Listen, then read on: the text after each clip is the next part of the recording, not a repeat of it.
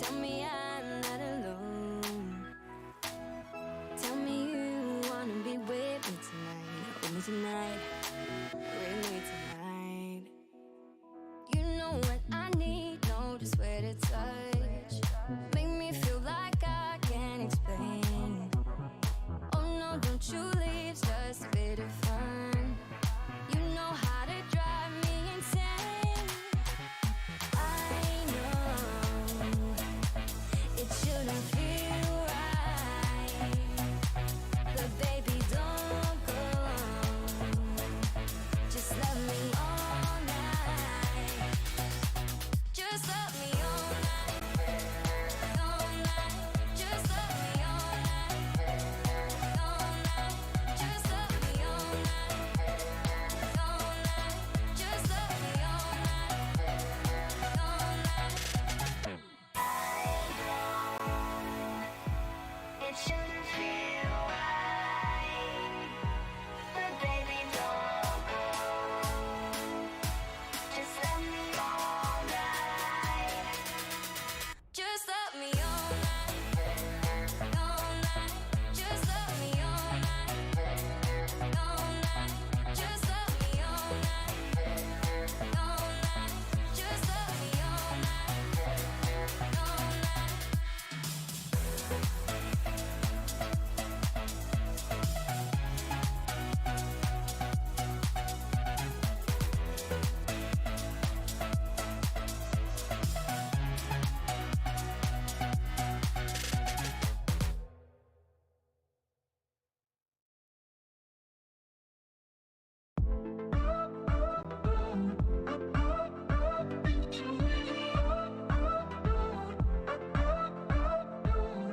It's a summer love affair, putting flowers in your hair. Windows down in the Jeep as we pull up to the beach. Got this feeling like a crush. I don't wanna say too much, so I'm leaning in real close. Let's see where it goes. Make a move, make a move. Oh, it's time to make a move. Feel you touching on my heart, feel you touching on mine. It's a hot, hot, hot situation. It's a hot, hot episode. It's a hot, hot, hot temptation. Temptation. Temptation.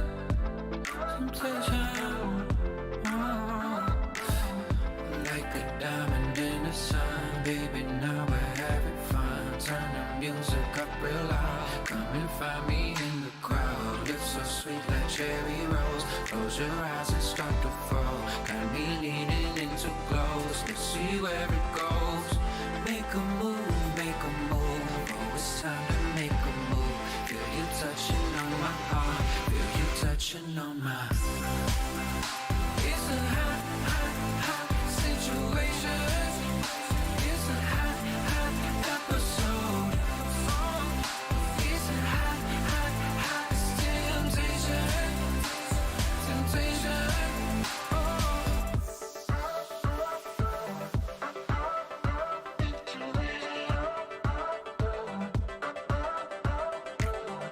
Hot, hot, hot.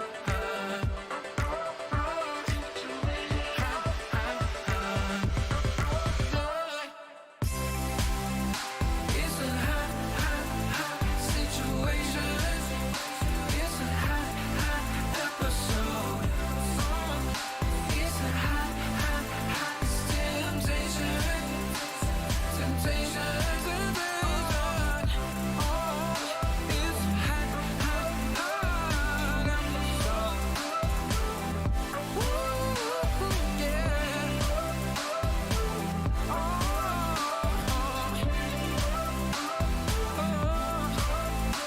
Yeah.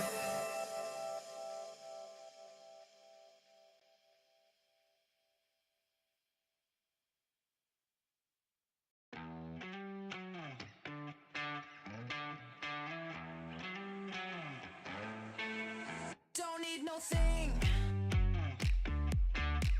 Ain't into bling. Just use enough. You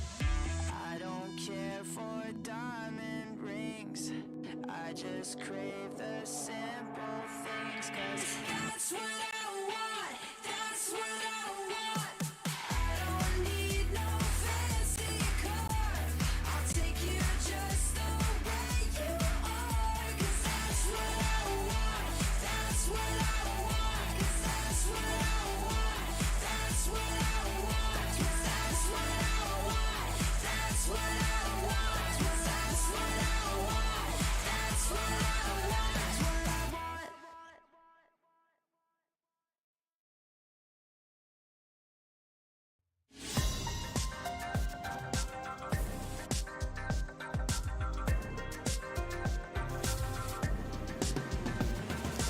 Moving forward in the future, now that we're together,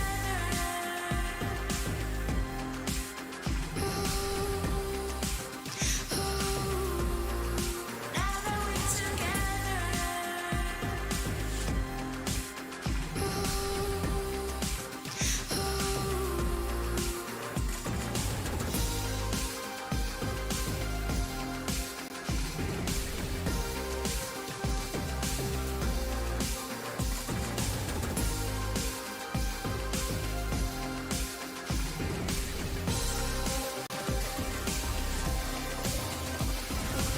moving forward in the future, now that we're together,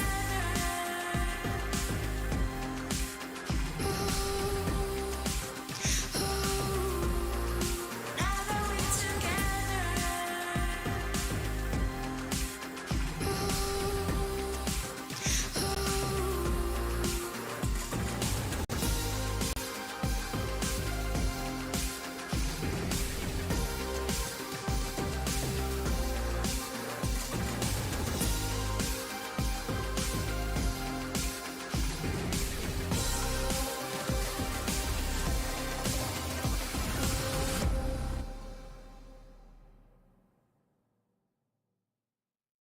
We just wanna have a good time, good time, good time, good time, good time, good time. We just wanna have a good time, good time, good time, good time, good time, good time. We just really wanna feel fine, feel fine, feel fine, feel fine, feel fine, feel fine. We just wanna have a good time, good time, good time, good time, good time, good time. I'm a jump from the ship, but I can't swim. I'm a run from the life that I'm living, like a ghost fading into oblivion. Big win, big win. I'm a joke from a rope I'm swinging, just a bloke made of smoke and some thick skin, cauterized by the wound of a vision. A prison, a prison. Tell me it's all or nothing. Tell me I'll have your world. Don't wanna be good for something if my life is a blur. Tell me it's all in my head. I'm a hypochondriac. Don't wanna be left for dead when, even when I have a heart attack. We just wanna have a good time, good time, good time, good time, good time, good time. We just wanna have a good time, good time, good time, good time, good time, good time. We just really wanna feel fine, feel fine, feel fine, feel fine, feel fine, feel fine. We just wanna have a good time, good time, good time, good time, good time, good time. Idolize, idolize, that's a word game. I am sick of the grip of my thin frame. You can call me my first and my last name. When did I become such an ingrate? Toe to toe, shoe to shoe, I'm a shoelace. I'm a fraud, I'm a zoo in a dark place. Why do I even try to pretend that I can rhyme good? Oh well, I guess. Tell me it's all or nothing. Tell me I'll have your world. Don't wanna be good for something if my life is a blur. Tell me it's all in my head. I'm a hypochondriac. Don't wanna be left for dead when, even when I have a heart attack. We just wanna have a good time.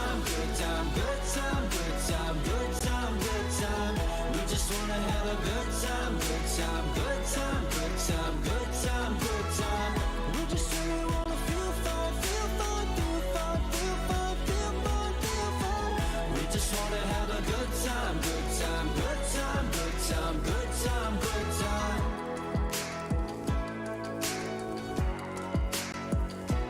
Good time.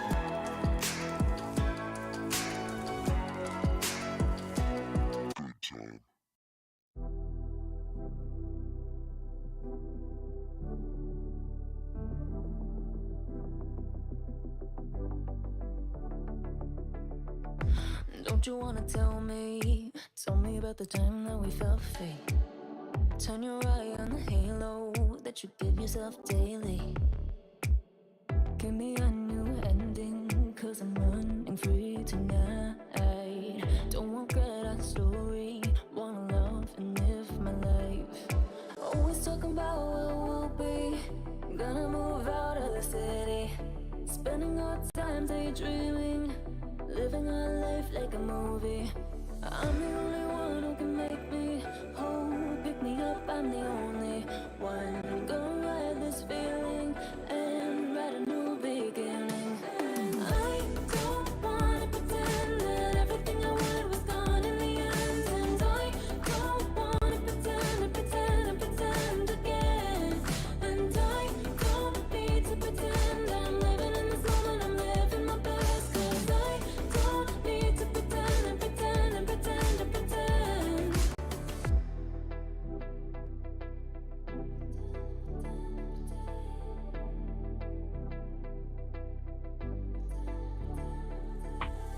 Don't live life in envy, shine a bright energy. With the waves I'm making, gotta make sure I'm happy. I'm the only one who can make me whole. Pick me up, I'm the only one. I'm gonna ride this feeling and write a new beginning. And I don't wanna pretend that everything I wanted was gone in the end. And I don't wanna pretend again. And I don't need to pretend I'm living in this moment, I'm living my best. Cause I don't need to pretend. And I don't wanna pretend that everything I wanted was gone in the end. And I don't wanna pretend again. And I don't need to pretend I'm living in this moment, I'm living my best. Cause I don't need to pretend.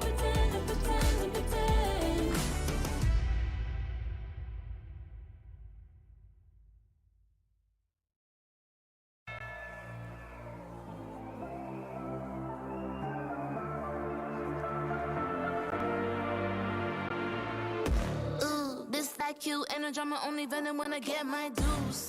Respect, I'm the next tycoon. Got a pad full of greens, couple M's my soon. Unbeliever, do you see the confidence? Got some people waiting for me on the fence.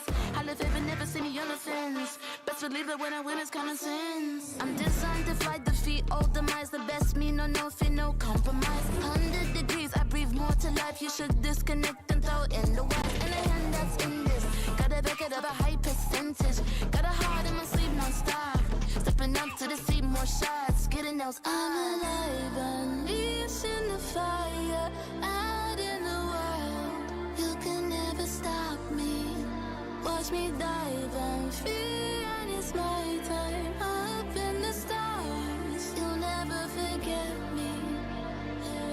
But not holding back on the side, only get better with time. Ready to own what is mine tonight. I'm alive, unleashed in the fire. Out in the wild, you can never stop me. Yeah, I never wait up. Flowers say so they coming on the way up. A true fighter's what they always been afraid of. Cards had a close on my circle when I lay up. Switch the game every quarter like a time zone. Aim for the buzz, tryna build up to this mind zone. Pave the way with only items that I might own. Imagine what I'm about to do, be an icon. And the problem just the haters that I might know. It's a night show, the way I'm about to make a movie with these lights. No, they wanna be like me, they can try. All gold, everything when I write. Come and repeat it, every legend gotta fight. A new world, when I flip, make it tight. Ain't nobody doing minutes how I like. Seat buckled up, going up like a bike. I'm alive, unleashed in the fire. Out in the wild,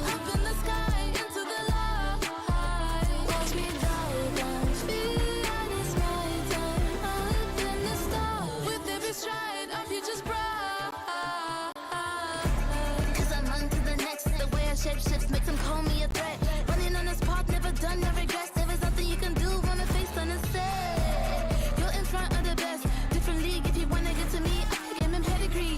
Yeah, I only got a picture on the centerpiece. I'm alive, unleashing the fire out in the wild. You can never stop me. Watch me dive on feet, and it's my time. Up in the stars, you'll never forget me. But not holding back on the side, only get better with time. Ready to own what is mine tonight. I'm alive, unleashing the fire. Dear Summoners, Wild Rift League Asia is about to begin. With a brand new tournament format and teams, what changes can we expect? Let's take a closer look. WRL consists of two conferences, WRL CN and WRL APAC. 12 teams from the WRL CN conference and 8 from the WRL APAC conference will compete through the regular stage, playoffs, and finals to view our ultimate glory. All matches will be played in a BO3 format in the regular stage. The 20 participating teams will compete within and across their conferences. Each team will play a single round robin with every other team within their conference once, and half of the teams from the other conference once. Throughout the regular stage, teams will be ranked based on their points within their conference. The top 8 teams from the WRL-CN conference and the top 4 teams from the WRL APAC conference will qualify for the playoffs. The playoffs will also be held separately for each conference, adopting a BO7 double elimination format. Only the top 2 teams from each conference's playoffs will advance to the finals, vying for the championship. Of course, a new tournament brings unique challenges. The Wild Rift League Asia Season 1 WRL A1 Finals will be a 3-day extravaganza. On the first day of the finals, the 4 qualifying teams will play a single round robin in BO1 format. The top-ranked team will advance directly to the grand finals, while the remaining 3 teams will battle it out in a single elimination bracket on the second day to secure a spot in the grand finals on the third day. The 2 teams that make it to the grand finals will face off in the BO7 showdown to claim the championship. Additionally, in both the WRL A1 regular stage and finals, teams will participate in the Fight for Side FFS match before the official games commence. The FFS match will be played in a 1v1 solo mode. Each team will send 1 player to compete. They will ban 2 champions each from the official weekly rotating champions pool, and then select 1 champion each for 1v1 competition. The winning team of the FFS match will earn the right to choose their side first. Wild Rift League Asia Season 1 regular stage will officially kick off on April 8th, with 20 top-tier teams assembled and ready for action. Who will climb to the summit and seize the crown? Let's wait and see.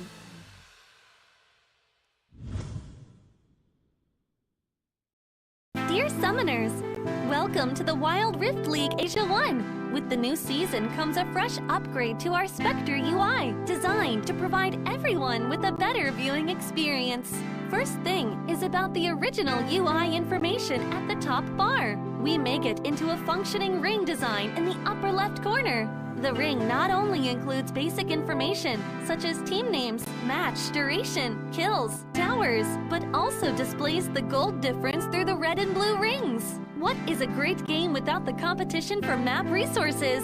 When a team takes down the elemental dragons and gets the buffs, the stunning special effects not only make the acquisition of resources more ceremonious, but the elemental dragon's specific color-coded buff energy blocks will also be intuitively embedded in the corresponding red and blue sides. Whether a team speeds up the match tempo by getting Rift Herald, expanding their lead by killing Baron Nashor, or stealing the Elder Drake for the final victory, the countdown timer special effects and the resource-specific color coding will will help summoners watching the game to quickly understand what is going on in the game and capture the critical information. Additionally, we will display the whole in-game map on the top right corner. When the elemental dragons, Rift Herald or Baron Nashor is about to spawn, the corresponding resources exclusive countdown will appear in the top left corner of the map in real time, providing clearer information on team tactics and map resources. The new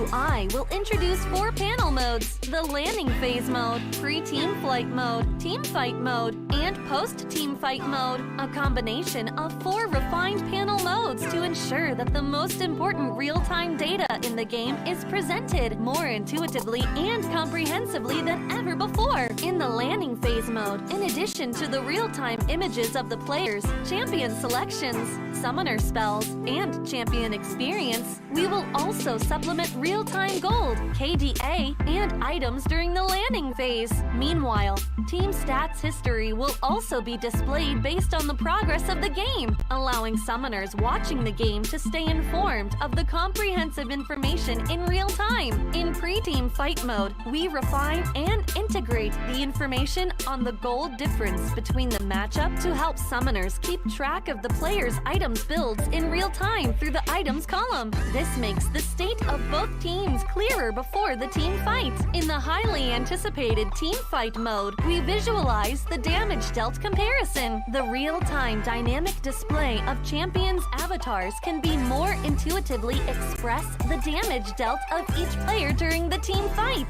The closer to the red-blue intersection, the damage is higher. We maximize the screen space for exciting team fights and gameplays. After the fierce team fight, we integrate the damage comparison of each champion to help summoners quickly understand the damage difference between the champions in each matchup during the team fight. Depending on the different game situations, there are more diverse UI combinations waiting for summoners to unlock. Our comprehensive, intuitive, and comfortable UI design aims to provide summoners with a better, more informative, and higher quality viewing experience. The exciting first season of Wild Rift League Asia is waiting for you. Summoners, we'll see you in the Rift. There's something about games. What you doing there gives you real chills. There is one thing that can't be stopped. Feelings. And if you can feel it, It must be real, right? and that's That's real magic.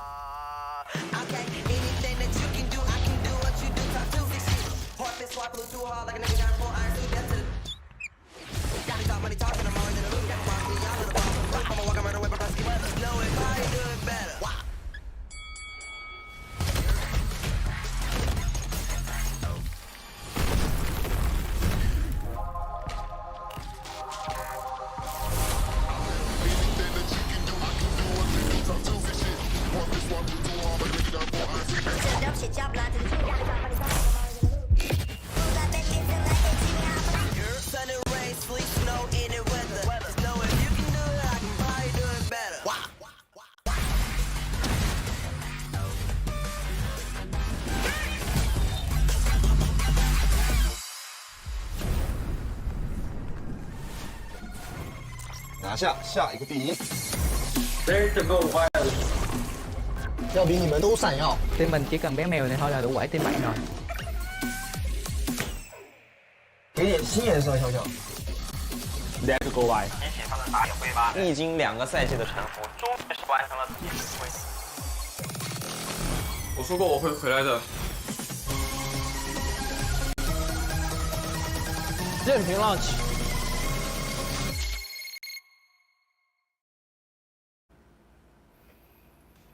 Good afternoon, ladies and gentlemen. Welcome once again to the Wild Rift League Asia 2023 regular season. My name is G10 coming at you. With me is Gi Yang, and we will be your casters for today.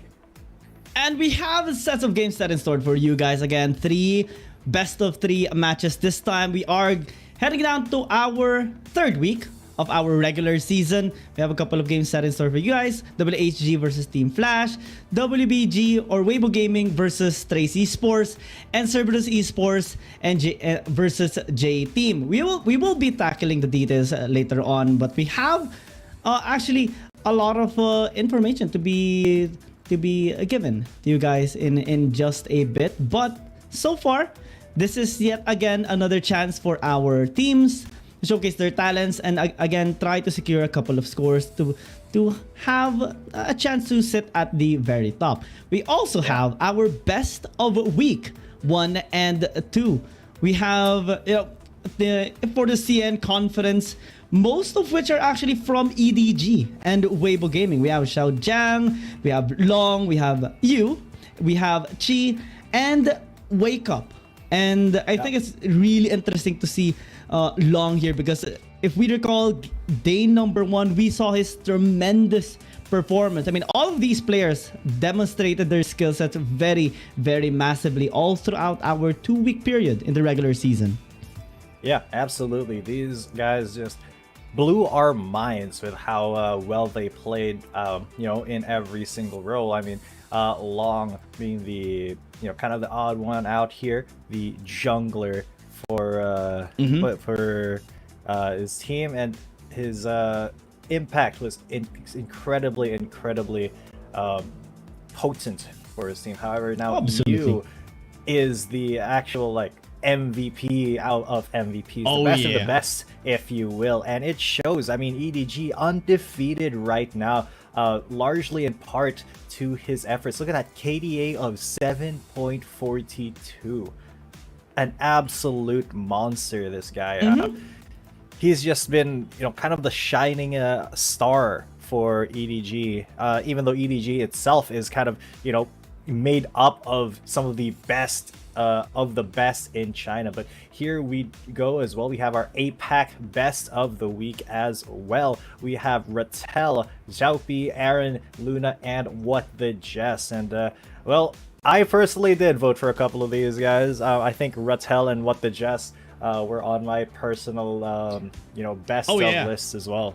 Oh yeah, especially Rattel. I still recall us casting that game wherein KT had a really nice reverse sweep against Cerberus Esports, and Rattel actually was one of the first players to actually have tremendous amount of impact with the Jax pick, and that's one of the reasons why I really like this player.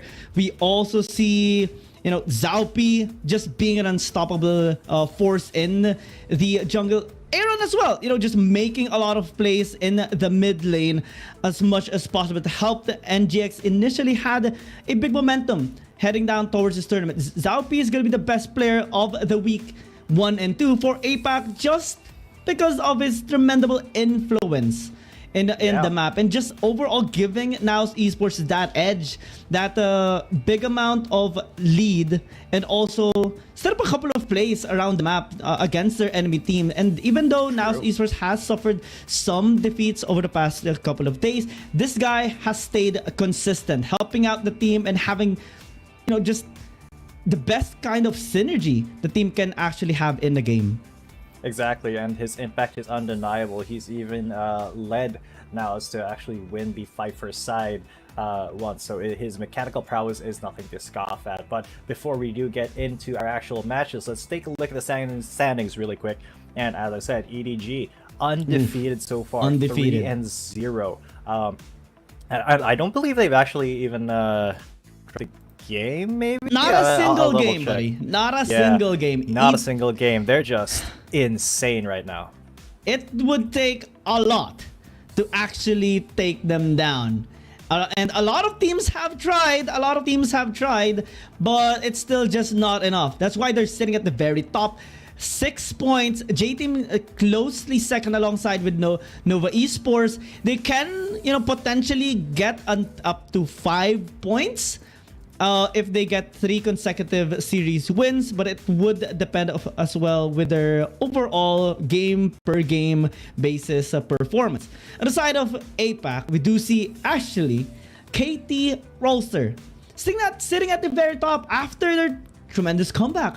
Honestly, this team has been improving constantly and developing as the days go by, and I'm just really excited to see how far this team can actually go. We saw BRU, now Esports, and NGX suffer their first struggle over the past few days during week number 2. Cerberus Esports, has been trying their very best over time. A couple of matches where they have been dominating, a couple of matches where they have been struggling a little bit, and the rest follows. Matchups today as scheduled will be Woohoo Gaming or WHG versus Team Flash, followed up by Weibo Gaming or WBG versus Trace Esports, and Saigon Cerberus Esports will go up against JT. And this is actually interesting because these teams are still trying to pick up a couple of points for their names, some of which have been struggling. Particularly Team Flash, we haven't actually seen them win a series just yet. Not alongside yet, with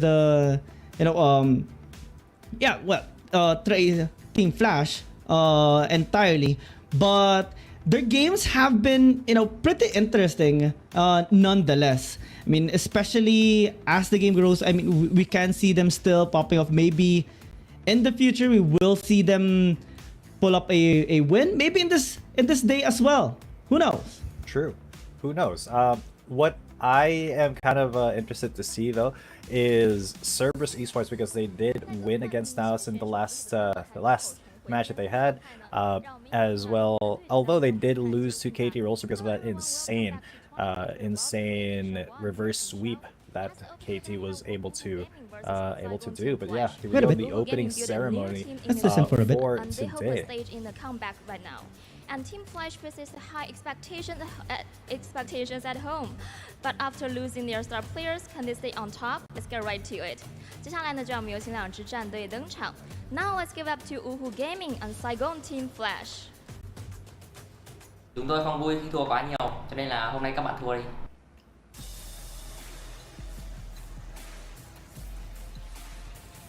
听说你们的打野是越南神僧，今天我们来教会你什么叫 Chinese 功夫。 Oh, they're taunting them. I love the taunt. Yeah, absolutely. This friendly trash talk coming in from each team.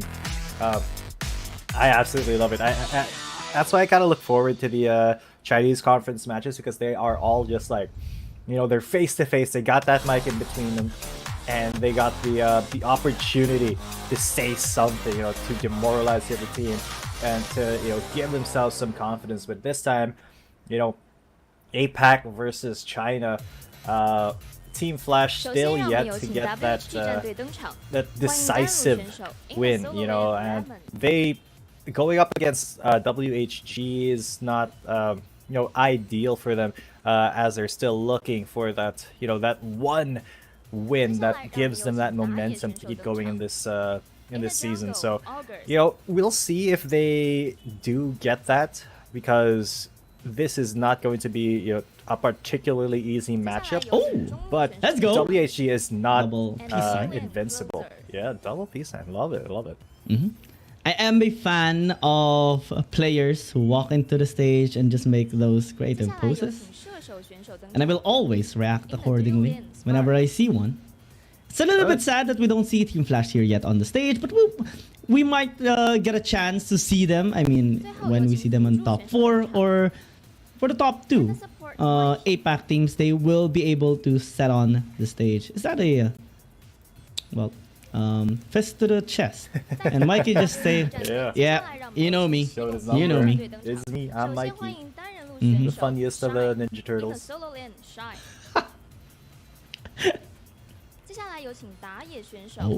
Of course, Team Flash. Shy, not looking shy at all.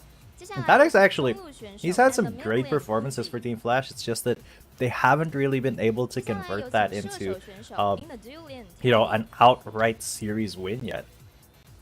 Yeah, and, the closest series they actually had was against Invade Esports, but it was sadly a reverse sweep that Invade Esports pull up on them. Oh, what? Whoa, that is some great magic. Awesome. I love that. Yeah, my eyes were too slow for that. Love the energy from these players. And speaking of which, well, it is going to be an interesting matchup here. WHG is still with their same lineup.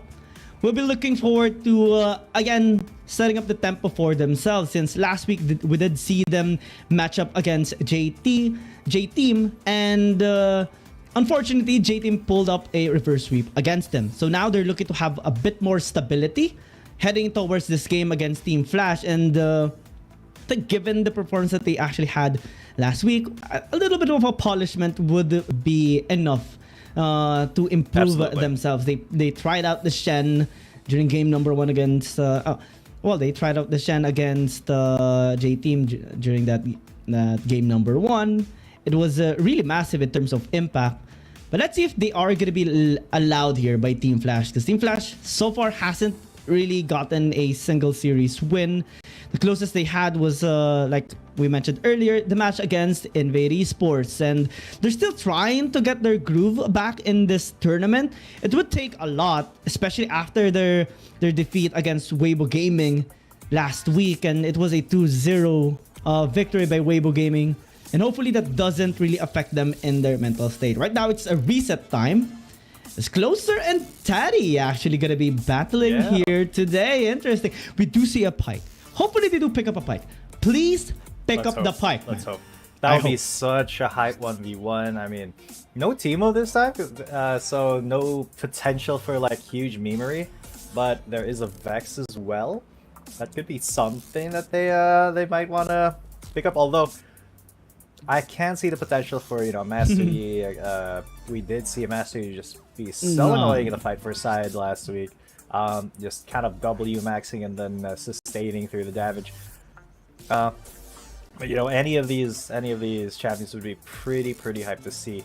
Just so you guys know, for your information, if you haven't been watching the past couple weeks of Wild Rift League Asia, this is the 1v1 fight for side, and what that means is that these two players will be battling it out on the Howling Abyss in a 1v1 format. Whoever gets the first 2 kills will be able to have their team decide which side they're going to be playing on for the rest of the match. So that is a significant advantage, especially when it comes to the picks and bans.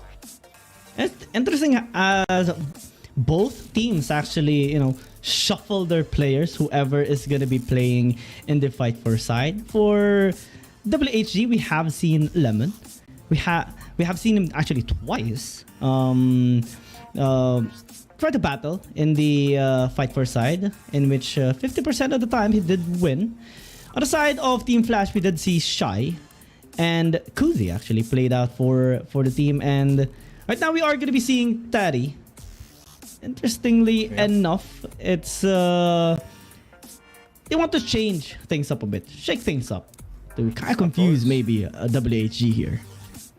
Yeah, shaking things up, and letting everybody experience that 1v1, throughout the weeks, and maybe once they've landed on that person who's the strongest person to get in a 1v1, maybe they'll bring that guy up every single week. But until then, they're kind of experimenting with their with this format still. So let's take a look at how they do perform in this 1v1 once we get into the Howling Abyss. Just a close up here on Closer, as well as that magnificent phone of OnePlus. Again, OnePlus is a sponsor here in this wonderful tournament, the Wild Rift League Asia Season 1 of 2023. And we do see just these players setting up. I think we have experienced a bit of a technical problem. to set up the tempo here in this fight for side, and we want to make sure that these players doesn't experience any problem, especially when the games actually start. You know, I think that is one of the things that actually breaks the momentum of the players at times. When, I mean, sometimes it does happen. Sometimes you don't really have much of a choice but to continue playing, even if there is, you know, latency issues, ping issues, or might even be, you know, problems with your phone, depending on what phone are you using. But I think given the investment of these teams, I mean, they're already here at this major tournament. They will be minimizing that problem as much as possible. It's gonna be, you know, kind of impossible to experience, you know, that much of a difference when regards to the latency and stuff. True. You know, hopefully they do get it sorted out, because we do want to compete at the level that they are, you know, meant to be, the level that they deserve to be playing at. It's, you know, it's kind of unfortunate if you do run into any technical problems, especially since they are not playing in the same place. You know, the internet connection isn't the same, so you kind of just have to hope for the best. But we shall see. I hope that these guys are able to get into the Howling Abyss soon, and, you know, show us a really good fight in that 1v1, because we did have a couple of tech issues pop up last week as well during the fight for side, but we were able to get them sorted out quickly, so hopefully that trend continues for this week. Oh yeah, I mean, even during the first day, you know, we did experience a bit of a problem in terms of starting up the fight for side. But it is going to be addressed accordingly. I mean, I think they're just going to be restarting. Here we go. They're just going to be resetting the drafting here for the 1v1. But we are going to be pushing through. Yasuo will take it away here by closer. Taddy just going to remove some of those, you know, insane 1v1 champions like a Zed. And finally, actually, we have seen a lot of Yasuo's Irelias being picked up. I want to see a different champion this time. You know, maybe a Pyke, maybe a Pantheon. Maybe an Ahri would be interesting as well. But we do see Closer actually hovering on the Vayne. Yeah, and Taddy on the Yone here. Vayne Yone, that it does mean that you know, it's gonna be a lot difficult for Vayne, or sorry, for Yone, especially the early phases of the game, when, you know, Vayne has that range advantage. But once he does hit that ult, gets that fate sealed, it might be a little bit easier for him to go, you know, all in and catch that Vayne, except if she goes into that 900. But if we do see Closer maybe leaning towards a melee champion as well, Kha'Zix could be a really good pick here because of that isolation damage. I mean, you have to clear the waves first, then you can actually land as much damage as possible. Taddy actually banking on maybe a Kassadin here. That is going to be interesting. It would take some time to, you know, have that big burst damage. So I think it shouldn't be the case. You know, but be more interested to see, or maybe the Pyke. I actually love to see the Pyke. Possibly Gragas as well, because we do see the Gragas sometimes, or especially before being used a lot in the Baron lane. They are just deciding which champion they actually want to pick up. Personally, I have said this quite a lot. You know, I want to see the Pyke, I want to see the Pantheon. Closer are going to be locking in on the Akali. First Akali and first Yone.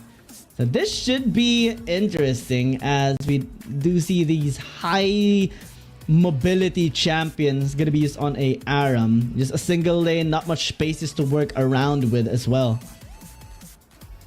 True. And both of these champions, they do kind of want to get that ultimate before fully committing to a fight. So this could be a little bit of a slow game at the start, and then once they both hit level 5, it'll just accelerate into them, you know, looking for an ideal spot to try to get that 1v1 win in, to try to get that that engage. And Akali does have a lot of ways to get out of Yone's damage, but Yone can reliably kind of chase Akali if she's not in their shroud. Oh yeah, I think the timing on the shroud is going to be eminent here for Taddy. Gonna be looking for ways to actually take him down and punish whenever that Shroud is on cooldown.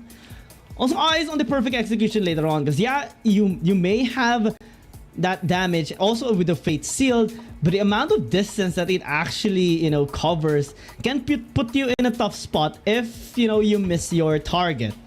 And that's something that both of these players are going to be trying to avoid happening here. Big damage later on by both of these players, and I'm a bit of a fond or a fan of Yone players. We have seen it even just last Sunday. Magnificent players just using the Yone to its fullest potential. Yeah, and Yone is just, you know, one of those champions that you can never kind of count out in a 1v1, because he can surprise you with the amount of damage that he outputs. So we're going to be heading into the Howling Abyss. Just a reminder, whoever gets the first 2 kills in this 1v1 will be giving their team priority and picking the side for the rest of the match. So a lot of pressure on both of these players, Closer and Thaddy. I don't think they're going to be going for anything super big in a level 1. Just going to be farming it up. Getting maybe a little bit of harass here and there until they do hit that level 5 mark where they can get their ultimates. That should have a little bit of an edge here in terms of, you know, having that pressure, especially when you have your Q ready for that gap close. But as he misses, that can give space here to Closer as much as possible, just poking him out, landing that auto, just having that poke landing onto Thaddy as much as possible. Now it does chip off a bar of health onto Thaddy. Just on the laning phase, level 2, we do see Thaddy being a little bit forced backwards here. And some minions being denied in terms of gold here onto him. As Closer just keeps close right at him. And just keeping in range of that 5-point strike. A double damage here onto Thaddy. He is just low now. Yeah, this is what Akali is really good at in a 1v1, you know. Dancing in and out of that Shroud, getting those Qs in, and then following up with that auto attack. So, you know, Thaddy, if he's not careful, he could find himself having to back out, you know, in the next couple of levels, and then having Closer get, you know, some free damage onto the turret, maybe a plate or 2, and then Closer coming back to lane with a pretty good advantage. But okay, alright, I see you trading back and forth, Closer and Thaddy and Closer, but that's a healing font will be for Closer, activated by Closer, giving him, you know, quite the advantage here, and Thaddy finds it a little bit difficult to actually even approach this wave, although with level 4 now, Thaddy will be getting a little bit more aggressive here as he nears his ultimate. Oh yeah, Fate Seal definitely can pose a problem here on the Closer, though he is able to avoid most of the damage that Thaddy wants to throw right at him. And in terms of tower takedowns, it might be difficult here for these players unless, you know, they can actually pick up an early kill and shove the wave and get a couple of plating. But so far, in the few minutes that has elapsed, it's more on the harassments that these players have been throwing at each other. We do see Closer actually having that big advantage in terms of gold. 600, 700 gold lead just because of the minions denied on Thaddy. But with the Wit's End, it's honestly helping him in terms of resistance onto the damage that Closer initially was doing onto him. Yeah, but now Closer's going to be able to come back with a mythic item. And there you go, Riftwalker. In the hands of the Akali, on the PC game. Yeah, mythical on the PC. I just like referring to them like that because, you know, it kind of makes me there's a classification. Just love the game even more. Yeah, it makes me love the game even more because it's so absolutely intricate. So now, even with a Wit's End though, it is Closer who has the advantage, you know, in terms of damage, because Thaddy will have to be able to. Oh, I think there is sirens coming out outside my apartment. Huh. Might be an hopefully things are just safe there, you know.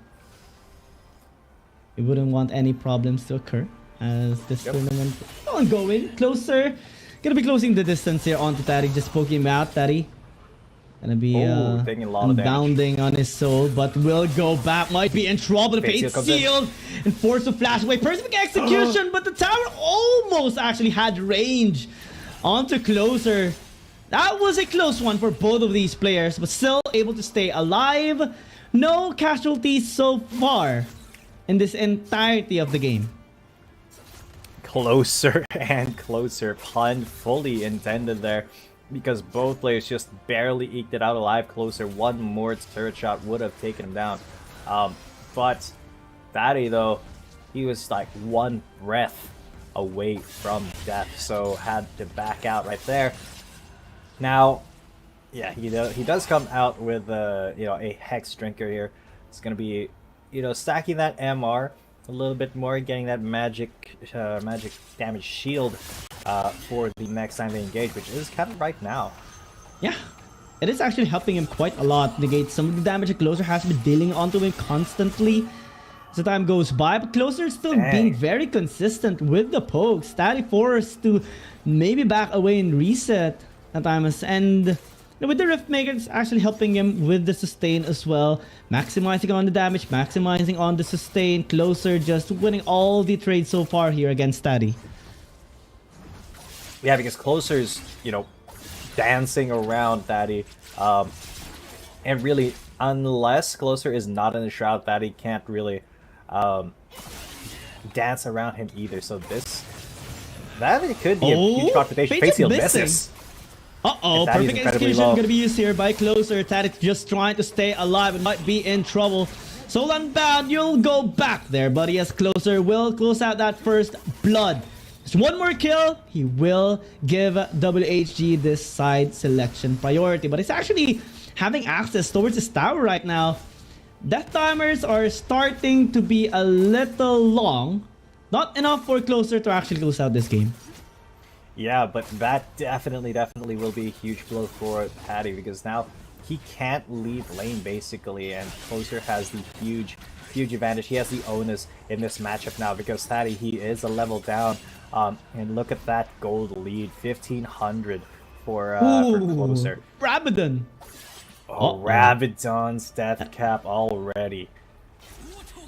That is gonna be difficult to deal with, even with a Hex Drinker, even with a Wits and with even with the Vampiric Scepter. Taddy has to be incredibly careful, because Closer, he'll hit you one time, and that's gonna be probably a third, a fourth of your health gone. Closer just being consistent here in this game, even setting up a freeze here. Wow, so the minions will. Yeah. You're really serious when you actually freeze the lane here. Only Howling Abyss. He wants to draw Daddy into, committing onto him. Trying to drag him away from the tower as much as possible, because the quick burst is possible here for Closer. Just poking him out. Shuriken toss, gonna be dealing damage to Daddy. 60% HP remaining. And Closer just waiting for that threshold. 50% HP can actually go in. Yeah, and Closer knows that Patty wanted that health pump, but now he's gonna go in last. Wow. Whoa, he just disappeared. I didn't even see that. What happened? Well, when you have a perfect execution and 2 items with a death cap, you will be able to just quickly put your enemies to poof. Instantly. He just disappeared. He just melted. I was gonna give that back to you to go for the play-by-play, but there wasn't enough time, because Sadie just he just disappeared. Well, that will give Woohoo Gaming the chance to pick a side where they're most comfortable with, and we have seen them actually perform really well on both sides. In blue side or red side, mostly they want to revolve around August. And, onto Closer as well, picking up the early champion priorities like Jace times, or maybe the Shen, just like how it allowed them to pick up that win against the J team in game number 1. But let's see, as WHG actually chooses to be on the red side, and they have most success on this side actually in both their matches against Thundertalk and WHG. Thunder Talk and J Team. Yeah. And they might be banking on picking up the Shen again if, Team Flash doesn't ban it away. Yeah, and I mean, that is kind of something that Team Flash should be doing. Shen is such a priority pick in the Chinese conference that, it may be a little bit of a mistake not to ban him out just because these Chinese conference teams put such a huge priority on that Shen, and we have seen, the ambulance composition that we like to call with the Shen with the Galio came out pretty strong last week, even though it didn't win. I believe it was it was either Fennel or Nigma Galaxy that pulled it off. But unfortunately it didn't prevail, though we did see how effective it is at responding to ganks. Naos. It was Naos, yeah. So I was like, it's a Philippine team, it's gotta be. But I wasn't sure which one it was. I picked the wrong two. Like, it was a 66% chance, and I was like, no, it's neither of those things. But EDG actually tried the ambulance composition as well, and it actually worked out pretty well on their side, especially with a good synergy of their highly aggressive nature. But here in this game, let's see if Woohoo Gaming will actually try out the ambulance, since we did see Team Flash as well pick up the Shen a couple of times, though in terms of success we didn't really see that much of it. So maybe it will be banned away by Team Flash instead, since WHG can actually just take it if ever it is left out open. Normally we do see the Jace being picked up as a first pick in the blue side. Sometimes Camille, but only if it's open. And we have seen a couple of games wherein the champion is actually left out open, primarily due to the fact that some champions needs to be target banned on specific players, particularly to WHG. Maybe the Olaf of August may be respected here. But let's see here as we dive into our pick and bans on game number 1. Yeah, so what do you think is gonna happen here? Definitely not going to have I don't think we're gonna be seeing a Shen come out. It has to be a priority ban, but the rest of the picks though and the bans, I don't believe that Zoe's gonna be going through. We did see Zoe was an incredibly annoying champion to play against from the last week. Just having her in your lineup means that you can kind of force the enemy team back. She has a really good wave clear, and just the threat of that paddle star from like 5 miles away hitting you and then denying you access to that fight. So yeah, the ban's gonna be coming in. No Shen, no Yumi, no Akali, no Zoe, no Aatrox, no Jace, but that does leave Camille open. Senna, Ashe, Ziggs, Corki, Renekton, Jax even, and Lee Sin. A lot of huge priority champions here, but Gragas and Camille are going to be the picks for WHG. Really good prioritization here on the side of Team Flash, actually, because even if they give the Camille away, you can actually pick up the Renekton, which can stand a pretty nice chance here in the top lane against a Camille. Riven is also available. Fiora as well is up. So a lot of choices are available for the taking here of Team Flash nonetheless, and they just want to initially get these two global presence champions, the Senna and the Galio, to have the priority. I mean, if you want to bank in on team fights, and they do, because this is Team Flash, you want to have these champions set up first. Now with the Jax, it actually ups their late game scaling, but I'm kind of nervous about this. We have seen a lot of success with the Jax, but not entirely dominant just far. Yeah. Some teams are just really just talented enough to make this champion work, but it's not all the time. And WHG, they are a team that really punishes whenever they are not respected by an enemy team. And we have seen it a lot of times already. With this composition that they are building so far, this serves them a lot in terms of pick potential and overall team fight as well.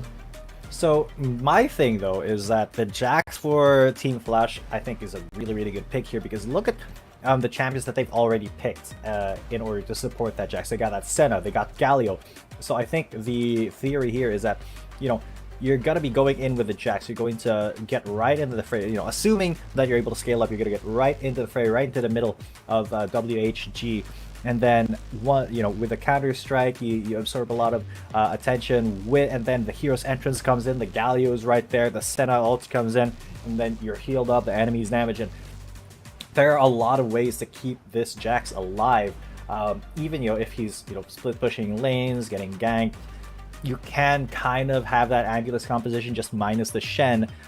But this Kha'Zix pick I think is going to be very telling for Saigon's Team Flash, because that puts a lot of pressure on the Tanax to kind of keep that Jax ahead, because you cannot afford to just leave that Jax alone to be pressured, especially in a Camille matchup. So a Renekton maybe picked up here for Team Flash. I do wonder where that would be going if there's also a Jax, because usually they're both Baron laners. And one of them's going to be going into the mid lane, facing up against the Lucian of Closer. So that's going to be a very tough matchup for either of them, because melee matchups are just incredibly easy for Lucian to bully, especially early on. So it will be Kuzi on that Renekton and Shy on that Jax. A very interesting composition from Team Flash. Really scary as well, the Renekton can easily close the distance against a Lucian. Well, you do have your dash as well to try and kite away, but you still are in a very tough spot if ever, the Kuzi is able to close the distance onto Closer. And we haven't really seen that much success with Kuzi on this Lucian, but particularly just due to the fact that they haven't really secured any wins just yet. But this may be a chance for him to finally set the tempo here for Team Flash. Let's see, it's gonna be really effective this time by WHG against Team Flash, because he just wants to stay aggressive as much as possible. You have that early game advantage since you do have the Kha'Zix as well, but you have to land the proper timings. You have to be in sync with Ellie as much as possible. And you have the risk of being bullied as well if you make a crucial mistake, because again, you have two champions that are massively onto the late game. You have the Jax, you have the Senna. It would take some time for them to actually have that much influence in a fight. And WHG is going to be looking to set the momentum up in this early game. Yeah, so let's head into Summoner's Rift, ladies and gentlemen, for our first game of the day. Team Flash versus Woohoo Gaming. An early start here. Not much to be expected, actually. No cheesy positions by both teams, but we do see Closer. Just gonna be kind of a standard thing. Just gonna be poking out the Crocodile as much as possible. Actually, a quarter of his health already removed, just in the level 1. You have your dash, you do have your Q, and actually picked up the second. You have Shy. Excuse me, but this is highly unusual.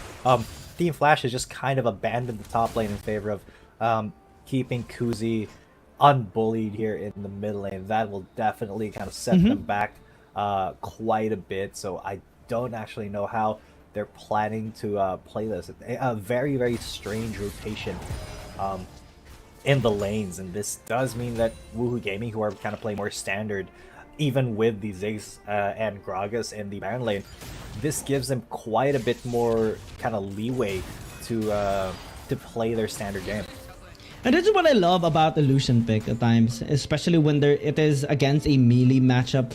You would have that mobility. You can actually just bully in the early game. And in this match, given that Woohoo Gaming actually has more prio on top side as well, given the pokes, Daddy won't be able to help out Kuzi in the entirety of this early game, because he has to protect Shy in his laning phase as well. That's why we see him in the top lane right now. But with that, WHG is just making an invade right now to Tanek's jungle. This is going to be very difficult. Shy is forced to use that counter strike just to avoid some of the damage being thrown out here by WHG. And now Tanex just being forced back and delayed on his farming here in the jungle. Yeah, now, just a lot more action coming in here from Woohoo Gaming. They do not want to give anything over to Team Flash, as they know that if that Jax gets ahead in any significant manner, this could mean that Team Flash runs away with the game eventually. But, you know, good responses here from Team Flash as well, and Kuzi definitely doing a good job not letting that Lucian get the best of him in the mid lane. So a lot of back and forth here. Looks like Shy and Taddy are going to be heading down to the Dragon lane. Once again, maybe they're going to face that Camille with in a 2 versus 1, but in the river here could be the start of a little clash. But Mikey just kind of scouting out the area, keeping tabs on where the jungler of Team Flash is. Yeah, I think WHG is just gonna be farming out in this early game as well. They want to help out August, you know, farm out as efficiently as possible. That can give space here for Team Flash to just farm out as well, especially for Shy and for Kuzi.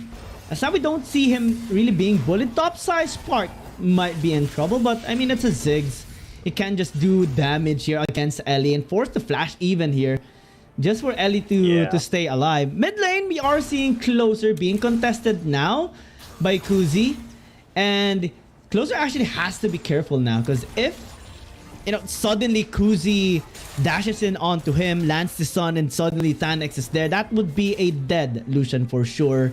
And that is one of the disadvantages when you're using an ADC in the mid lane. You can deal damage, you have the range advantage, but you're just so squishy and easily bursted out when given the chance for your matchup to. Yeah, and that is a very unfortunate. But Mikey and Lemon kind of getting frisky here with Shy and Taddy. The WHG team does have a little bit of an advantage in terms of gold, just about 600 at this point in the game, but it does look like we've, you know, once again got to swap lanes. Now it's Closer and Kuzi in the top.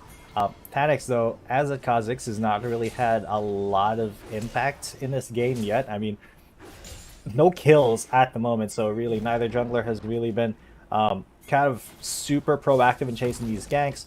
But with the Hail cut up, this could be the start of a fight here for either of these teams. So you see they are kind of grouping up towards Shelly right now, while in the Dragon Lane, it does look like the Camille is going to start it. They might just trade objectives here. Interesting. Team Flash going on the RH. Well, they are going to be focusing on early gold taking. But also, they're starting to, you know, maybe pay respect here towards WHG, since they want to avoid team fight as much as possible here in the early game. Well, it is a scaling lineup nonetheless. But I think if you do give the Dragon away, that is a lot of late game scaling denied here onto Team Flash, and WHG will just be happily taking it for themselves. I mean, the Gwen is still going to be scary later on. The Mega Inferno Web is still going to deal massive amount of damage in the late game.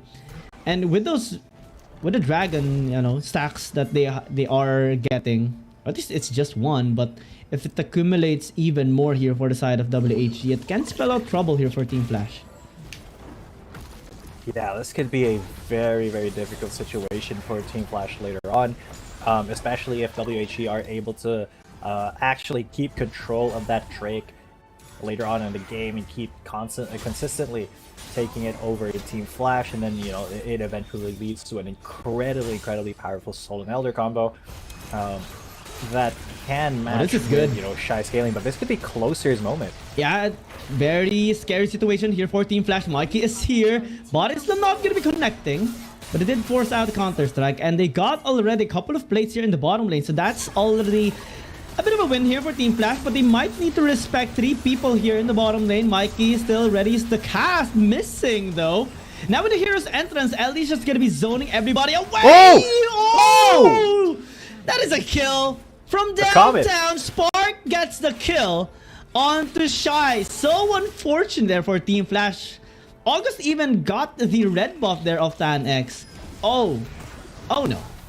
Oh no. Now this is a very clear lead for WHG, and that was actually the Comet that got the kill. The Mega Inferno Bomb, it did bring him down to just barely one hit, and then the Comet came in and just sniped him out, and that does mean that WHG, they also get that first tower of the game, even though it was Team Flash who took that first Herald. So everything so far going the way of Team Flash. 1 kill, 1 tower, 1 dragon, and they can leverage this slowly but surely to snowball this game in their favor. Yeah, Team Flash slipping up a bit. WHG, we have talked about this team earlier already, and the way they operate is through the mistakes of the enemy team. And if you give that opportunity to WHG, they will easily punish and take away something across the map. But it's not a lot so far. Just 2,000 gold lead, a dragon takedown, and also a kill that Spark got it. That's why he's sitting at the very top now in the gold chart. And almost close to his next item. Kuzi, we haven't seen him, pop off just yet. Most of the time, we have seen him just farming out and trying to scale as much as possible. Almost completing his Blade of the Ruin King, honestly. Going for that dueling power in the side lane and having burst power as well.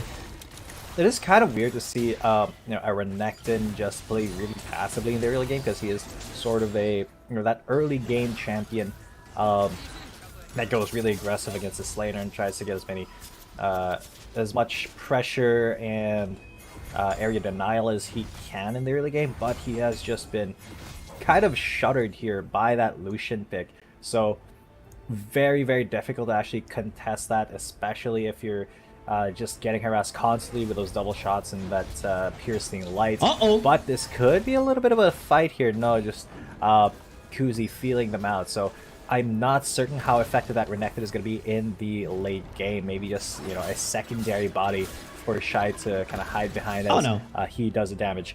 But this could be a fight over here in the Rift Herald as WHG are setting up towards it. I don't think it's going to be a second body here. I mean, it still has the damage capability. Maybe it's going to be trying to dash through onto Spark or closer. I mean, a lot of low HP members here on the side of WHG are squishy targets. As Shy and Lemon just going to be 1v1ing. Still, it's going to be taken here with WHG, the Rift Herald, as they look to just back away. No casualties. They do get away without any scratch. And that is already a win here by WHG, because you deny that RH from Team Flash. Now they can push it into the mid lane. Now they can set tempo for when they actually want to take the second Drake. Yeah, and especially when it's up in 10 seconds. Oh my god, that Rift Herald just got so much for Woohoo Gaming. They are now much value. Pretty much ahead. Oh, so much value, and they have forced. Look, Mikey is just forcing Shy, Thaddy, and the Senna Danex to kind of respect him, and that does open up the take here for WHG, and it is completely free. Ellie and Kuzi, jump in. Yeah, Tanex is gonna be helping out the team here. They do get the dragon, but Team Flash looking for the kills here. They got one, but now they're being zoned away by closer. Calling just really quite a bit here onto Kuzi, actually, and it was an almost steal by Team Flash, given that the spike was a little bit off.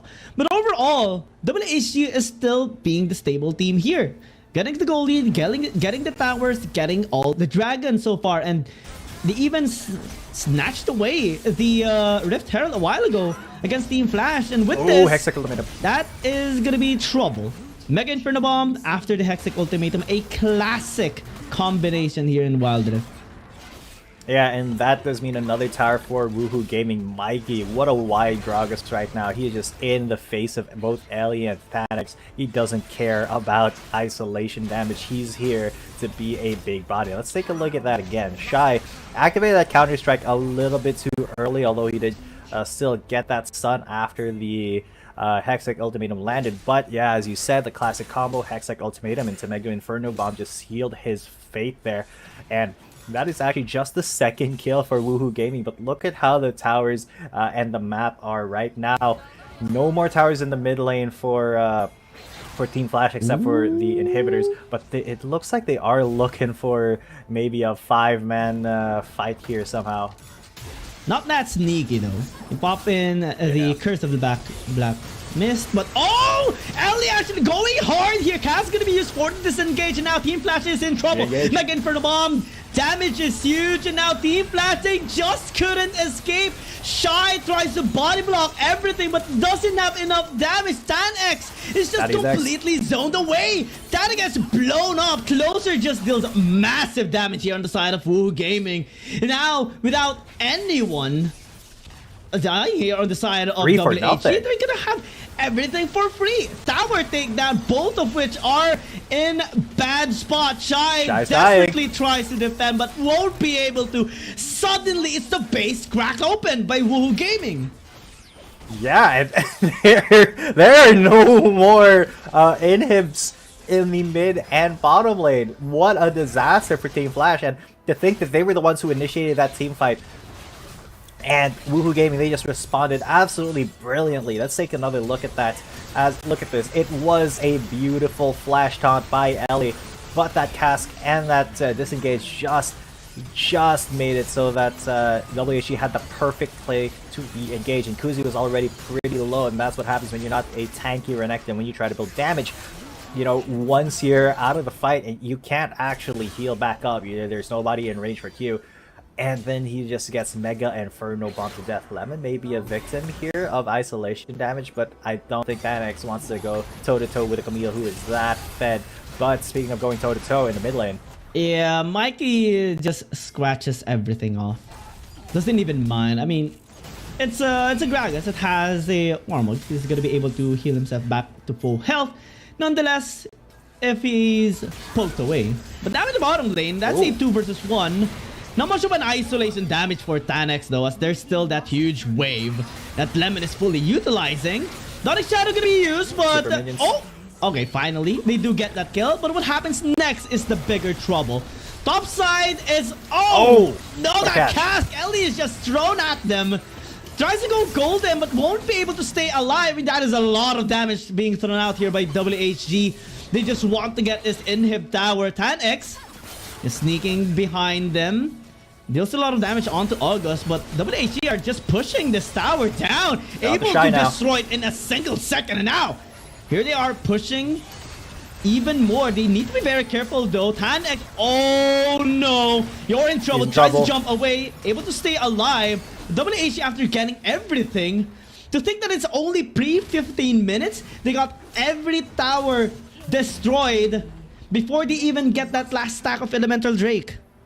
Yeah, they don't want this game to go any longer than it has to be. They know that they gotta close this out before Team Flash starts scaling and actually starts being a nuisance to them. So, you know, with 15 seconds left until this dragon spawns, it is a very, very smart play to have, you know, all of the inhib towers down on Team Flash's side, because that puts a lot of pressure on them to just kind of defend that base before committing to a dragon fight, so they won't actually be able to contest at all, and that Ocean Drake is going to be as free as a bird now for Woohoo Gaming.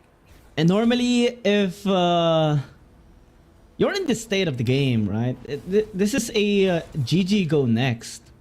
8,000 gold lead, all Drakes taken by the enemy team, your base is just cracked wide open, no inhibitors. And WHG just has full access on this Baron if they do want to take it up. Mikey just be flashing away. Cast for the disengage. But here comes the rest of WHG. Okay, you want to fight us? We'll put the fight. We'll bring the fight onto you. And Team Flash just shattered here. They do get the kill onto the Gragas, but it's a 1-for-1 trade. And what happens next, as again, is the difficult part here on the side of Team Flash. You lose the Galio, you're just everywhere across the map being taken down. Ouch. And WHG, well, they do this at the Baron, but they're just going to be ending this game now. There's nothing that Team Flash can do. Nexus fully exposed, no wave clear at all. Just a one-sided sweep here. This game number 1 by WHG.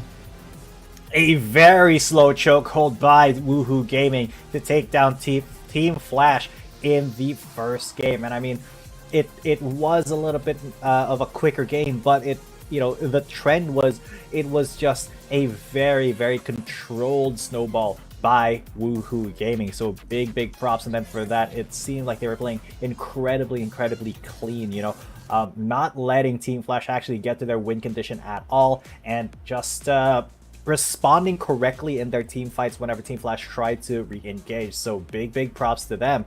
That does put them over at match point. So what can Team Flash do here? Because they are an APAC team, they tend to play a little bit more aggressive, but right now they were not able to leverage that aggressiveness and the early game power of the Renekton and Kha'Zix to, you know, do anything to Woohoo Gaming. I don't know, man. Team Flash, they seem to be really confused on what they should be doing right now. This is not what you want the Team Flash to operate, especially when they're the ones who doesn't have any wins just yet. No series wins. They struggled against Invade Esports, they struggled against Weibo Gaming. Now they are struggling against Woohoo Gaming. And all throughout the game, we haven't seen them really doing anything at all. They tried to set up some plays, but we saw them being a little bit indecisive at times. You know, some people are already going back, some people are still committing into the fight, and that scattered, you know, coordination is not gonna suit well, especially against Woohoo Gaming, which was the opposite of everything that we have stated so far on the side of Team Flash. They're more collected, they're really decisive, they're just very efficient all throughout the game. And one thing has been consistent as well is the gold difference over time here by Woohoo Gaming. Every time they get something across the map, they translate it into a tower, they translate it into an objective, picking up a couple of kills here and there. And most of the fight that actually was won here by Woohoo Gaming was initiated by Team Flash. They just simply responded and delivered the final blow onto the side of Team Flash. And if you're Team Flash, if you're a fan of Team Flash, that puts into question what they should be doing, and one of which I think should be not picking up the Jax anymore, maybe scaling champions, because aggression is the name of the game here at the side of Wild Rift. And if you're just gonna be playing things passively and letting those objectives be taken by the enemy team, then you're gonna be put in a much deeper hole than you're already in. And I think WHG has just been consistent in doing that to Team Flash. Absolutely. The consistency is what actually took down Team Flash, because there were a couple of moments there where Team Flash might have been able to steal away the momentum, but you know, the response from WHG was just super measured, was just really calm and calculated. They were just kind of insanely clean. That is just like the adjective that I keep going back to, because it's true. That was just a really clean game, which is kind of what we expected from the Chinese conference teams. And you know, honestly, we thought that the APAC teams would be kind of like that playstyle would be kind of like the kryptonite to that, you know, kind of wild and unpredictable at times. But because Team Flash also respected, I think, WHG a little bit too much, they weren't able to kind of go on the offensive as much as they would like, especially with a composition that includes both Renekton and Kha'Zix. So they were kind of just trying to keep that Jax scaling. So unfortunately, that will be a loss due to composition by Team Flash, but Spark will be the MVP there with his Zig. So very good job. He did have incredible Mega Inferno bombs to you know, to stop Team Flash and get quite a bunch of kills. He was the one who got the first kill after all of Woohoo Gaming. And Team Flash, they still have a lot to prove here in this series. Still has a fighting chance. I mean, we can maybe see a reverse sweep here, but it would take a lot of effort, and Team Flash still has to really prove themselves right. They need to go back towards their roots, their aggressive nature. And I mean, this is a team that has had a tremendous amount of achievement already in coming down towards this year, you know. But let's see if they can actually regain themselves. Maybe that is just a warm-up game for them, and we will see them, you know, suddenly powering up for game number 2. We'll be back in a short break, but when we come back, it's game number 2 for Team Flash versus WHG. Dear Summoners, Wild Rift League Asia is about to begin. With a brand new tournament format and teams, What changes can we expect? Let's take a closer look. WRL consists of two conferences, WRL CN and WRL APEC. 12 teams from the WRL CN conference and 8 from the WRL APEC conference will compete through the regular stage, playoffs, and finals to view our ultimate glory. All matches will be played in a BO3 format in the regular stage. The 20 participating teams will compete within and across their conferences.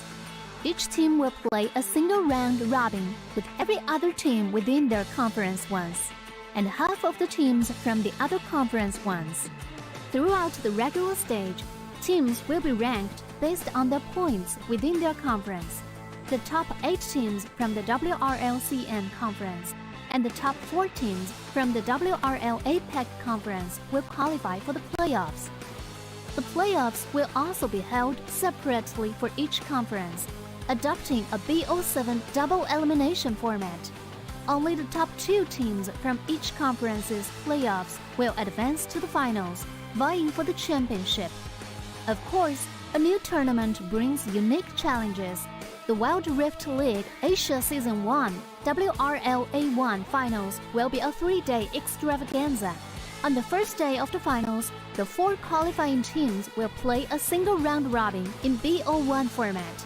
The top-ranked team will advance directly to the grand finals, while the remaining 3 teams will battle it out in a single elimination bracket on the second day to secure a spot in the grand finals on the third day.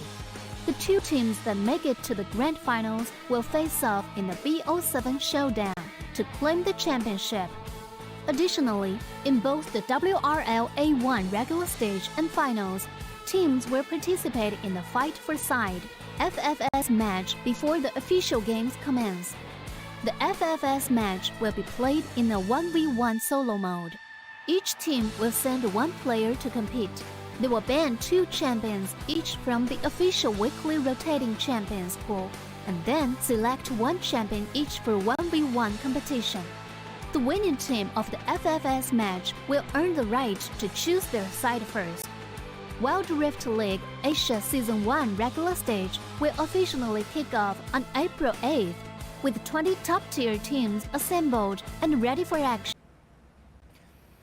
Welcome back, ladies and gents. You are still watching the Wild Rift League Asia 2023 regular season. Right now, it is Woohoo Gaming versus Team Flash, and Woohoo Gaming is now at match point after an incredibly choking Game 1. So, what can Team Flash do in Game number 2?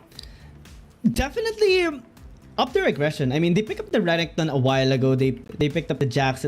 Actually, we have seen sometimes already last week to even have the lane dominance. But given the lack of aggression, I think on the side of Team Flash, that was just heavily punished here. With WHG, let's see if here in game number 2, we will see them, you know, being enlightened, being on fire against Woo Game. Again, it is match point already by WHG, and Team Flash, it is really confusing to see them struggling right now. This is a team that has tremendous amount of achievements already. First in the ROG Invitational Series 2022, first in the Champions Series 2022 finals, landing or reaching towards the playoffs in the Icons Global Championship, and even first place in the 31st SEA Games Esports qualifiers. You know, a lot of achievements already by these teams, by this team, that they should be utilizing right now, heading towards this game. Channel all your energy, channel all your spirit, and just fight against WHG. Because if you don't, you're just gonna be put down even more. Again, Team Flash has been struggling a bit over the past 2 weeks, still yet to find their series win. And this should be the chance to do so. Just a little bit of an adjustment, especially with their utilizing of the champions, and maybe they can stand a chance here against WHG, because so far WHG has just been responding accordingly against them. You know, just punishing their movements, punishing their lack of aggression, and just even picking up fights that Team Flash has been the one initiating. Yeah. And Team Flash, especially in that fight, because they were pretty behind, they weren't in the right they weren't in the right phase of the game for their champions. They were not really able to get efficient engages in where Woohoo Gaming, even though it seemed like Ellie was or sorry, not Ellie, Mikey was caught a couple of times. It was Woohoo Gaming who were able to get the re-engage in and take the fight back to Team Flash. So just because Team Flash had to go for some desperate plays, Woohoo Gaming was really easily able to counter engage and then absolutely wipe them out like twice in a row in those team fights. But now looking at this champion select, we do have Gragas and Akali coming out for Team Flash, but Zoe has come out, and this is going to be a huge pick for Spark. Absolutely. I mean, not only just for Spark, but CN Confidence teams in general, when they get their hands on a Zoe, they just really pop off. Spark in particular landed the MVP during their match against Thundertalk, where they had served them a reverse sweep in their series just in the day 2 of our regular season. And he's gonna be able to use this champion yet again. And with your Team Flash, you should be looking for ways to actually reach the backline. Olaf here might just serve really well to negate the crowd control that WHG is building right now. So far, I am actually liking this draft of Team Flash.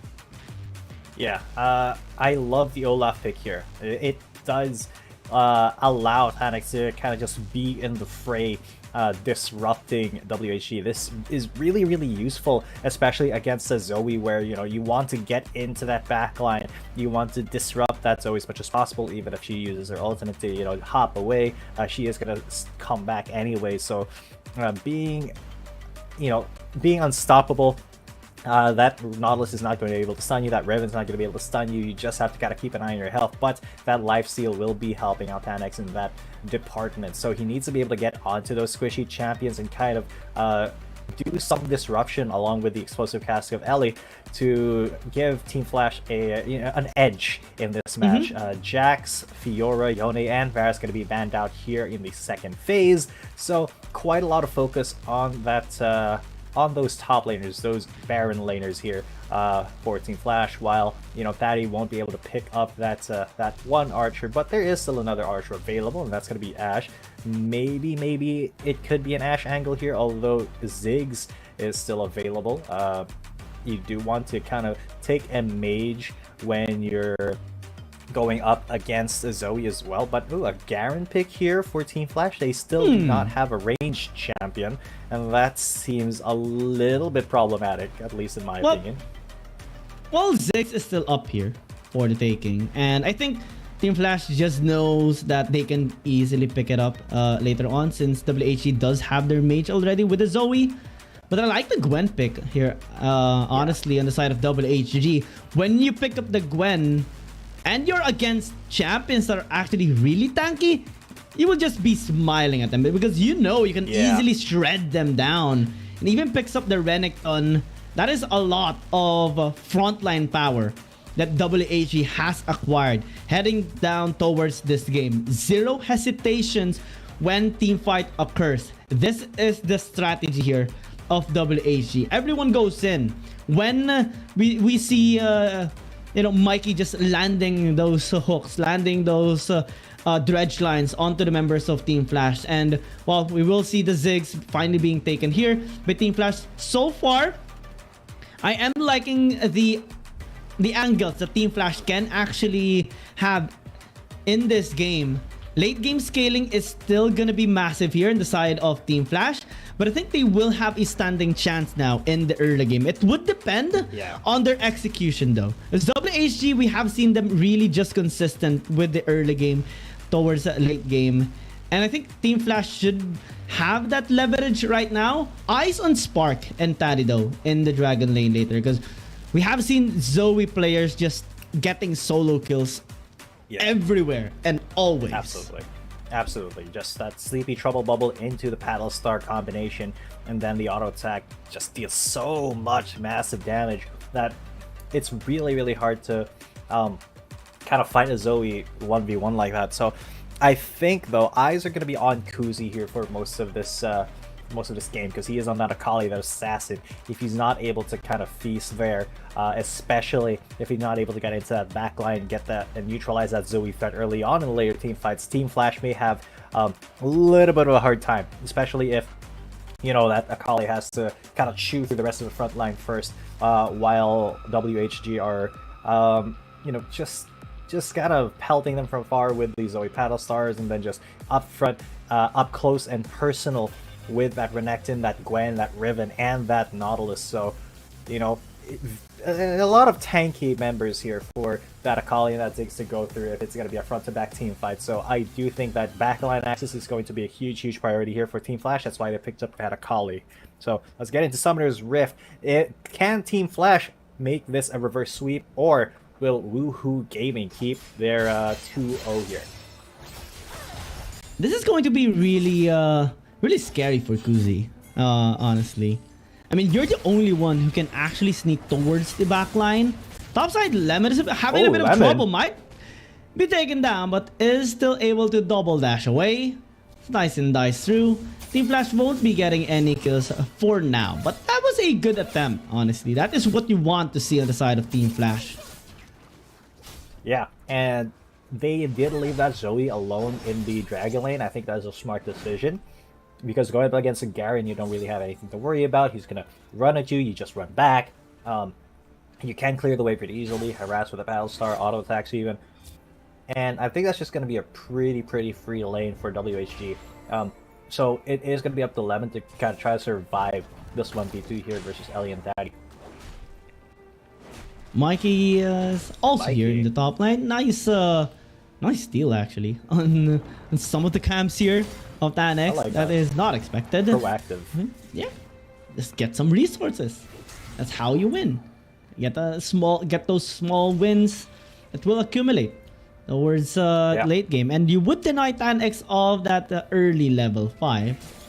I actually love that, because that Olaf, you need to get him behind as much as possible, delay that level 5 as much as you can, so that your own jungler, the Gwen, can actually try to make things happen across the map. And if they do find each other in the jungle, it's going to be a lot easier for Gwen to 1v1 if the Olaf is kind of starved of resources. And, you know, that is kind of just a reminder for you guys that, you know, jungle camps, even small ones, are objectives too. You can deny them, and that frustrates the jungler quite a lot. You know, speaking as a jungler myself, when I can counter jungle, it is such a frustrating experience. Because that is pretty much the only way that you can gain golden experience, especially early on if you're not able to gank and tax lanes. Oh my god, what a catch by that dredge line! That is the set that WHG has been looking for. Taddy might be in trouble, still able to stay alive. Lemon this time has been going too deep in this top lane. Both laners will just fall back for the meantime. Nice answer back here by Team Flash. And to think that Mike actually started off with the dredge line, but oh no! August diving says hello, throwing out the needles. Will he be able to dodge? The answer is no. Cat's gonna be used, but almost only getting the kill onto August. Still a clean kill here by WHG, and now they're gonna be diving onto Ellie. You're in trouble. That is a kill by Lemon. Slices and dices away. 2 kills picked up in this 3-minute mark. Yeah, and now Spark gets that sleepy trouble bubble, keeps himself out of trouble, and Woohoo Gaming looking really good here in the early game. Let's take a look back at that, because Taddy, he was backing already, but he got a little bit greedy, tried to go for more here, and that did mean that August was able to jump over the wall and try to go for this attempt, and he stayed just out of turret range, just enough to get the snipe with the scissors, just throwing household implements at that Ziggs, and then this dive closer coming in, sensing an opportunity and giving the kill over to Lemon. That's what you want to see when you are the early game Croc. And Mikey, he's going to get out of danger here. 3 members closing in on him. He's Spider-Man's out with a dredge line, and he's completely safe. What an early game start for Gaming. And that's what we want to see on the side of WHG. Get the kill onto Taddy, get the kill onto Ellie, and there's nothing that they can do in that early game for now. WHG are setting up the tempo for this early game. And we do see a swapping of sides as well here by Spark and Lemon. They are comfortable to swap for the meantime, since they might have interest in taking this RH given the lead that they already gotten in this early game. And we have seen them in game number 1, just taking every objective that they can, even denying double objectives against Team Flash. Let's see if they can actually, contest this time. Shy picked up a hull breaker, so that means he's gonna be focusing on side lanes. Well, that could have been really bad for Taddy. Yeah, I was looking at it. Incredibly bad. He was so low, got slept as well. It was just Spark didn't have a paddle star or an ult to kind of hop in and deal the final blow, but Taddy with half health is going to move towards that dragon. The rest of Woohoo Gaming going to be taking that Rift Herald. It's just going to be a trade of objectives, top or bottom, and nothing wrong with that. It's kind of a mirror of what happened in the last game, but instead of the opposite happening, it is going to be Team Flash on that dragon and Woohoo Gaming on that Rift Herald. I think they will be able to make use of it more. Kuzi, though, maybe in a little bit of trouble. Ellie's there to support, but they should be dropping this Rift Herald in the top lane, try to get some pressure on that tower. Or not, or not. I think WHG, the requirement for spawning that Rift Herald is forcing a team fight first, to maximize the damage output towards the tower and making sure that you can actually get it down. Mid lane is the most probable one, since it is quite low and there's a lot of people here as well, and they would be able to take down the most important tower in the game. That is already a sizable win here with WHG. But top side, we are seeing a fight. Lemon just trying to fight it through, but Cozy is just waiting for the energy. Actually invested the flash to secure the kill, just to make sure. But now it doesn't have that utility to actually escape. We'll just try to go with an execute, and he does. Ellie is gonna be walking a long distance, gonna be met with Tan X, and will be safe. So despite that really scary setup on top lane, Team Flash actually got it for free. Yeah, and with that kill, Team Flash does make the... okay, now they're gonna be going for a dive here. Yeah, double dive, triple dive, as they do get the kill. No trades at all, but they are gonna be backing away. They could have translated it into the tower, but they're just paying respect here to WHG. Yeah, and because they didn't really have a wave there, they would have had to tank that tower with their bodies, and that's kind of not the best decision right here. But I do like seeing Team Flash, standing up for themselves, taking this game, making it a little bit more even here, actually getting a lead as they take that tower. But WHG going to respond with their own tower here. Lots of pressure to top lane. 4 members of WHG just hanging around in the top side jungle here. But this does mean that the map opens up quite a bit more for WHG as they take that top lane outer. And this makes Zoe quite a bit more scary, because now she has a lot more avenues and angles to try to get that sleepy trouble bubble off, to try to get a cheeky paddle star. And with the Infernal Drake and the Raphael coming back in a couple minutes, this could be... oh yeah, Sparky does get that sleepy trouble once again.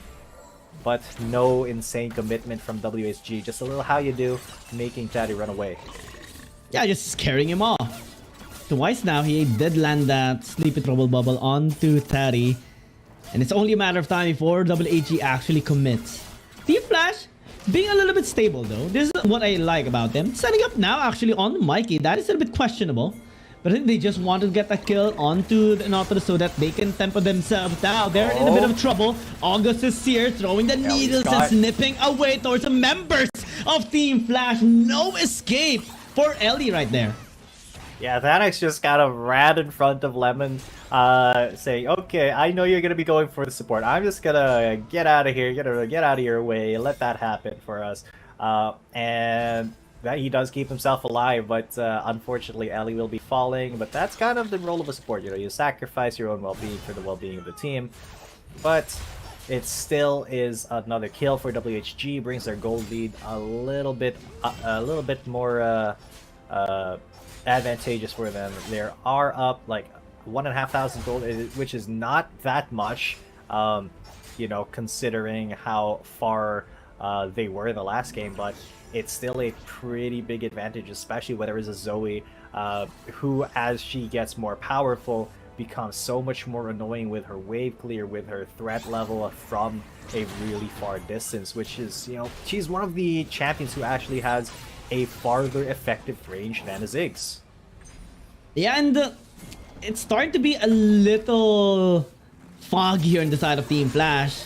They shouldn't be banking onto Mikey, but they will try it again. They gotta set onto Spark, force the Flash away, and now the Mega Inferno Bonus is gonna be snipping him down. Now Kuzi escaping here. That's a nice double knock up here by Mikey. Closer starting to hurt. He lives so much with this Gwen, and suddenly they just turn the fight around despite not having Spark here in this fight, but they need to be backing away.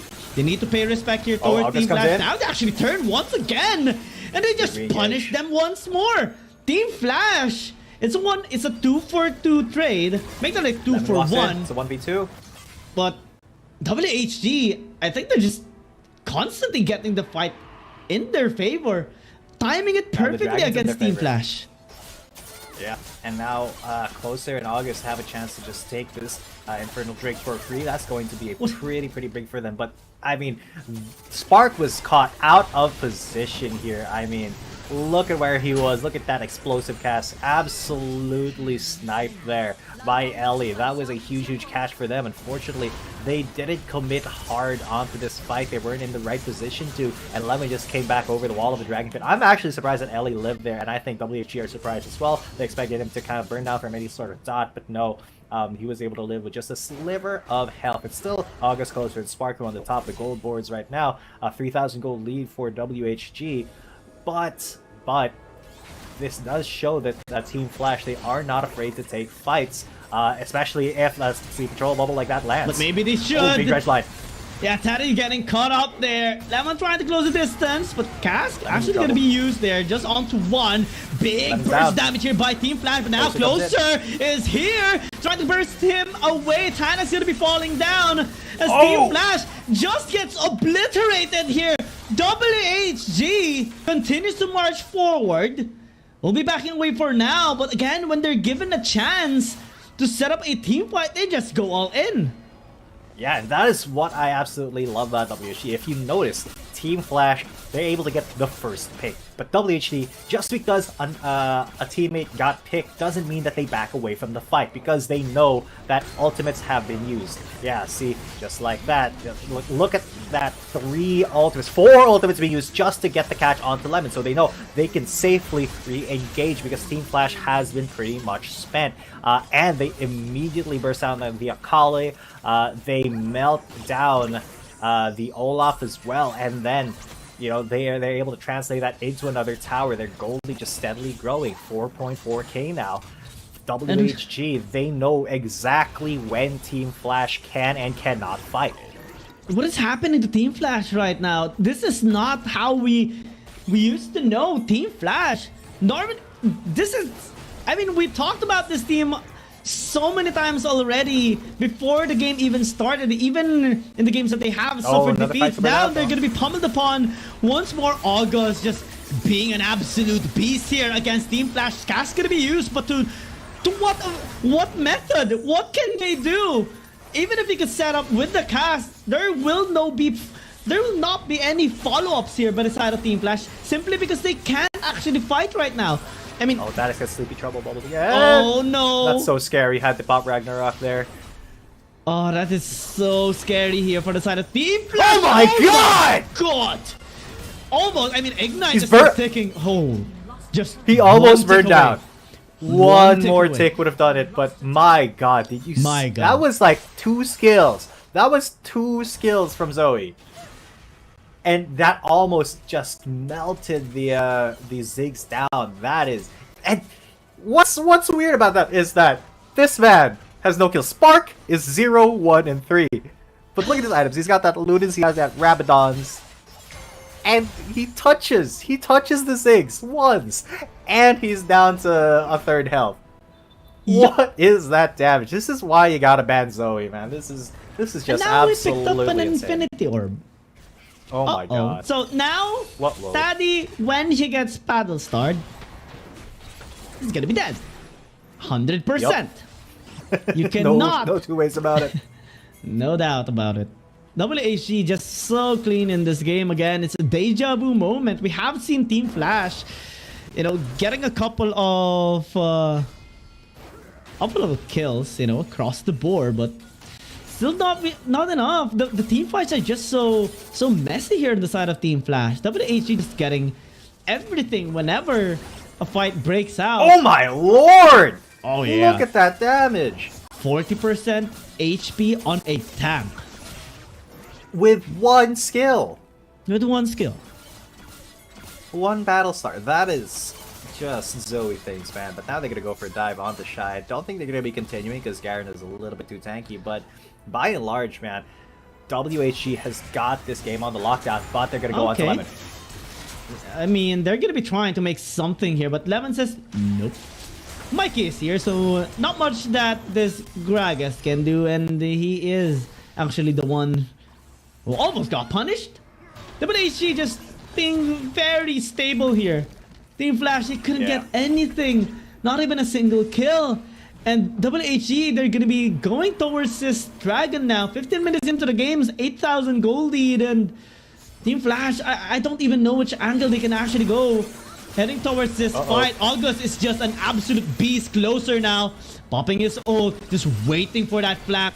Might be met with 3, but they're just able to disengage successfully. I mean, they want this Dragon as well. Lemon has a good flank. Mike is serving in the front line. They're trying to burst Lemon here, but not able to do so. Now August is just messing with them right now. Closer, flashes right through, gets the kill here onto the Olaf, and now they will get the trade onto Naughton, but at what cost? Because Lemon's now in the front line, August is now on fire, everyone just marching forward. Team Flash gets obliterated. Yeah, 4-4-1, and now they're going to be going on to the inhib tower. The Dragon has been completely forgotten because one WHG can't get this win. All they have to do is take Kuzi down and then take the Nexus down, and that's what they're going to be doing. And they are trying to go into Kuzi. They do get the kill, and then the last hit on the Nexus. They took that one team fight and converted it into a 2-0 win. What a team, what a game, what a series from Woohoo Gaming. Definitely a wonderful performance by WHG, but a questionable one here on the side of Team Flash. This is gonna be really troubling for them heading towards their upcoming games in the second week and third week.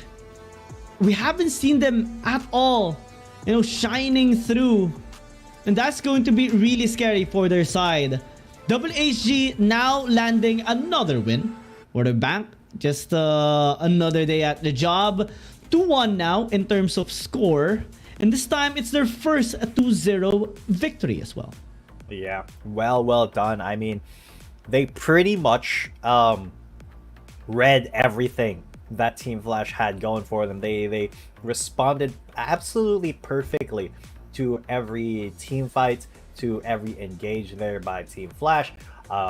And I can't think of anything else that would have made it better for WHG, because even when they were caught, they knew that they could still aggress. They knew that even if they were one member short, they still had the advantage in a team fight, so they weren't afraid to just go for it. They weren't afraid to take that opportunity when it was presented to them, even though it led with a kill for Team Flash. So with all that being said, WHG, they were able to absolutely take bad situations and get the best out of it. So that is one of the skills that is super underrated in Wild Rift teams. And just look at that gold draft, man. Look at how after 8 minutes it just started spiking up and skyrocketing for WHG. Deja vu moment here, similar to game number 1. Only a minute later, this series has been a dominating victory by WHG, and we have yet to see the Team Flash that we know before. It's just a big struggle right now for them, especially against these CN Confidence teams. WHG just very stable here. August has been an absolute monster. No deaths, 7 kills, and pretty much expected to be the MVP here, given his massive influence, especially in all of team fights. When we see Mikey just setting up with a dredge line, everyone just follows through. Spark was just scaring Taddy all throughout the game, especially with that Battle Star and Sleepy Trouble Bubble. And we kind of expected that already, the dominance with the Zoe, just because it's picked up by ASEAN Confidence team. It doesn't just get open here. And in the games of CN Confidence team, you do not let the Zoe be open. You may ban it out, you may give the Ziggs or his Senna, but not the Zoe. Never the Zoe, never the Zoe. It is too important, as you saw in that performance by Spark. I mean, just touching the Ziggs with one Paddle Star and an auto attack just melted his entire health bar almost, and then the Ignite almost took it down. My lord almighty, even just the tank, man. The tanks facing off against a Battle Star, bam, 40% health. I mean, what do you say to that? What do you do in that situation? I don't know. I have no idea. You cannot give them the Zoe. So I think that is going to be a really important ban. It is going to be August, though, who takes the MVP. 7-0-5 with the 92% kill participation. That is absolutely insane. 12 KDA, a perfect game. Excuse me, for August. Even though it's only May. I mean, April. It's April. That's Monday. All right. Yeah. August definitely going in an advance here towards this game, helping the team advance as well in the score line. So far, 2-1. Team Flash 0-3. That is gonna be a tough road for them, and hopefully we do see them, going back towards their roots in the next time we see them here in this regular season still. Yeah, but because we are going to be going into the next match, I hope you guys are still sticking around. Do not touch that dial, do not close that tab, because we'll be coming back with match number 2 in just a little bit. We'll see you then. Dear Summoners, Wild Rift League Asia is about to begin. With a brand new tournament format and teams, what changes can we expect? Let's take a closer look. WRL consists of 2 conferences, WRL CN and WRL APEC. 12 teams from the WRL CN conference and 8 from the WRL APEC conference will compete through the regular stage, playoffs, and finals to view our ultimate glory. All matches will be played in the BO3 format in the regular stage. The 20 participating teams will compete within and across their conferences. Each team will play a single round robin with every other team within their conference once, and half of the teams from the other conference once.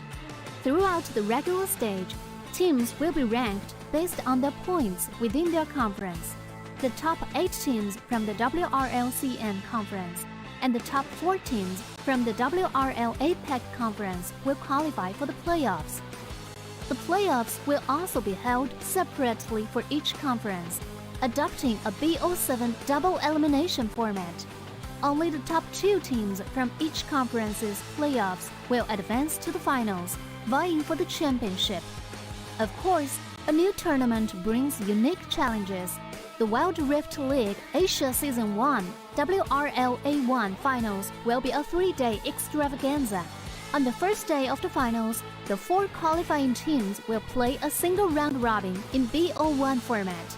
The top-ranked team will advance directly to the grand finals, while the remaining 3 teams will battle it out in a single elimination bracket on the second day to secure a spot in the grand finals on the third day.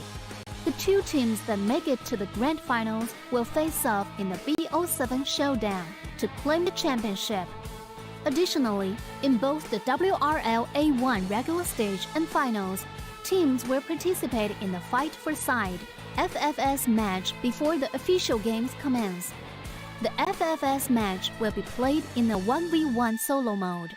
Each team will send 1 player to compete.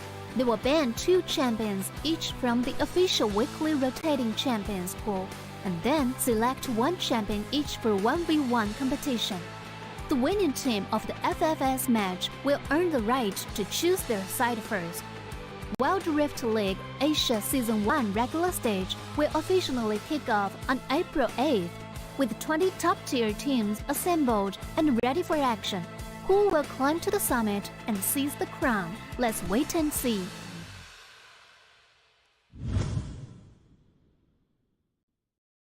Dear Summoners, welcome to the Wild Rift League Asia 1. With the new season comes a fresh upgrade to our Spectre UI, designed to provide everyone with a better viewing experience. First thing is about the original UI information at the top bar. We make it into a functioning ring design in the upper left corner. The ring not only includes basic information such as team names, match duration, kills, towers, but also displays the gold difference through the red and blue rings. What is a great game without the competition for map resources?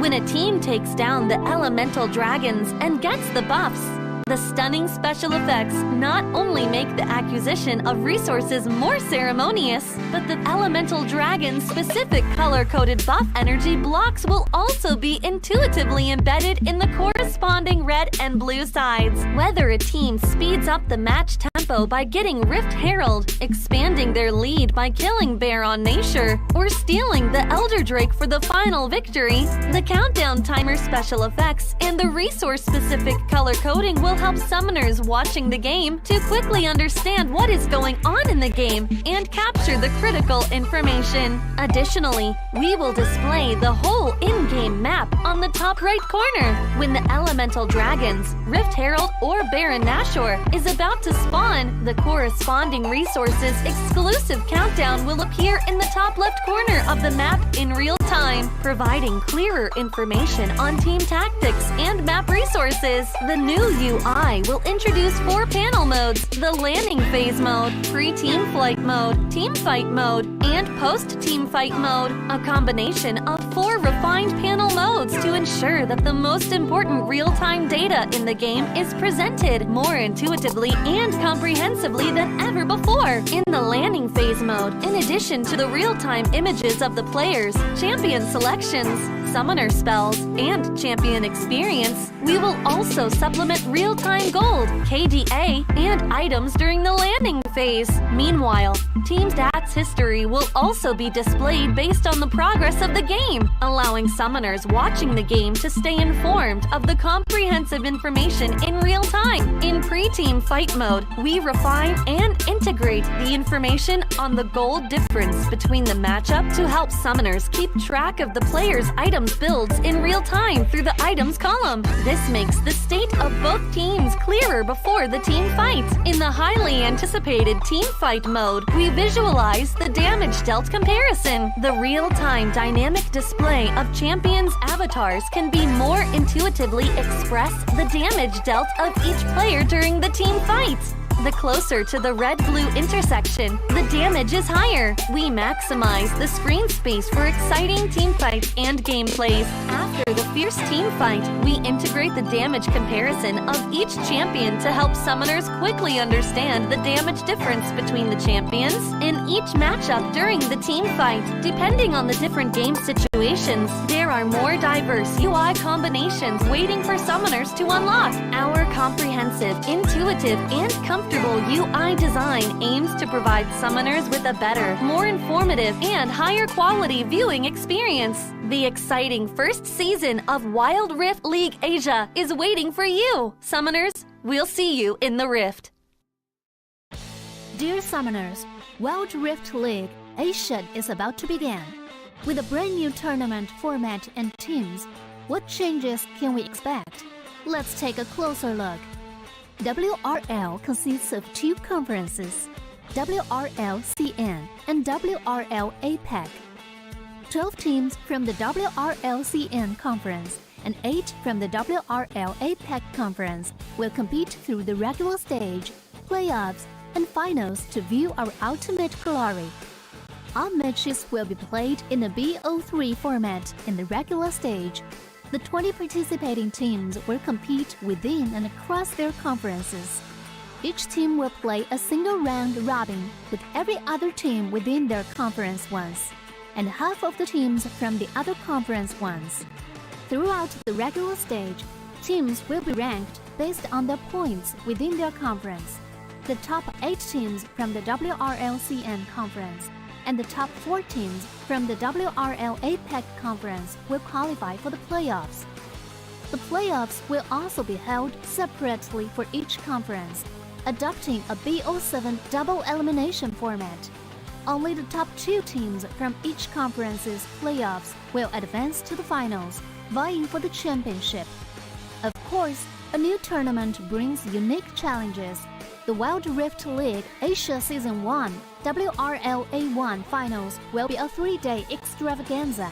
On the first day of the finals, the 4 qualifying teams will play a single round robin in BO1 format. The top-ranked team will advance directly to the grand finals, while the remaining 3 teams will battle it out in a single elimination bracket on the second day to secure a spot in the grand finals on the third day. The 2 teams that make it to the grand finals will face off in the BO7 showdown to claim the championship. Additionally, in both the WRL A1 regular stage and finals, teams will participate in the Fight for Side FFS match before the official games commence. The FFS match will be played in a 1v1 solo mode. Each team will send 1 player to compete. They will ban 2 champions each from the official weekly rotating champions pool, and then select 1 champion each for 1v1 competition. The winning team of the FFS match will earn the right to choose their side first. Wild Rift League Asia Season 1 regular stage will officially kick off on April 8th, with 20 top-tier teams assembled and ready for action. Who will climb to the summit and seize the crown? Let's wait and see.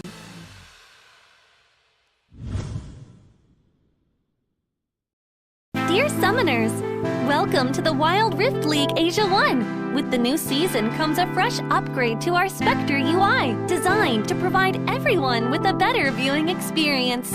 First thing is about the original UI information at the top bar. We make it into a functioning ring design in the upper left corner. The ring not only includes basic information such as team names, match duration, kills, towers, but also displays the gold difference through the red and blue rings. What is a great game without the competition for map resources? When a team takes down the elemental dragons and gets the buffs, the stunning special effects not only make the acquisition of resources more ceremonious, but the elemental dragon's specific color-coded buff energy blocks will also be intuitively embedded in the corresponding red and blue sides. Whether a team speeds up the match tempo by getting Rift Herald, expanding their lead by killing Baron Nashor, or stealing the Elder Drake for the final victory, the countdown timer special effects and the resource-specific color coding will help summoners watching the game to quickly understand what is going on in the game and capture the critical information. Additionally, we will display the whole in-game map on the top right corner. When the elemental dragons, Rift Herald or Baron Nashor is about to spawn, the corresponding resources exclusive countdown will appear in the top left corner of the map in real time, providing clearer information on team tactics and map resources. The new UI will introduce 4 panel modes: the landing phase mode, pre-team flight mode, team fight mode, and post-team fight mode, a combination of 4 refined panel modes to ensure that the most important real-time data in the game is presented more intuitively and comprehensively than ever before. In the landing phase mode, in addition to the real-time images of the players, champion selections, summoner spells, and champion experience, we will also supplement real-time gold, KDA, and items during the landing phase. Meanwhile, team stats history will also be displayed based on the progress of the game, allowing summoners watching the game to stay informed of the comprehensive information in real time. In pre-team fight mode, we refine and integrate the information on the gold difference between the matchup to help summoners keep track of the player's items builds in real time through the items column. This makes the state of both teams clearer before the team fight. In the highly anticipated team fight mode, we visualize the damage dealt comparison. The The real-time dynamic display of champions' avatars can be more intuitively express the damage dealt of each player during the team fight. The closer to the red-blue intersection, the damage is higher. We maximize the screen space for exciting team fights and gameplays. After the fierce team fight, we integrate the damage comparison of each champion to help summoners quickly understand the damage difference between the champions in each matchup during the team fight. Depending on the different game situations, there are more diverse UI combinations waiting for summoners to unlock. Our comprehensive, intuitive, and comfortable UI design aims to provide summoners with a better, more informative, and higher quality viewing experience. The exciting first season of Wild Rift League Asia is waiting for you. Summoners, we'll see you in the Rift. Dear Summoners, Wild Rift League Asia is about to begin. With a brand new tournament format and teams, what changes can we expect? Let's take a closer look. WRL consists of two conferences, WRL CN and WRL APEC. 12 teams from the WRL CN conference and 8 from the WRL APEC conference will. Welcome back, ladies and gentlemen. You're still watching Wild Rift League Asia 2023 regular season. My name is G10 coming at you. With me is Guiyang, and we just saw an insane 2-0 by Woohoo Gaming against Team Flash. Now we're going to be going on to our next match between Weibo Gaming and Trace Esports. It is going to be an interesting one. So far, Weibo Gaming did start in our week number 1 in a bad spot, losing against JDG. But their next two games against Fennel and against Team Flash has been really dominating. 2-0, in fact, in both of the games under 20 minutes. So right now, basically, they're on fire, right? And yeah, against Trace Esports, that did start off a little bit on the back foot as well against Nigma Galaxy. But it's primarily because Weibo wasn't there at that day number 2. But they did win against Rare Atom afterwards in day number 5 in a 2-0 fashion as well. So that is something to look forward to in terms of their playstyle, in terms of their performance. Because just last Sunday, they did struggle against Nova Esports. And they're looking to, again, get their groove going. And this is the lineup, actually, of Weibo Gaming. Just still the same lineup. Beijing Sika, Fan, Faye, G, and Wake Up. Yeah, so I love Beijing Sika's hammer. The hammer. He's got that 5,000 pound hammer ready to bonk anybody who stands in their way. And Weibo Gaming, I think they're one of the kind of underrated teams in the Chinese conference. I mean, they did have a pretty good game against Team Flash themselves, but as we just saw, Team Flash kind of a little bit weak against the Chinese teams at the moment. However, Trace Esports, they were also able to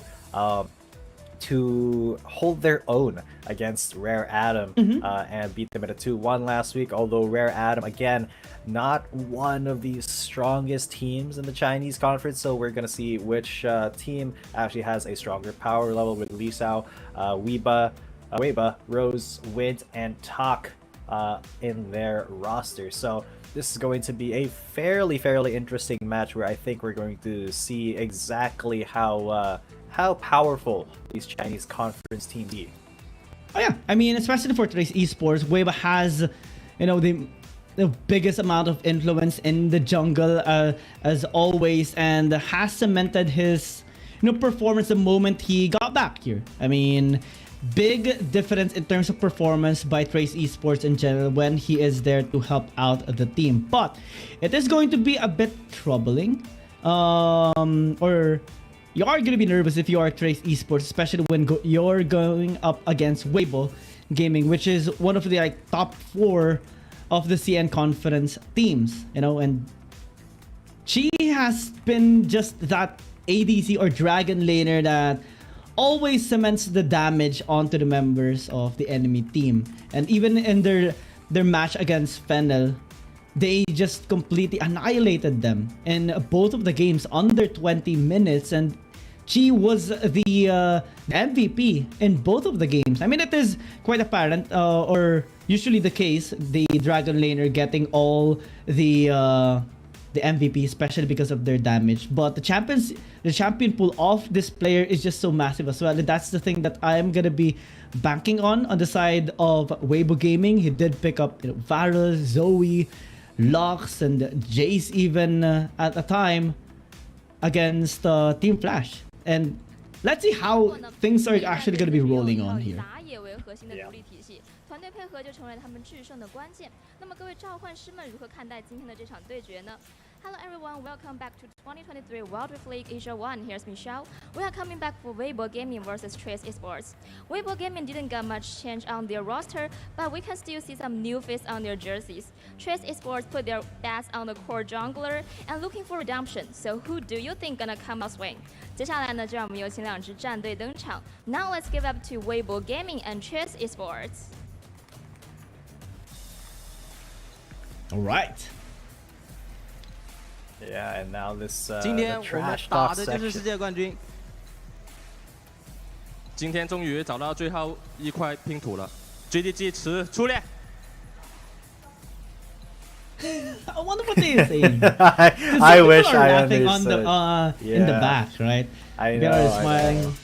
And, I absolutely I just wish love we it. could I mean, understand it. Maybe I we know, if we can had try to study. subtitles. You know, I don't know. It's really difficult to study another language. Exactly, especially when it's you know, it's as complicated as one of the languages that China does use. But you know, it does seem to be, you know, some good-natured ribbing between these teams, and you know, no matter what happens in this game, I know for certain there's not going to be actual bad blood between them. It is, you know, an esport after all. It's not I don't like to say it, but it is just a game, and these players know that they have the mental fortitude and the awareness to know that this is not, you know, everything, and they're, you know, kind of more important things. So, you know, just some good-natured trash talk, nothing incredibly serious between the two teams. Just kind of, you know, maybe some I don't know, really extreme words being said in a joking manner, if anything. So, you know, gonna be interesting to see how that kind of translates into their mental for the actual match. Love the poses as well here. Again, just these players being all goody-goody to each other. And the support WBG I have seen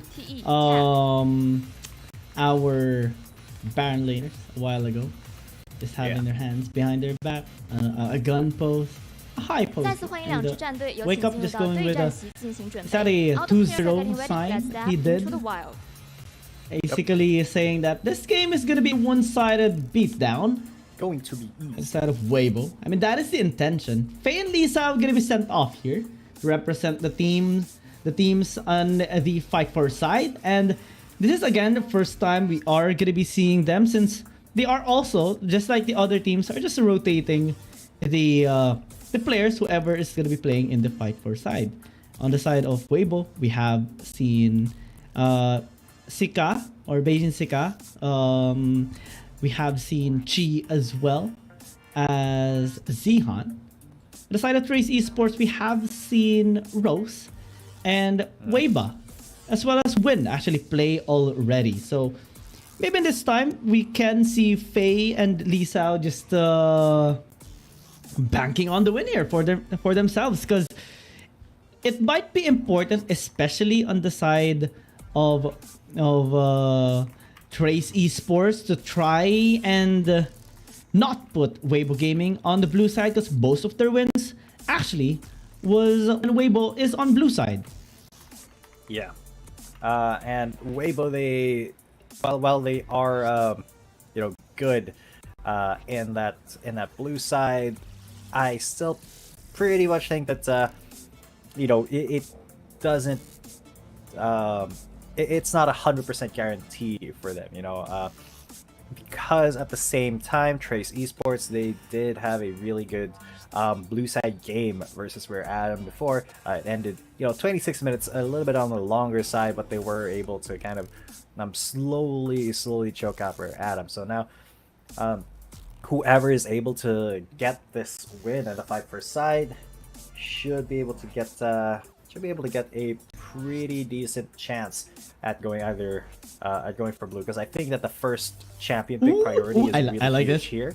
You Pantheon. See that? You see that? I like that. I like Do that. you Hi, see the champions we're seeing right now? Pantheon.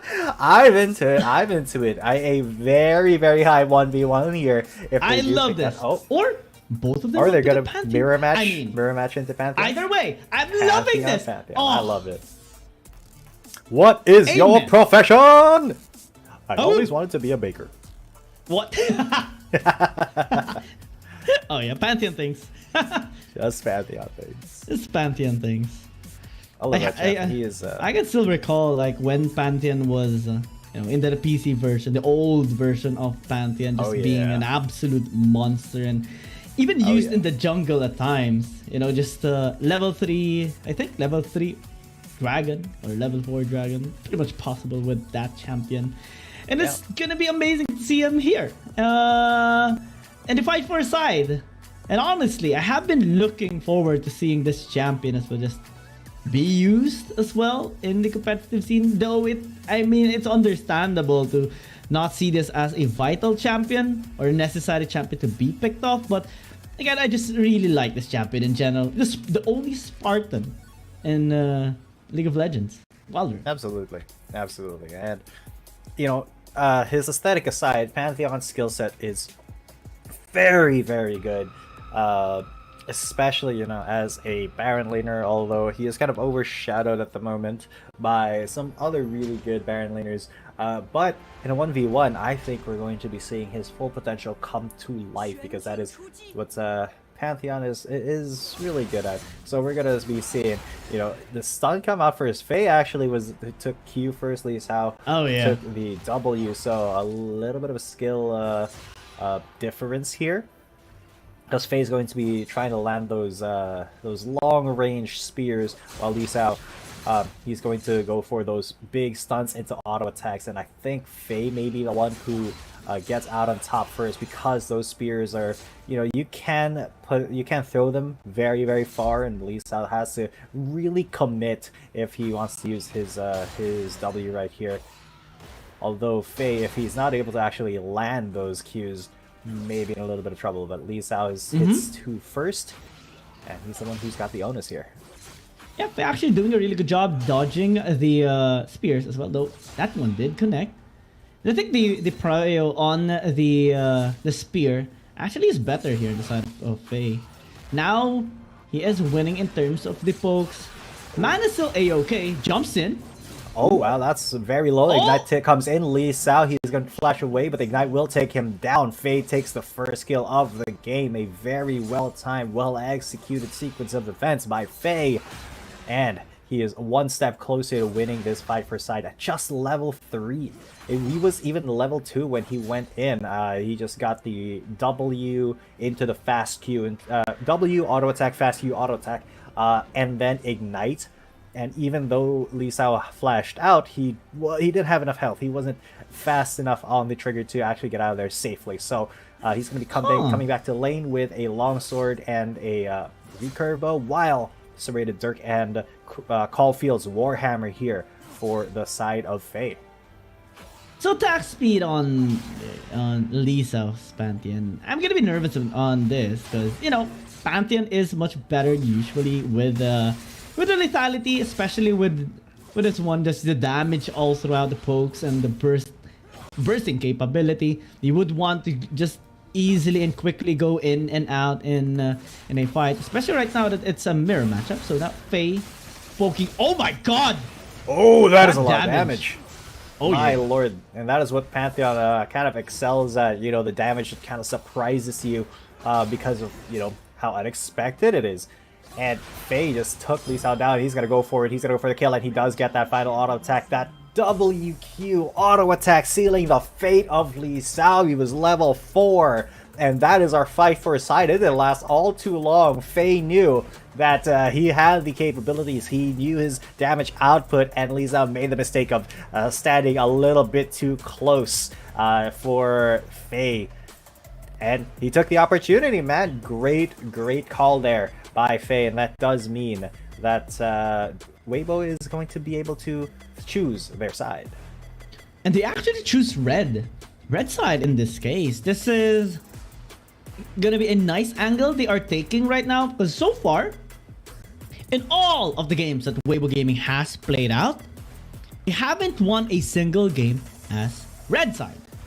They did play twice against JDG, but both of which JDG has won in a really good fashion against them. And this is going to be their chance, you know, switch things up. This time have the double champion priority. Maybe have something here for Fan or for Zihan. Maybe try to pick up the Jace or the Fiora early on, since they really like to have that side lane control. And even Sika had a nice time with the Jax at one point against Fennel, you know? So in all of things considered, we just see so much stability on the side of Weibo Gaming, and it would take a lot here for Trace Esports to actually, you know, attempt to take them down, since we do see them, you know, just struggling a bit, especially in the high tier CN confidence teams, most of which they only had one against Rare Atom, in which is now so far sitting at the bottom of the CN confidence bracket. So in terms of proving themselves, it's still not yet quite happening at the moment. This should be their platform in doing so. It is going to be a challenge, but if they push through this, you know, just go over this challenge and complete it, is going to put them such in a good spot.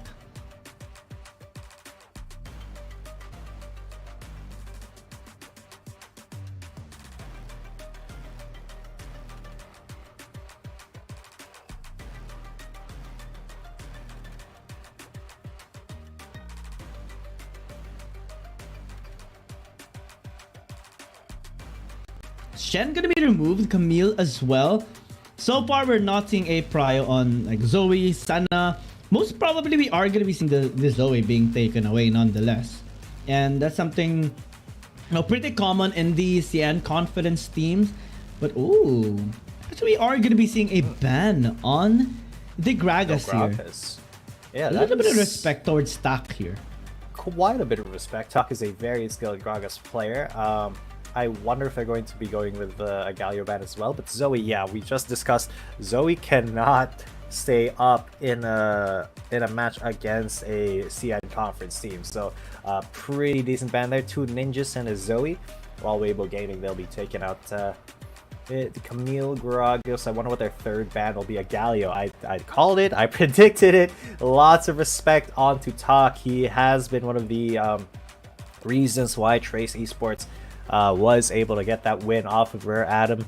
What are the big reasons that they were able to win off of Rare Atom last week? So let's see how Trace Esports play this pick. And man, they do have the first pick, but Weibo will be able to actually get 2 champions after this. So Nautilus for Tak. All right, a very strong support here. Incredible. We did see Nautilus in the very capable hands earlier on of WHG, and that just solidified their win against Team Flash. I'm kind of curious, what is the plan here for of Weibo Gaming? They did take away 2 supports, forced the Nautilus. Now they have access towards the Aatrox.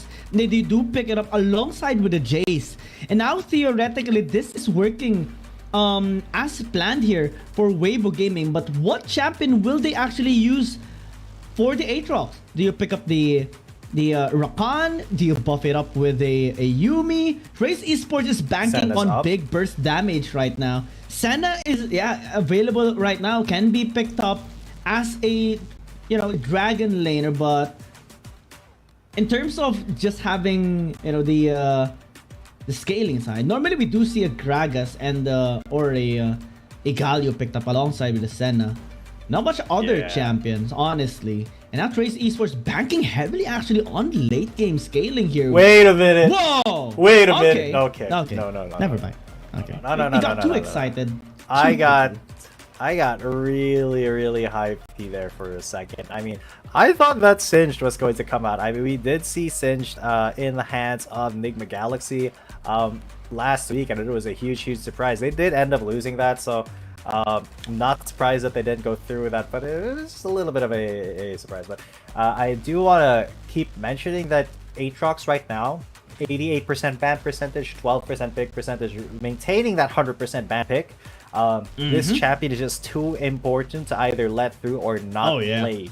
So, you know, going to still be the unkillable Demon King in whichever lane he is, because he could go in any of these lanes. I do believe that it's Magentico who's going to be on the Jax, but that does leave it open to whether the Aatrox would be jungle or mid. Same question with the Chase. So that does leave the Dragon lane and support open for WBG. So that lets Trace Esports ban out some key support champions like the Rakan. Wonder what's going to be coming up next. The support pool is rapidly closing here for Wake Up. So I don't actually know which support they may be picking up. So on the other side though, Corki, Yone, and Nautilus being picked up, that does leave the jungler possibly open. Okay, Alistar as well has been banned, every so support really, taken away. Yeah, very few choices here for Wake Up. Oh yeah, if any. I mean, this is the natural response we can expect out of Trace Esports.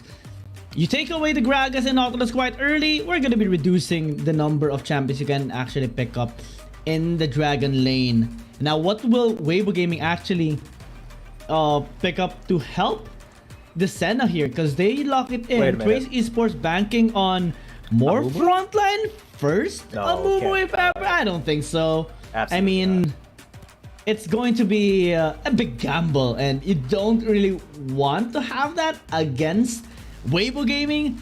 Much better to pick up a Riven or a Wukong here, honestly. A lot of crowd control or setup can be made with these champions.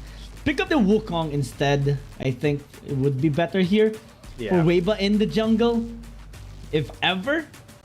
But they do Wukong's love hovering this though. You know, 10 seconds left to go. They might commit to the movement. That would be absolutely insane if they're not going to do that. Okay.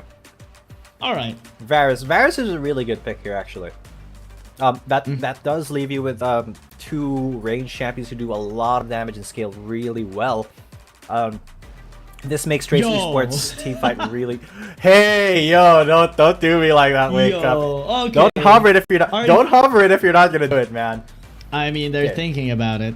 Because there's a lot to think go about. With a standard, you know, just go with a Senna Nasus, which has been, you know, one of the OG combinations. And looks like that Senna our actually viewers. went into the meta. Looks like our viewers are heavily on the side of Weibo Gaming right now, 85 to 50. Not a lot of Trace Esports believers there, unfortunately.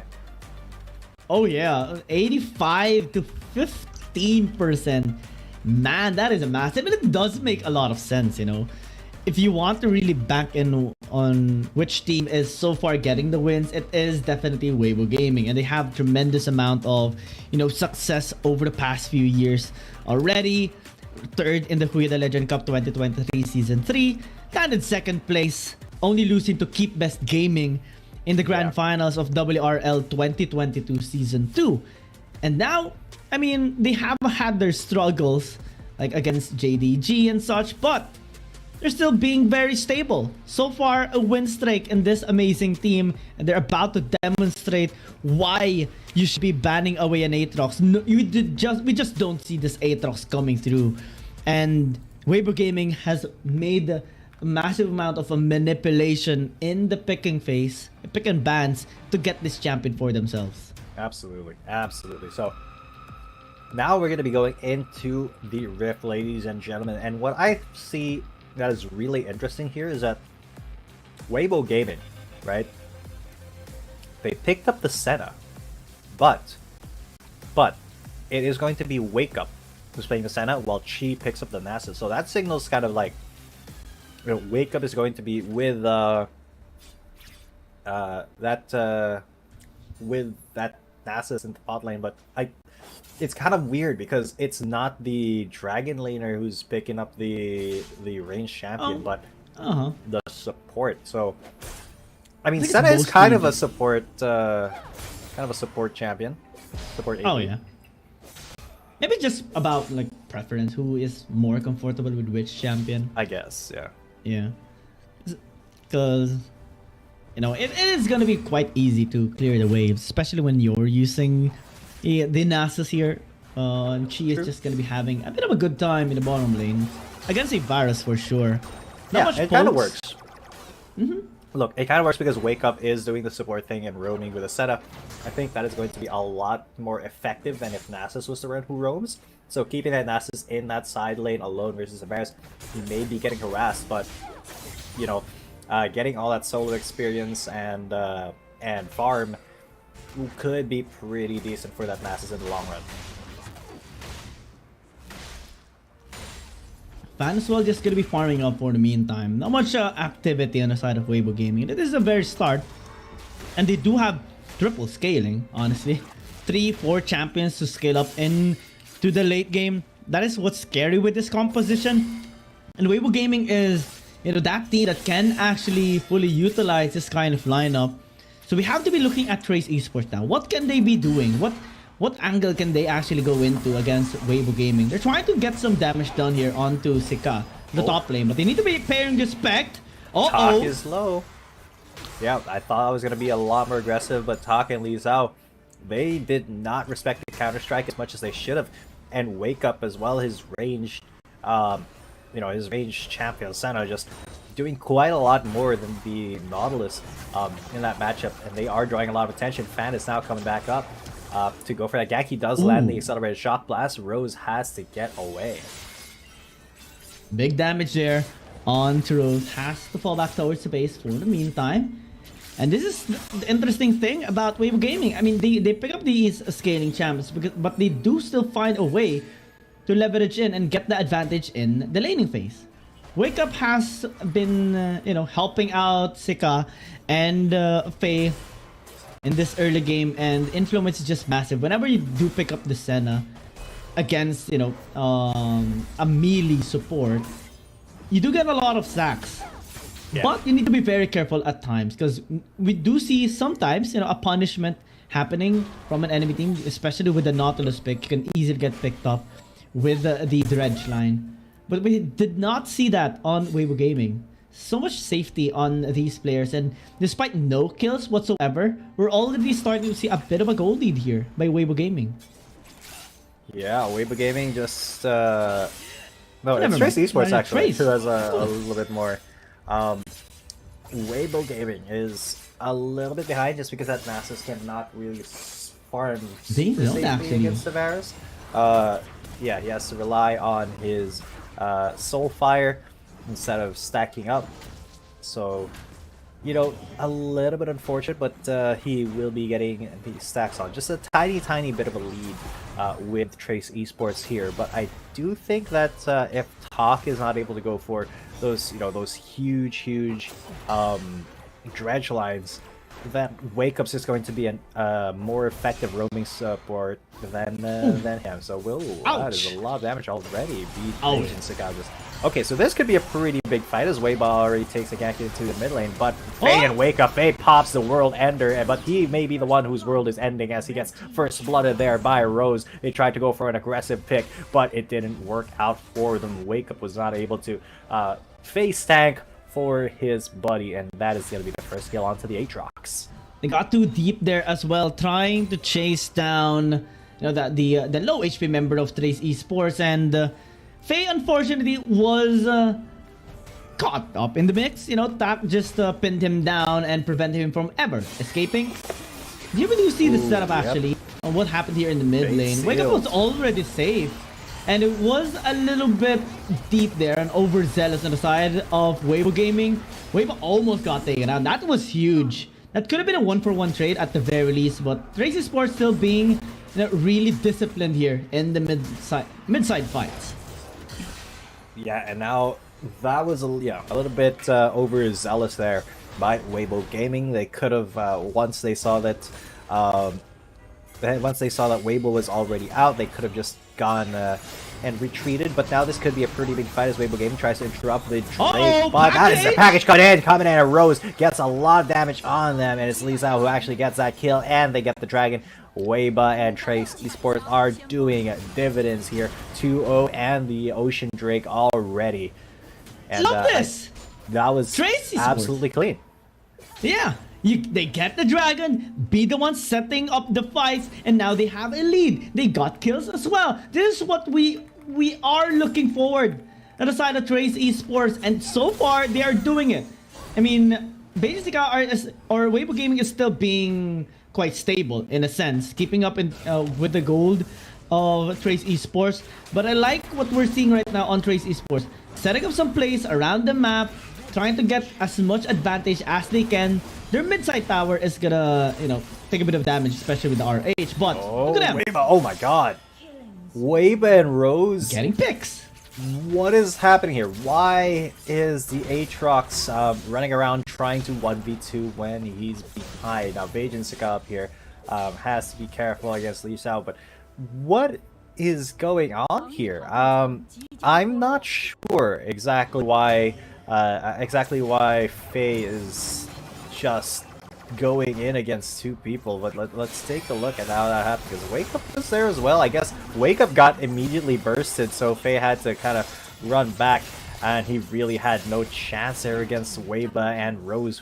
Just look at the damage that they put down. Not very tanky this Aatrox, especially when he doesn't have World Ender. Yep, 4-0 as well by Trace Esports. A couple of gold lead, 2.5. I'm liking this, what we're seeing on Trace Esports. This is development we have been waiting to see, and Weibo has been there in all of the fights. And this is the guy that I've been talking about to you, man. The influence of this player. This is why there was such a big development when Weibo was here already, playing for the team. I mean, during their first match and the first week, unfortunately, Weibo wasn't the one playing for some reason. But now that he is here, helping out the team, we do see so much more confidence at the side of Trace Esports. Top side, though, might be troubling. Fate Sealed! It's not enough to save him, unfortunately. And now Fan and Wake Up have to retreat. Ah, man, that is unfortunate. Another kill for Trace Esports. Weibo again. You have been singing his praises, and I am going to be doing that as well. His Fate Sealed, absolutely perfect, amazing catch onto that Jax. And now that is what Trace Esports needs. That 5-0, they're 4,000 gold up now, and they have taken full control of this game. It's incredibly difficult for Weibo Gaming to even find an opening here to try to pressure, because they don't know if Weibo is going to be there with his Fate Sealed, ready to come in at a moment's notice in the along with his teammates. And in theory, that setup pick would have worked, but they are just getting a little bit too close. And there it is, Death Charge into Dredge Line, and the Senna is the one who goes down once again. Vajinsica gets stunned up, gets knocked back, and he gets sniped down. The piercing arrow takes his life. Another 2 clean kills for Trace Esports.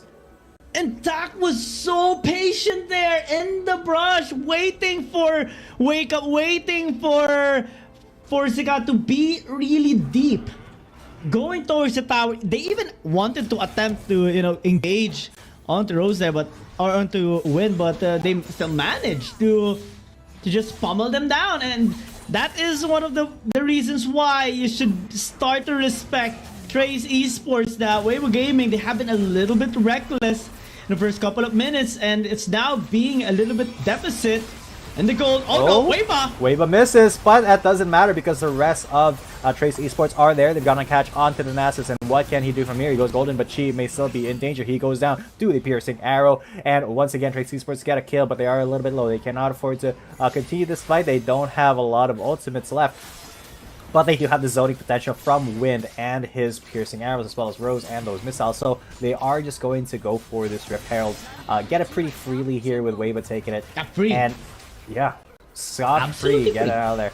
Absolutely. And they got a kill off of that as well. But they will be trading a tower here eventually because they were a little bit too low to actually defend. A dragon is up in 10 seconds.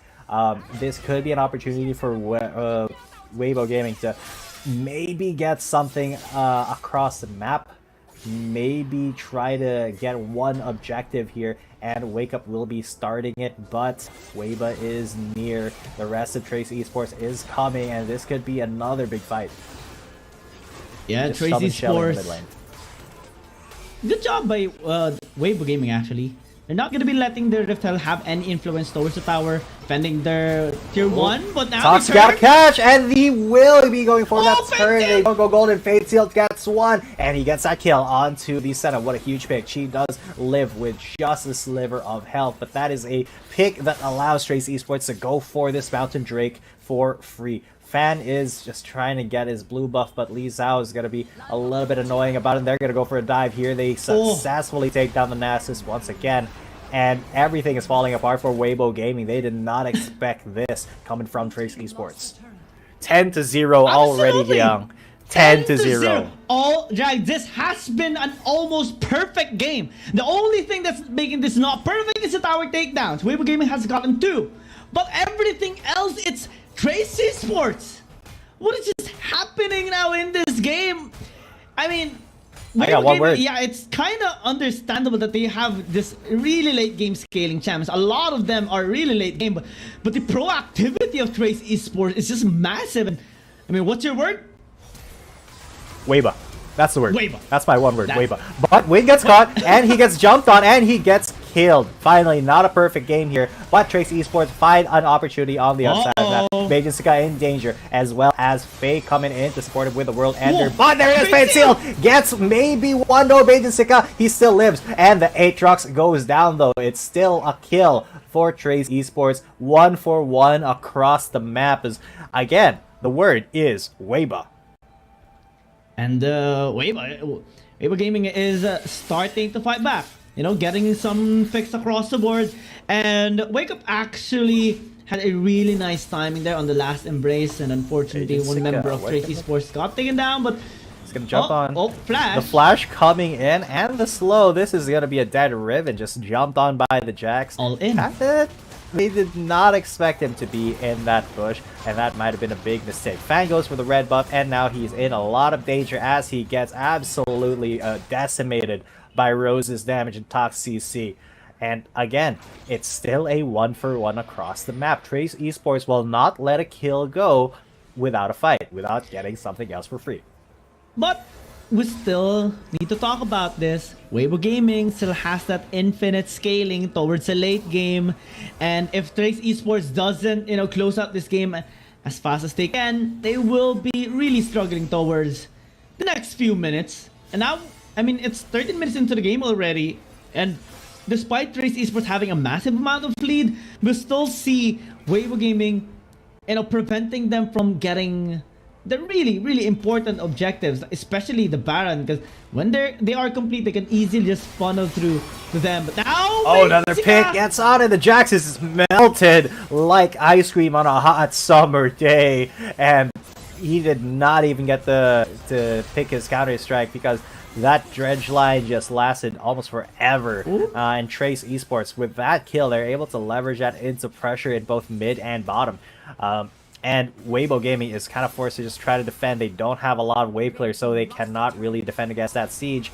It's going to be the Virus who takes down the one in the middle, while Fan and Wake Up try to protect this power in the bot lane. Talk may be in danger. He is a little bit slow, and he may be getting jumped on here. The flash is coming in for Weibo Gaming, but the Fade Sealed comes in, and that is Fan. His health bar starts melting, but he lives, but barely. And now they're going to get a catch onto Chi. He goes golden. Fan and Wake Up, though, trying to do some damage from the back. and now Trace Esports has to retreat. They're spent, and Beijing Saka comes in with the teleport, with the counter-strike, and he runs in, secures a couple of kills for the team, and leaves Trace Esports running. They stayed for too long and forgot that Weibo Gaming has supreme sustain with the NASA Senna combination and the Aatrox as well. Check out this replay actually on how Faye was able to stay alive despite all the bursts thrown right at him, because they went too deep. Fate Seal was used by Weibo, but with the Dawning Shadow and the heal and the dodge onto that arrow by Wind, they managed to go with the reset. And Trace Esports at this moment in time, they were too deep already. They got slowed by Chi, and because of the teleport of Sika there, everyone was just caught up. Everyone got punished. Weibo Gaming now has come back slowly with that small team fight win. Yeah, but they are still incredibly behind. 6,000 gold. And the Dragon is coming up in about 30 seconds, so they have to kind of set up for that. If they want to go for that fight, they will need to get a catch onto Weibo. It is actually Fan who is topping the charts right now in terms of gold, so Weibo Gaming may have to get carried by this chase a little bit to actually maybe get a win here. So let's see if this is a good spot for Weibo Gaming to actually go for an ambush. As they try to go for a death rush, they get face checked by Talk, and now everything is coming in, and the health bars start melting, and everything is going the way of Trace Esports as 4 members of Weibo Gaming fall. It's just Wage and Saka who is left, and he's not left standing for long. He does get a kill onto the Varus, but that may be it. That could be it, Young. They've gotten an ace for 1, and now they're going to be barreling down the mid lane. The minion wave is there, and they're going to use their bodies first to take down this tower. The death timers are a little bit too big. Talk is just going to tank it as Trace Esports goes for the throat, goes for the Nexus, and they're going to get a win after just an explosive team fight. An ace for 1 finds Trace Esports the first one in the series. Absolutely explosive. That, I mean, did you see that pack? The confident approach to go in, and everybody just committing into the fight. Beautiful setup, beautiful angle, and Trace Esports. I mean, this is a really big development by them. I mean, Weibo Gaming, we had, you know, expectations of Weibo Gaming having such massive influence ever since the early game, but no, everything's shattered. Trace Esports basically said, no, this is our game. This is our time to shine. You mentioned that we need a moment to shine, and we're making it right now. We're manifesting such a beautiful game number 1. To think that it will even end in 16 minutes. After just one massive team fight. Wow, Trace Esports definitely a banger of a first game. Absolutely. And they knew that once they got that ace, the death timers would be too much. They actually just barely made it in time to kill the Nexus before the first person spawned in on the side of Weibo Gaming. So, you know, it was a case of Weibo versus Weiba.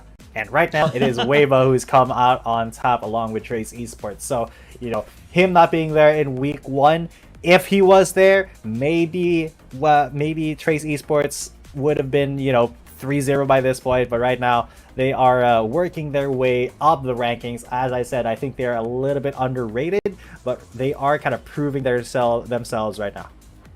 I mean, they're not really underrated. I mean, we already have established how really strong these teams, the members are, especially, you know, Weiba, Lisao, even Wind and Tak, some of which have came from Dakon Gaming, if I'm not mistaken, or Team 4 Champions even. And Weiba is one of just the massive impact player on the side of Trace Esports. And we saw that in this game as well. Pretty much all of the fights that they initiated, it was because of him. The gank in the top lane, the gank in the bottom, the shutdown onto Chi, and even Evan Sika. Everywhere, he was making the play. Sometimes we do see the Fate Shield not landing perfectly as intended, but they still managed to, you know, come back swinging, especially in that last fight. And Weibo Gaming, I mean, I think this draft has been really detrimental in terms of the scaling, because they had no influence in the early game. That's something that they need to pass on going towards game number 2. Rose had like Absolutely. 8-1 and 8 scoreline. Wow.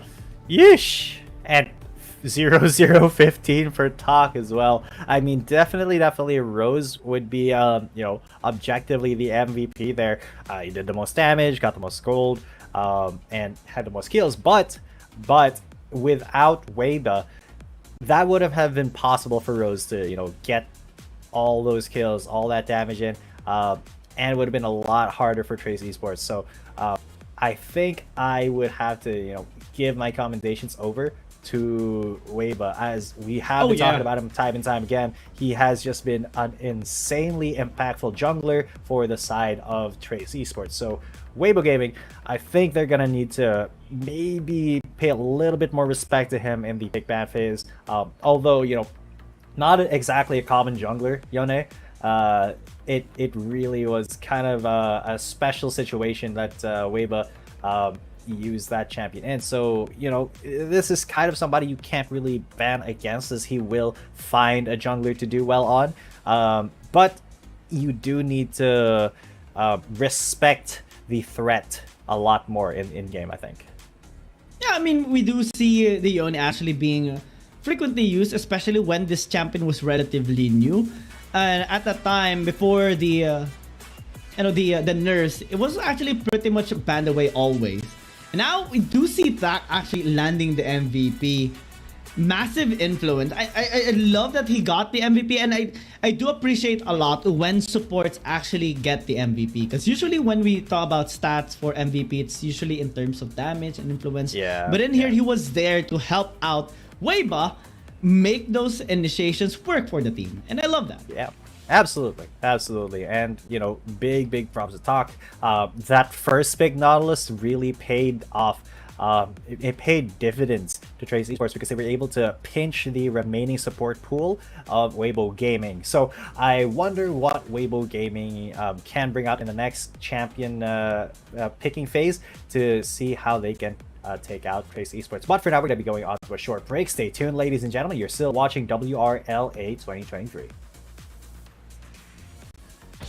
Dear Summoners, Wild Rift League Asia is about to begin. With a brand new tournament format and teams, what changes can we expect? Let's take a closer look. WRL consists of 2 conferences, WRL CN and WRL APEC. 12 teams from the WRL CN conference and 8 from the WRL APEC conference will compete through the regular stage, playoffs, and finals to view our ultimate glory.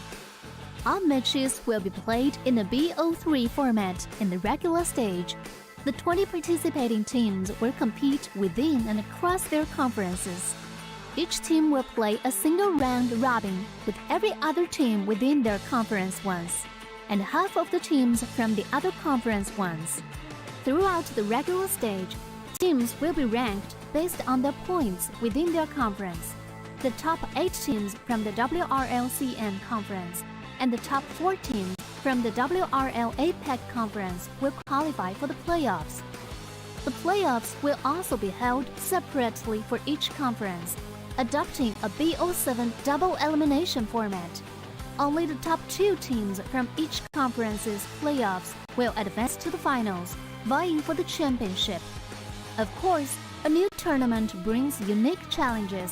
The Wild Rift League Asia Season 1 WRL A1 Finals will be a 3-day extravaganza.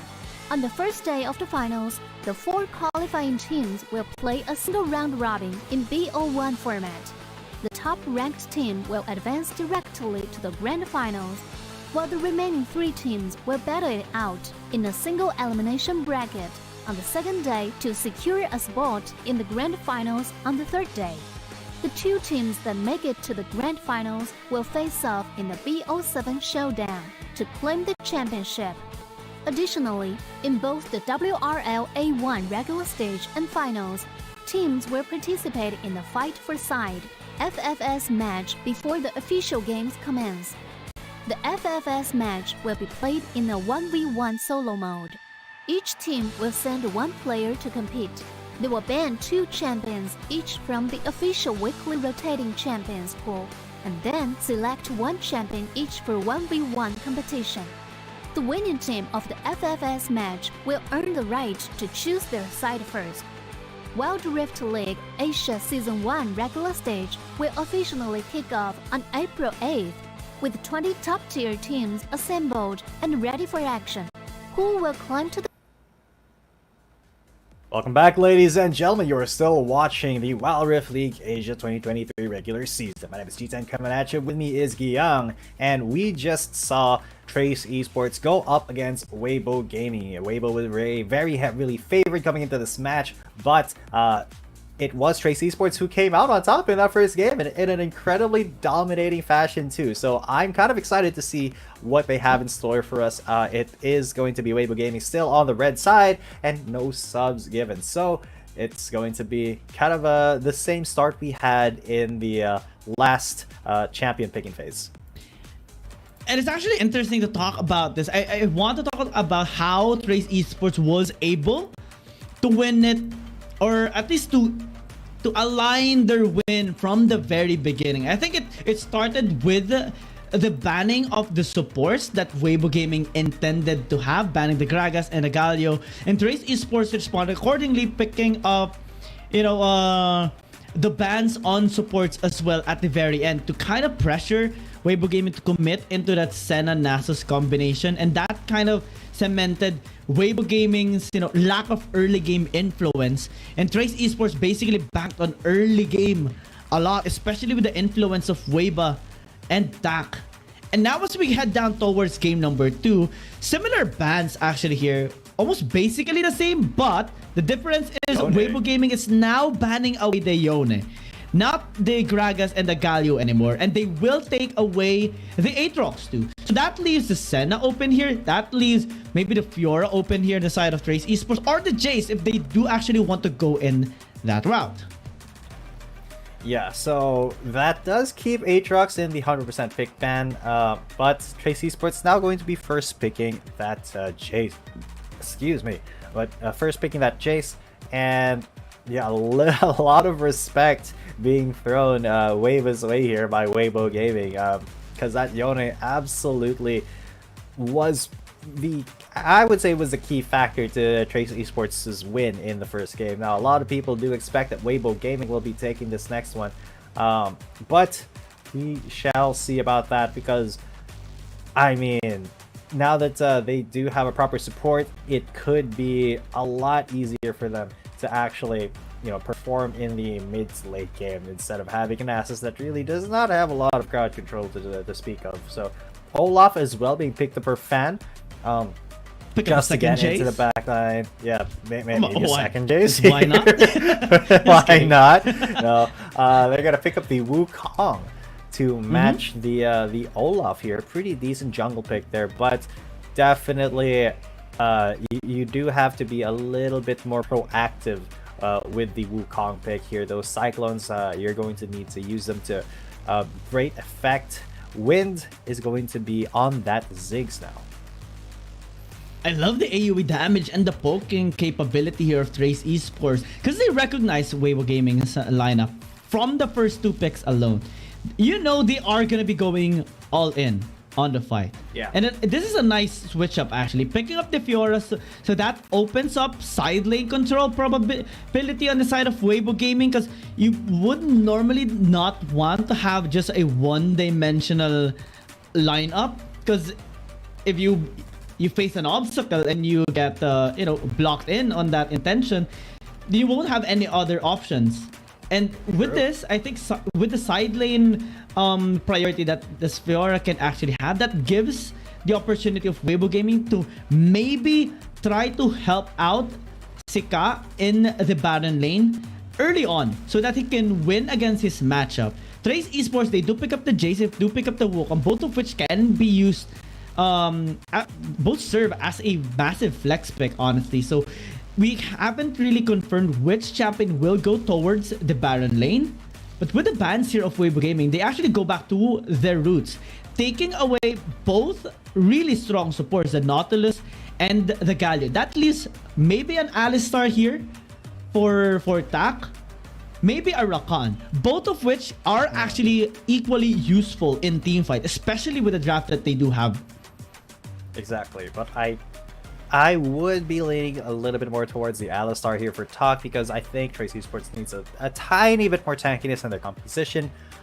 That Lux, though, I am not completely sure, but she seems to be pretty sure about picking this up against the Ziggs. And once again, we're getting teased here by Trace Esports. I love those the teas. Moo. Not gonna get picked up in. here. Definitely not. But I wish they Don't get would. our hopes up. Come on, I want to see the Sad Mummy and Pro play at least once. I mean, it would be such a meme if somebody picked up a Mumu and won. Especially if it becomes a win, right? If it's a lose, then it will be... It's whatever. You know, it will be a really questionable one. And Trace Esports had their history on questionable picks. You know, picking up the Dr. Mundo for attack at one time against NGX. So that's something that they wouldn't really want to have anymore here. The set is something I look forward to as much as possible, but it might be kind of tricky against the Olaf, you know. But given that Weibo Esports, okay, definitely not a Nautilus. True. Definitely not, because Nautilus is banned. The Lucian will be coming out though, so. In the mid lane, gonna be probably against a Jace, so it's not going to be a completely losing matchup here for Rose, because he can just stay in his, his not hammer form, his ranged form, and go toe to toe with a Lucian here, in his cannon form. So this does look a little bit more even. I kind of question the effectiveness of the Lux. It's kind of 50-50 here, depending on how well she plays. But, Win a lot more consistent champion in that Zig. So I do believe that if we're going to be looking at the biggest impacts of these champions, we're going to have to look towards the Baron lane and the jungle here. Fiora versus Riven and Olaf versus Wukong. That is where our early and mid game are going to be coming from, I believe. It will be an interesting Baron lane matchup here, because we normally see Riven as a really good pick against Ifiora, especially when you're able to negate some of the engages of Ifiora, or the pokes rather.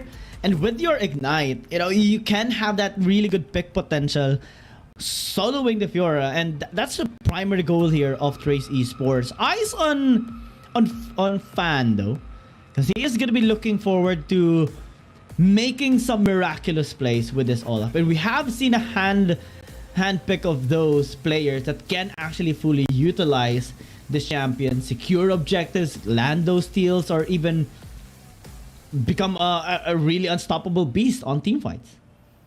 Yeah, so we are going to be loading into the Rift once again for game number 2, ladies and gentlemen. A lot of people still believing in the superiority of Weibo Gaming, but I for one think that Weibo could be the defining factor here if he gets a really good start on that Monkey King, that Wukong. So let's get right into it. The sound agents getting a little bit feisty there in the top lane already.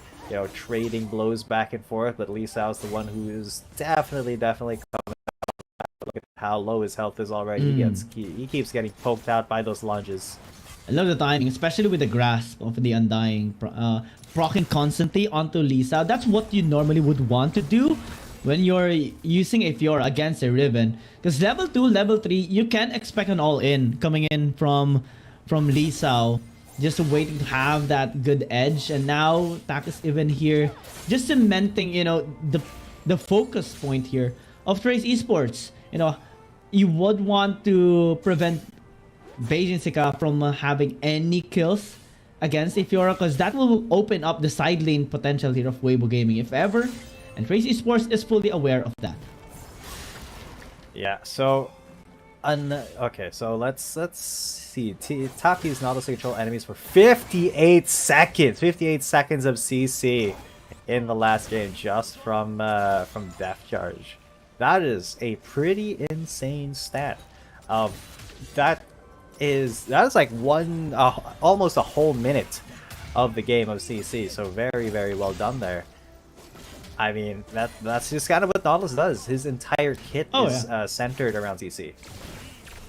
He has been doing a really good job with that champion as well, you know?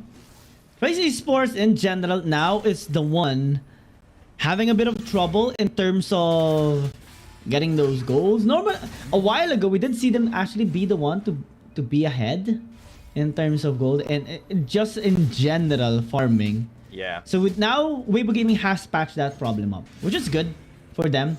And I think late game scaling is still going to be scary for their side because they have such big burst damage. And normally when that is open, Race Esports with their draft, so many people or champions are quite vulnerable. Wait, ba? 1v1? Uh-oh. This could That's- be that's a odd. questionable decision. A very questionable decision there. Yeah. I don't know why he was going in there. Why he tried to gank alone onto the Lux. I mean, even if alone, Wok doesn't really deal that much damage. I mean, you can expect summoner spells to be up as well on the Lux, so he can just easily flashed away and run towards the tower without ever dying. Yeah. I just cannot wrap my head around why Weibo just ran in like that. I'm trying to think of like a reason in my head, right? But I cannot come up with anything. He tried. It was a noble attempt. Noble attempt. A noble attempt. That's what we'll say. Yeah. It's a my bad moment. My bad. Yeah. I'll try to make up. Yeah, the next definitely a my bad. So let's get back into that game. That absolutely just threw me off. That kind of woof. Oh yeah. Woof, woof. I mean, I would even as well. I got surprised in that instance. But now Crazy Sports is just trying to pick up the slack from early on. It's gonna be difficult though, because now we see the stability of Weibo Gaming kind of like on fire now. Just having that goal lead rising up, even if it's just one kill. We're seeing a 1.7 thousand goal lead by Weibo Gaming just because of how efficient they are in the rotations, just efficient on the farming as well. Much better against Trace Esports, and that's not going to be a good case here for Trace Esports. Coming down to the 5-minute mark where we are going to be seeing objectives, because with this early game comp of Weibo Gaming, they can now actually contest objectives against Race Esports. Yes, that is exactly what they couldn't do in the last game, because they had quite the late game focused composition. But now that they can actually stand a fight against him, they are being a lot more proactive. You see the Rift Herald already being kind of the focus here for Fan. He's already over there. At least Sao maybe coming in to interrupt him, or at least get a ward in, know his presence. And as they're going to be just trading the objectives across the map, Trace Esports focusing on that Infernal Drake, while the Rift Herald will be taken for free there by the Olaf. At least they've got the Infernal Drake. Yeah. I mean, this is going to be scaling. a big dive. Lee Sao already taking all half his health in flash. damage, and he just gets solo killed by the Olaf. Big kill for Fan, as well as the first tower for Weibo Gaming. That is kind of expected already. When you use the Rift Herald in the top lane, you can expect a dive coming in with an Olaf. And it even got a second charge. Oh, biggest value of this RH. Weibo Gaming cemented a big lead on side lane control now. And Sika will now have much more leverage against Lee Sao. And I mean, in this replay, we just saw a sad moment for Lee Sao. There's no escape. When it's an Olaf that landed the undertow, you can expect to just die. Yep, you can just expect to just die, especially when nobody's there to help you. And Trace Esports definitely left Lee Sao there high and dry. So that's going to be a huge problem, is that does accelerate the scaling here for Beijing Suka, but they are going to be aggressing onto him. He has to flash out and use a sludge, but Beijing Suka just gets out with barely any damage to himself. That does mean, though, that Lee Sao will be playing from behind here. Not the best position you want to be in if you are Riven. And the Olaf, though, look at that! Yeah, Fan is here. It's like, Balls of Steel just counter jungling. Weibo still gets the red buff, but a very, very confident Olaf to just walk into the enemy jungle. No fear in the world. He didn't even have it warded, I believe. So he just he's running in. He has Ragnarok, so this may be a dive. Oh, whoa! Wind! No. Almost dying to one combo from the Lux. If there was an auto attack somewhere in there, he would have bit the dust. But now it is going to be a pretty big catch onto Wake Up. He has to flash out, but he still manages to get away with his life. Trace Esports have not been able to find a catch yet. It is kind of the opposite of what happened in the last game. Now Weibo Gaming are the ones who are solidly in the driver's seat. Here goes Stack, though. They wanted to engage, but a bit of a miscommunication, I guess, because Stack actually went backwards instead of engaging onto the Lucian. So that is a bit unfortunate here for Trace Esports. Now mid lane, Lisa was just forced to use the Wind Slash to clear out the wave. And it was a good call, honestly. You would want to protect your mid-tier 1 as much as possible, because that can be the key here for Weibo Gaming to have more pick-offs, especially with the towers falling down. Why not Spark just used to cancel those recalls? An emote even thrown out there by Tap. Bit of a confusion here on the Rakan. Yeah, quite a bit of confusion there. Now, Trace Esports, though, they are almost 4,000 gold behind. They are incredibly behind in terms of tempo and momentum. I wonder how they're going to be getting out of this one, because it does seem like Trace Esports, they are on the back foot here constantly. They are not being proactive at all, just incredibly reactive, because if they try to go for something, they know that Weibo Gaming will be there to kind of try to keep them from taking anything. As you can see, Wake Up just incredibly confident, walking in, knowing that he has Fan and Shi on the side, as well as Beijing Suka. And oh my god, that Mega Inferno Bomb, though, does claim the life of one, but it is going to be not a trade quite yet. Beijing Suka has to run, Fan as well, incredibly low. So that is one kill over for Trace Esports. They have found something at the very least, a kill onto the support, but Fan and Chi are there still. Beijing Suka posing a pretty big threat here. Lee Salvo may be able to do something here now that the riposte is gone. Very risky. Oh my lord, a huge damage coming in from the Fiora, and Wind and Talk know that they can't really go up against Fiora, so Beijing Suka is able to get out of there free, and Fan's able to just take that Rift Herald and put it down in the mid lane. Wins after wins. It may be small coming in from Weibo Gaming, but they are being consistent. Now, as they do take the tower down in the mid lane, they can just focus all their might in this bottom tier 1. Rose has been here in the bottom lane defending the tower alongside with Weibo. But they're about to be forced to commit onto a team fight, because the Mountain Dragon is up. Weibo Gaming is prepped up for this. The attack is serving in the front line. Weibo as well, just eyeing on that initiation. Because Trace Esports still has a lot of crowd control. They have decent amount of damage, especially with the Mega Inferno Bomb and the Shock Blast. But Weibo Gaming has their own angles. Fan is a bit damaged, so that might be an issue here.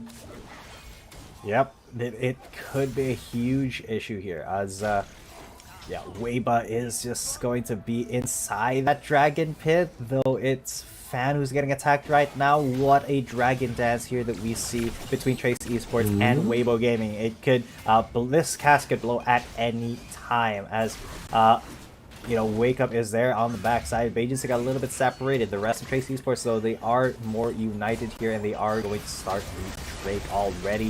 Fan, though, is the one who gets engaged on, and there's the big Inferno Bomb. Everybody's health bars are melting, and that's 2 down for WBG. And Trace Esports, they are going to get aggressive by Beijing Suka, but Beijing Suka, he is not, he taking the right towers down, the right targets down, as Weibo gets away scot-free, and then they get the Mountain Drake. This could be the turnaround of momentum that Trace Esports need. They have gotten 4 kills off of that. Sorry, yeah, 3 kills off of that. And the Drake, and they're going to be able to shift the momentum now. Let's take a look at that beautiful, beautiful knock by Rakan into the Mega Inferno Bomb. Though Weibo Gaming still got a kill after that, it's still worth noting to point out how beautiful that engage was. And now they're going for a second run. Wake up. Ooh, actually goes with a body slam, but still, Trace Esports finding ways actually to come back in this game, and they did. With that team fight win that they got in, and plus they got the dragon for themselves. That is a massive victory here for Trace Esports. And to think that they were struggling a bit before that dragon fight, Weibo Gaming was the one dictating the flow. It's just so beautiful to see here on the side of Trace Esports. Now we're seeing the confidence stack is very deep here in the jungle camps of Weibo Gaming, but they're having the utmost confidence to just set up vision here. They're planning to take this tier 1 to the top side. Weibo Gaming wants to defend, but can you really afford to do so given just what happened earlier? Yeah, I don't know if Weibo actually can afford to make a misstep like that again. As you can see, the gold lead is already... It hasn't completely evaporated for the side of Weibo Gaming, but it is just barely there, just barely hanging on, just a few hundred right now. And Trace Esports, though, they can definitely take this. They can come from behind and still win this, get a 2-0, but they have to play their cards right. They have to get the perfect engage, just like the last fight. Tak going in, getting the big knockup and the charm, while, you know, Wind with his Mega Inferno Bomb finds at least 2, maybe 3. Faye, though, could be in danger here. Tak is going to start in, goes for the grand entrance into the Mega Inferno Bomb, and Weibo is just going to come in and dash for that kill. They get a tower as well. Suddenly, the gold lead has shifted into the favor of Trace Esports. And Tak, he's still going. He's still going. Yeah. Sakai is pushing bot lane as well, but it's immediately answered here, resolved by Trace Esports, because they got 2 consecutive tower pushes into top lane, and they just sent out Lisa to clear the bottom lane and prevent any more pushes coming in from Sakai. So now, Trace Esports having the leverage, having the better calls, having the efficient rotations as well. And to think that the Tak and Weibo are just such good tandems here in this game. Look at the shift in gold just after that one dragon fight that Trace Esports beautifully executed to burst away Fan, Faye, and I think Chi as well, all at the same time. Yeah, like that. They need to keep going. They need to keep doing that. Absolutely. Trace Esports, they know that is the way to get back into this fight. As you can see, it's still, you know, generally the important members of Weibo Gaming who have kind of a bigger gold lead, or like at least a little bit of a gold lead. But the Ziggs here, where the side of Trace Esports win, has a pretty significant chunk more gold than the Okay, ouch. That is a pretty good Mega Inferno Bomb, but it's not a game-changing one by any means. Trace Esports, they can still go for this fight, but no, they will have to disengage because they know that without Wind's Mega Inferno Bomb, they cannot turn the tide of that fight as much. So, you know, just respecting the damage that Weibo Gaming can still do. Oh yeah, and this is what we appreciate on the side of Trace Esports now. Even if they have come back into the game, we don't see them now making some unnecessary plays, making reckless decisions. What they want is stability. What they want is late game scaling, and what they want is to complete the 3 elemental Drake stacks that they have been stacking up for quite a while. And that is going to be a big obstacle here for Weibo Gaming to actually, you know, prevent them from getting the last dragon, because now they recognize that they can just be engaged here by Trace Esports and easily burst it out just with one combination. Tak, Weibo, Rose, and Wit can just funnel all their skills into a single location, especially just because of that quickness, putting everybody in one spot for a long time. Now they go in. Yeah, and look at that wake up has already maybe they caught no wave. They're scattered. Is, okay, they were pretty scattered, but that Mega Inferno Bomb hits 3, and now Fan is kind of on the back foot there. Wake up incredibly low, that almost took him down, that meteor. But it is Weibo Gaming on the back foot, and the Dragon will be started by Trace Esports. Lee Sao has to go out of here though, so it is a delicate dance back and forth. But they are still maybe committed to this. No huge hard commits because a lot of ultimates have been used already. But so much poking here by Trace Esports. And okay, the bombs are now landing. Lee Sao on the side. Off on the side, everybody is here. That is a pretty good accelerated shock blast. Wake up now pretty dang low. 60% health, 50% health. Will heal back up. No grand Wave is still on this. Okay, there you go. There's a cyclone into the Mega Inferno Bomb. That's a lot of damage, but not a kill. And let's see, because Beijing, Sika, and Faye are still there. Chi comes in, but they still get the Drake. Lee Sao gets out of there, but it is Trace Esports who have lower health bars. This through the skies, Rose saving it, gets a couple of kills for themselves. Weibo Gaming on the back foot into the knockup.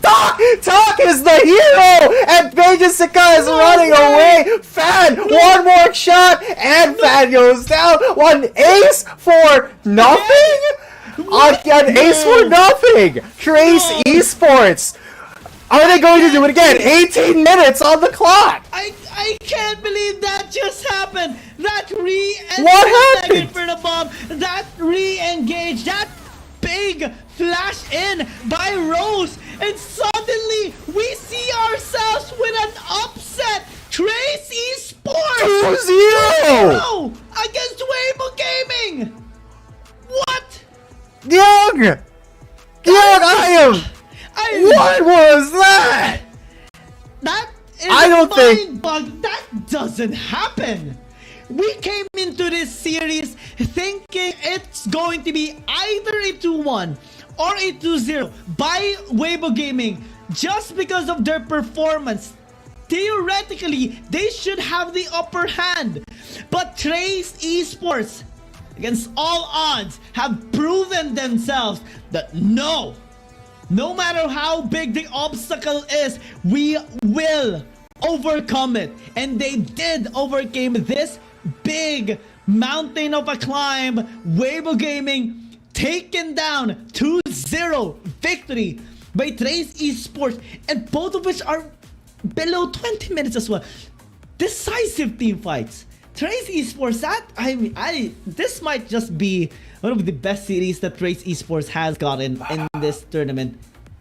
Period. My mouth is still open. I am absolutely speechless. Jeez. We fully expected, right, that to go to game 3. I think all of us here, like you, me, our producer Hank, we all were like, all right, you know what, this is probably gonna go to a game 3.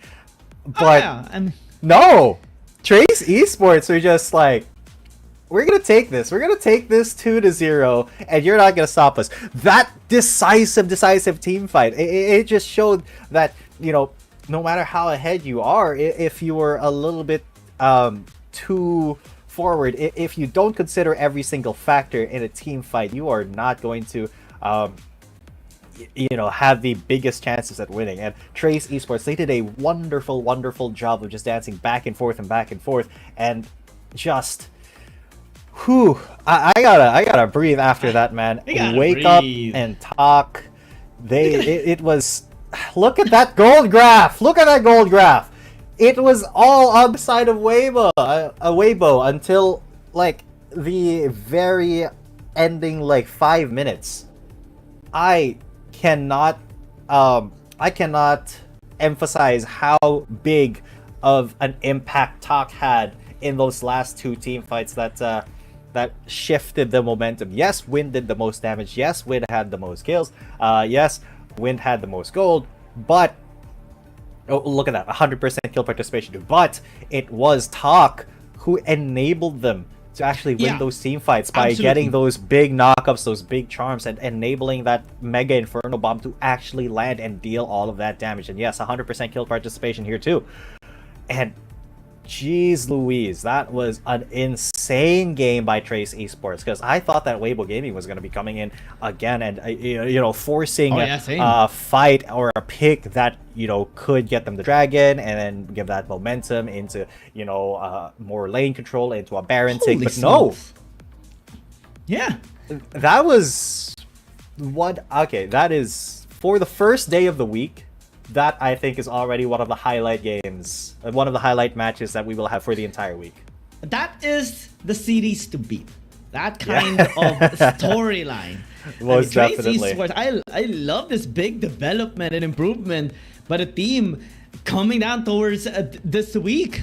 A massive victory against Weibo Gaming. That just doesn't happen. I'm not going to be surprised to see Tak getting that MVP again, because like what you mentioned, he was the playmaker alongside with Weibo still, both of which has such good synergy, and the follow-ups are just there coming in from Wind and from Rose. In that last fight, actually, I was really nervous when he went into that hammer form and just died against 4 people, because he could have been bursted out, but he actually got the damage going, flashed away afterwards, and as Weibo Gaming was chasing them, Tak just went in again for that triple knock-up, just cemented that victory for Trace Esports. And I mean, everything was just so beautiful. And to think that game started off with, a bit of an oopsie by Weibo. I know. Like, okay, what's Weibo happening? Got worried. He kind of threw in the first few minutes, and then he was just like, I am monkey. Okay, I will no do more monkey mistakes. Things. No more mistakes after that. And yes, big deserved MVP here. Tak, double MVP, man. I mean, you gotta give it to the guy. You gotta give it to the guy. Like, he's there all the time. All the time. Massive influence. We can't help but be happy here for Trace Esports and look forward to their next games. And speaking of which, we have one more game that is all for you guys. We have Service Esports going up against J-Team. It's going to be an amazing one for sure. But this game has just been like... That was... Wow. I don't think we're going to see another match that good. For at least until maybe Saturday, but we do have another game, as Yang mentioned. It is going to be Service Esports versus J-Team, so stick out, ladies and gents. We are gonna be coming back after a short break. Dear Summoners, Wild Rift League Asia is about to begin. With a brand new tournament format and teams, what changes can we expect? Let's take a closer look. WRL consists of 2 conferences, WRL CN and WRL APAC. 12 teams from the WRL CN conference and 8 from the WRL APAC conference will compete through the regular stage, playoffs, and finals to view our ultimate glory. All matches will be played in the BO3 format in the regular stage. The 20 participating teams will compete within and across their conferences. Each team will play a single round robin with every other team within their conference once, and half of the teams from the other conference once. Throughout the regular stage, teams will be ranked based on their points within their conference. The top 8 teams from the WRL-CN conference and the top 4 teams from the WRL APAC conference will qualify for the playoffs. The playoffs will also be held separately for each conference, adopting a BO7 double elimination format. Only the top 2 teams from each conference's playoffs will advance to the finals, vying for the championship. Of course, a new tournament brings unique challenges. The Wild Rift League Asia Season 1 WRL A1 Finals will be a 3-day extravaganza. On the first day of the finals, the 4 qualifying teams will play a single round robin in BO1 format. The top-ranked team will advance directly to the grand finals, while the remaining 3 teams will battle it out in a single elimination bracket on the second day to secure a spot in the grand finals on the third day. The two teams that make it to the grand finals will face off in the BO7 showdown to claim the championship. Additionally, in both the WRL A1 regular stage and finals, teams will participate in the Fight for Side FFS match before the official games commence. The FFS match will be played in a 1v1 solo mode. Each team will send one player to compete. They will ban two champions each from the official weekly rotating champions pool, and then select one champion each for 1v1 competition. The winning team of the FFS match will earn the right to choose their side first.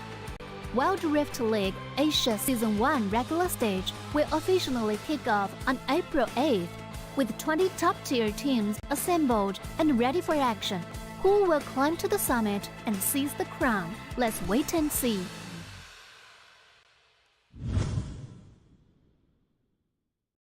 Dear Summoners, welcome to the Wild Rift League Asia 1. With the new season comes a fresh upgrade to our Spectre UI, designed to provide everyone with a better viewing experience.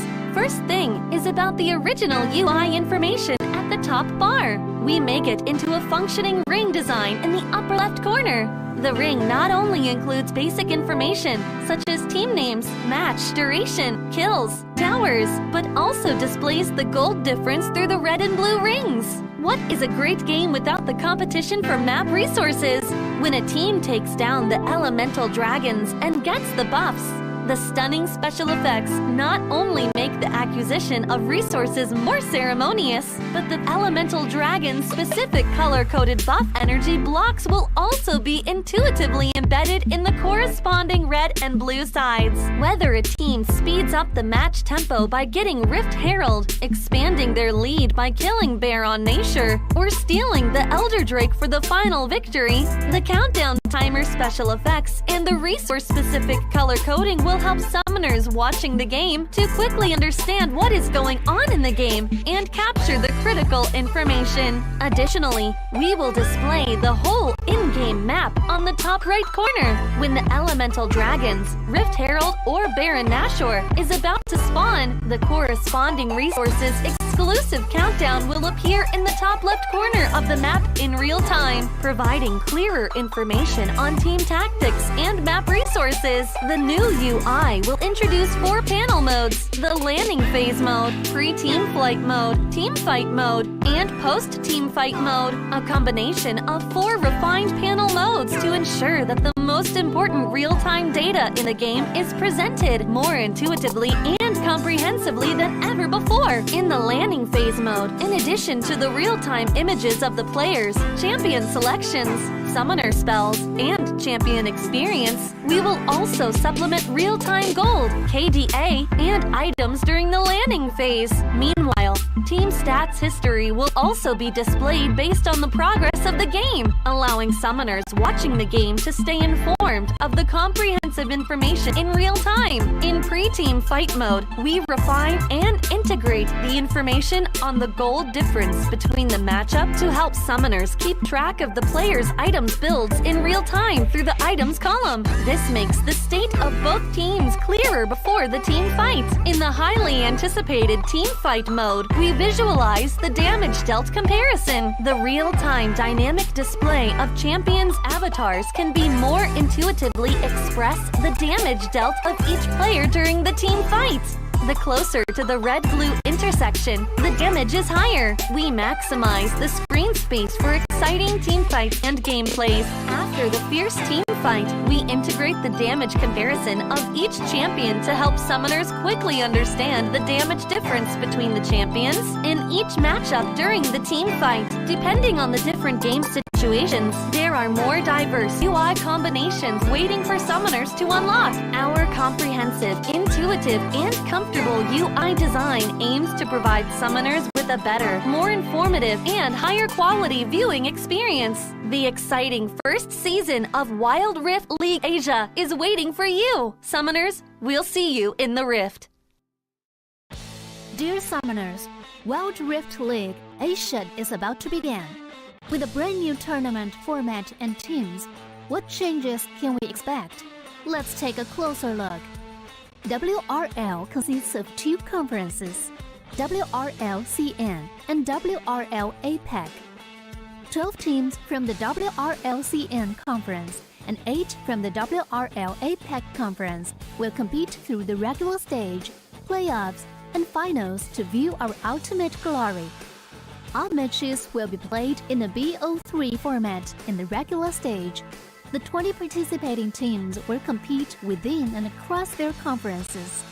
Each team will play a single round robin with every other team within their conference once, and half of the teams from the other conference once.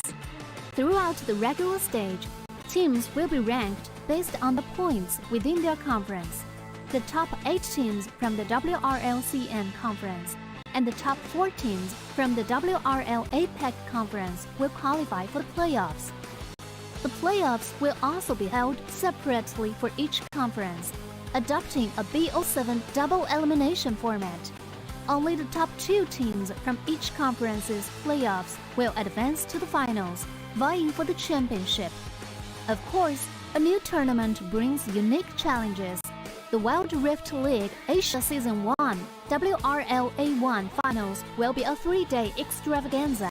On the first day of the finals, the 4 qualifying teams will play a single round robin in BO1 format. The top-ranked team will advance directly to the grand finals, while the remaining 3 teams will battle it out in a single elimination bracket on the second day to secure a spot in the grand finals on the third day. The 2 teams that make it to the grand finals will face off in the BO7 showdown to claim the championship. Additionally, in both the WRL A1 regular stage and finals, teams will participate in the Fight for Side FFS match before the official games commence. The FFS match will be played in a 1v1 solo mode. Each team will send 1 player to compete. They will ban 2 champions each from the official weekly rotating champions pool, and then select 1 champion each for 1v1 competition. The winning team of the FFS match will earn the right to choose their side first. Wild Rift League Asia Season 1 regular stage will officially kick off on April 8th, with 20 top-tier teams assembled and ready for action. Who will climb to the summit and seize the crown? Let's wait and see.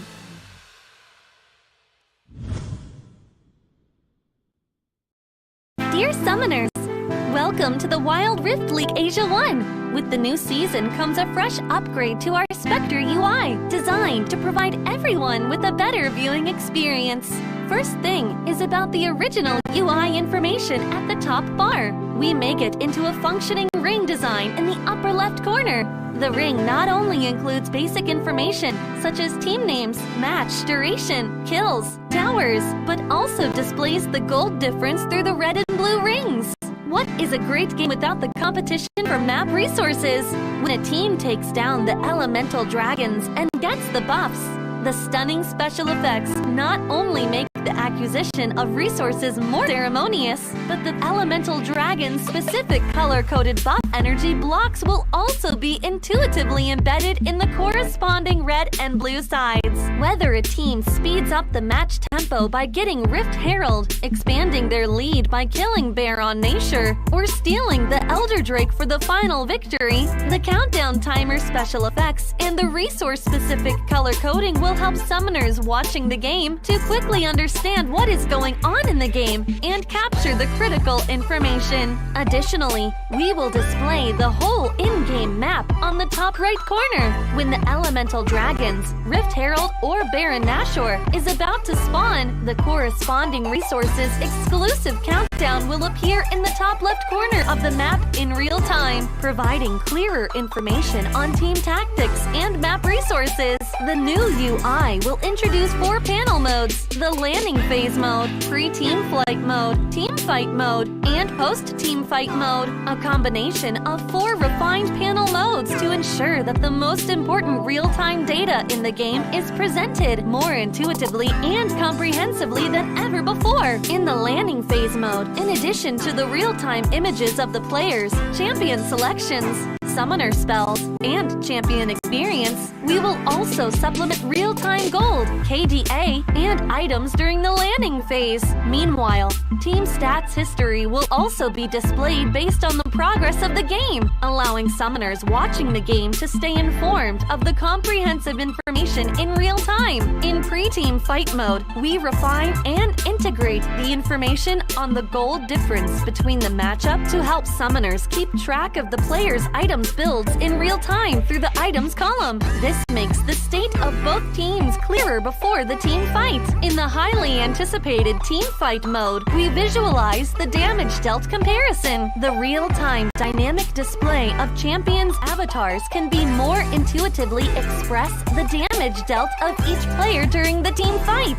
The closer to the red-blue intersection, the damage is higher. We maximize the screen space for exciting team fights and gameplays. After the fierce team fight, we integrate the damage comparison of each champion to help summoners quickly understand the damage difference between the champions in each matchup during the team fight. Depending on the different game situations, there are more diverse UI combinations waiting for summoners to unlock. Our comprehensive, intuitive, and comfortable UI design aims to provide summoners with a better, more informative, and higher quality viewing experience. The exciting first season of Wild Rift League Asia is waiting for you. Summoners, we'll see you in the Rift. Dear Summoners, Wild Rift League Asia is about to begin. With a brand new tournament format and teams, what changes can we expect? Let's take a closer look. WRL consists of two conferences, WRL CN and WRL APAC. 12 teams from the WRL CN conference and 8 from the WRL APAC conference will compete through the regular stage. Ladies and gentlemen, you are still watching the Wild Rift League Asia 2023 regular season. My name is GZ coming at you. With me is Young, and we are now in our last match of the day. Cerberus Esports versus J-Team. But before that, I just gotta talk one more time about the last match. Weibo Gaming versus Trace Esports. And Trace Esports, I can't get over it. I can't get over it because it was just so good. Honestly, I'm still recovering from what happened in that last series, but I guess it's something. It's the one to beat right now with the series of Cerberus Esports and JT, and both of which are actually standing pretty okay right now and heading down towards this tournament. Cerberus Esports, well, their win rate is like 50-50. The only loss they had so far, because they played 2 games already since week 1 and week 2, right? And their first series was a reverse sweep by KT, so that was a little bit frustrating on their part. But they pulled up a reverse sweep in their next match, and it was against Naos Esports. So that is basically a big momentum swinging towards their favor now. And J-Team is on a much more solid state, actually, having to cement 2 victories so far in both of the series they got against KT and even against WHG. So right now is gonna be quite troubling, I guess, for Cerberus Esports. It would take a bit of creativity, in a sense, to actually take down again a CN confidence team. But I do see them having the potential to do so. I mean, this roster has been really, really stable over the course of their time here at Cerberus Esports. And one of the players here, Genza, I have been really a fan of ever since. I witnessed him just having the utmost potential with the Zoe pick. And I even always voted that I would actually even wanted to vote out him vote for him for the top dragon laners, or one of the best dragon laners from week 1 and week 2, if they just won against KT at that time. But I think other players had the better performance overall. Still nonetheless okay here for Cerberus Esports. Yeah, I thought that BMM had some really shining moments as well. But moving on to J-Team, we got Dawn, 0711, Yeezy, Barry, and D. And man, I I honestly don't know how this is gonna shake out. DY, okay, DY. So I honestly don't really know how this is gonna shake out. Very, very, what is it? Limited, data from JT, because they did get a 2-0 and a reverse sweep. So they are still kind of technically perfect, but you know, they did go up against KT Rolster and win, and KT Rolster did win against Cerberus Esports. So it does kind of imply that J-Team will be having an easier time against Cerberus Esports. But on the other side of that coin, I don't think that Cerberus Esports really performed their best last week. So I think that if Cerberus has their heads on straight this week, they will prove a difficult opponent for J-Team. I mean, actually last week they were, starting to pick up the pace, especially against NAS Esports. We had the longest game of all time in Wild Rift so far, and it was a 31-minute, 45-second game. In that game number 2 against NAS Esports. It's gonna be interesting to match against JT, which, well, let's pause for a while. 他们会在今天为 APEC 赛区的粉丝们带来一场精彩绝伦的比赛，以证明他们对电子竞技的无限热爱。而 J-Team 战队在今天更换了他们的阵容，受到了诸多粉丝的关注与期待。他们曾在本赛季设立了非常高的目标，能否如愿以偿呢？让我们共同期待。Hello everyone, welcome back to the 2023 Wild Rift League Asia 1. Here's Michelle. We are coming back for Saigon Cerberus Esports versus J-Team. Saigon Cerberus Esports gonna put on a show for their home crowd. They're gonna prove how far the Vietnam's deep passion for esports can take them. And J-Team got a roster change for today. Our fans is wait to see their action. They set a lofty goal in the season. Will they live up to them? Stay tuned. 接下来就让我们有请两支战队登场。Now let's give up to Saigon Cerberus Esports and J-Team. Xin chào mọi người, mình là Ganja đi vị trí đường rồng đến từ Sài Gòn Cerberus. Hôm nay mình có một món quà bất ngờ dành cho các bạn tuyển thủ Trung Quốc nè. Hãy đón xem nhé.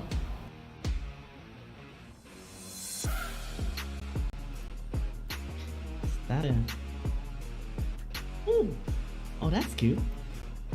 Yeah. It's a cat. That is like the most adorable, simple picture of a cat that I've seen. I mean, all right. A very cute entry here. I love how wholesome the gift is. I think one of the best gifts so far. I'm gonna be voting for that. Hẹn gặp lại tại WI. Yeah. 就早点下班吧。 Interesting. I wonder what they said. Same. I wish we had like a translator, at least, kind of, so we could know what they say. Yeah. I'd love to know. It's just one line that he said. Maybe he said, "Good luck, have fun." A bit of a sportsmanship. I'm gonna be guessing that, given like these players just have good respect towards each other. Yeah. I believe so. I choose to believe that. Basically, I choose to believe that they did just say something like that. In a solo lane, Dong 128. Still love the cat though. I mean, yeah, that was that's the cutest. That's the cutest drawing we've seen so far. As a cat lover, I approve. Absolutely. And going up here, J-Team, they did win their last 2 matches. And Cerberus did lose their last 2 matches. So the overall, just one. My bad. They did get the W in their early match, but I mean, they kind of they still kind of pace. Yeah, they did pick up the pace. However, they did still lose one game against NAS and 1 match against KT Rolster.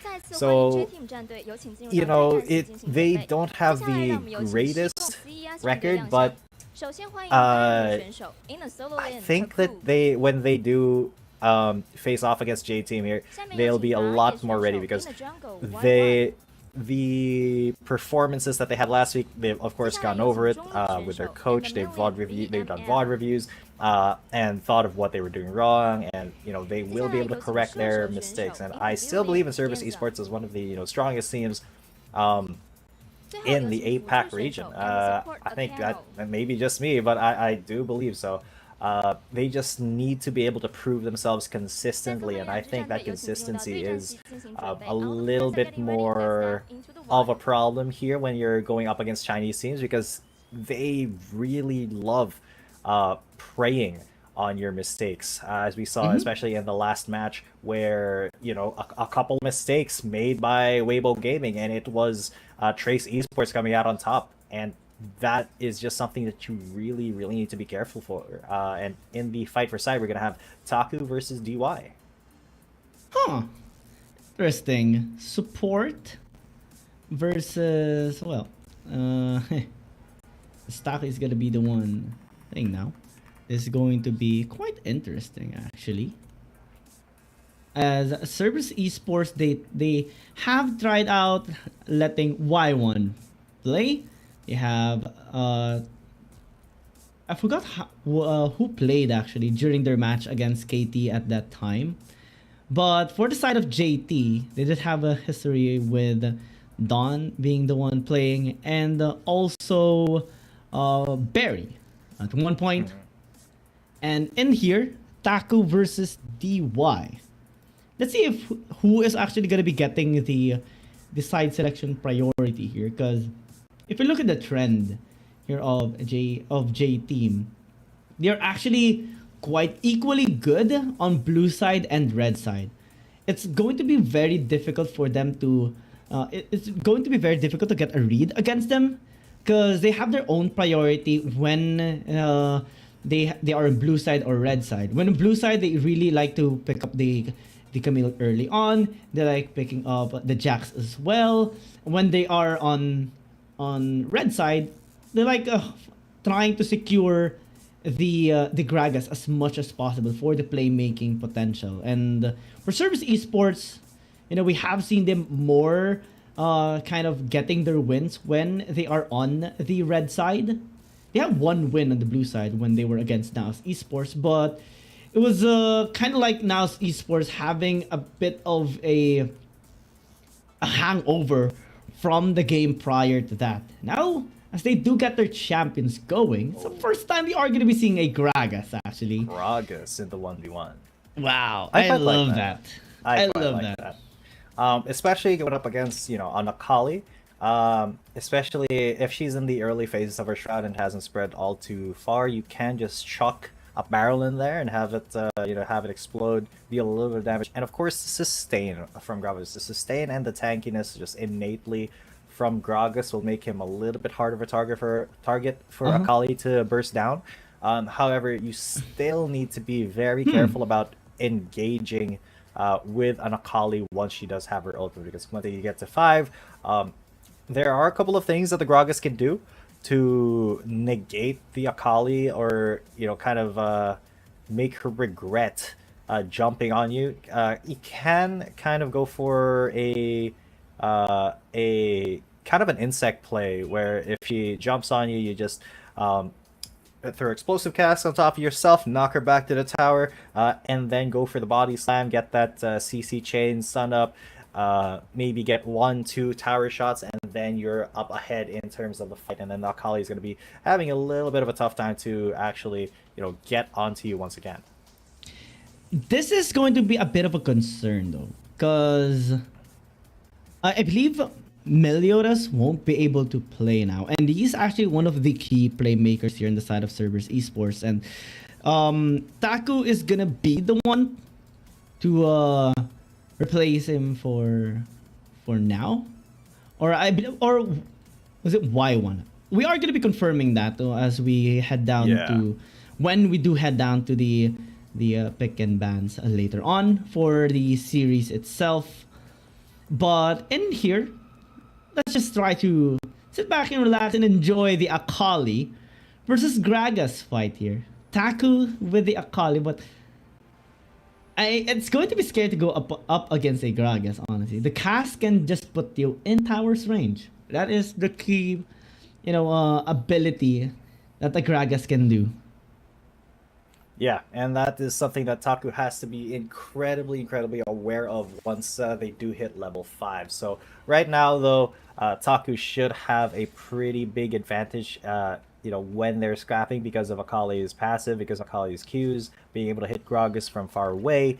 But DY, just unafraid, man. He just takes a swig from his barrel and then just charges in, just walks in Taku's face. You ever wonder, no matter how many drinks Gragas takes from his barrel, it never seems to run empty. Maybe that's his special passive skill. Bottomless barrel. Bottomless barrel. But look at that damage onto Taku just from like a single barrel auto attack. And you have like sustain. Yeah. Always. So even the emotes come in. I know, I love the emotes, but if DY is able to just kind of stay in front and staying up, trade with Taku, look at Taku's already half health. Look at this minion wave as well, fighting for DY. He doesn't even really have to do all too much. His barrels and his minions keeping him alive as well as that passive just taking him right back up, no matter how much harass Taku throws his way. I think the only issue here of DY probably is if he spends too much mana. Because now he's down low, half way on the mana, and Taku is just gonna be regenerating as much as possible with the energy. And that's the main benefit here of the Akali, constantly just getting the pokes done and trying to get his energy up and just continue to get on with that cycle. DY is still able to sustain himself after tons of poke being thrown out there by Taku. And it's all gonna be a blast when they reach actually level 5. And that's already a nice tempo of Taku. Shuriken, Ignite. Ooh. Oh, DY is incredibly low.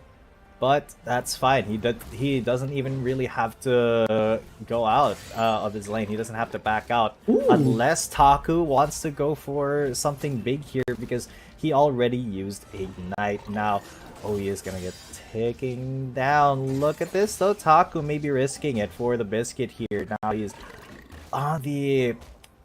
he's still kind of on the backside. Look at DY. He's just going to be able to sustain up using his passive and actually still take this wave. He is going to go back though to get some items because Taku is going to go back to get some items so they can be on even footing. Rift Walker already in the hands of Taku. We saw how effective that was in the earlier 1v1 with the Akali. But what will Gragas be... I think Gragas be taking? Anti-healing, and a Spectre Scowl. Yeah. Riftmaker. Kindle Gem a too. So. Completed item versus pieces of items.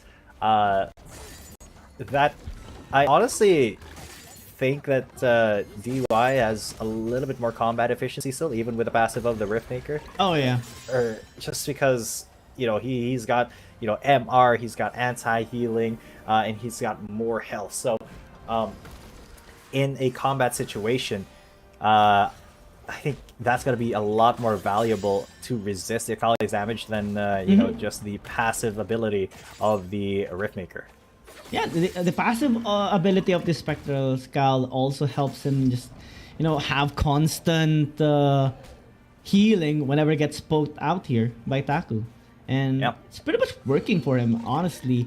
At most, it's just 2-3 bars that Taku is able to chip off, but DY can just heal it up quickly with just one drink. When he... Yeah, basically that. Yeah, look at that.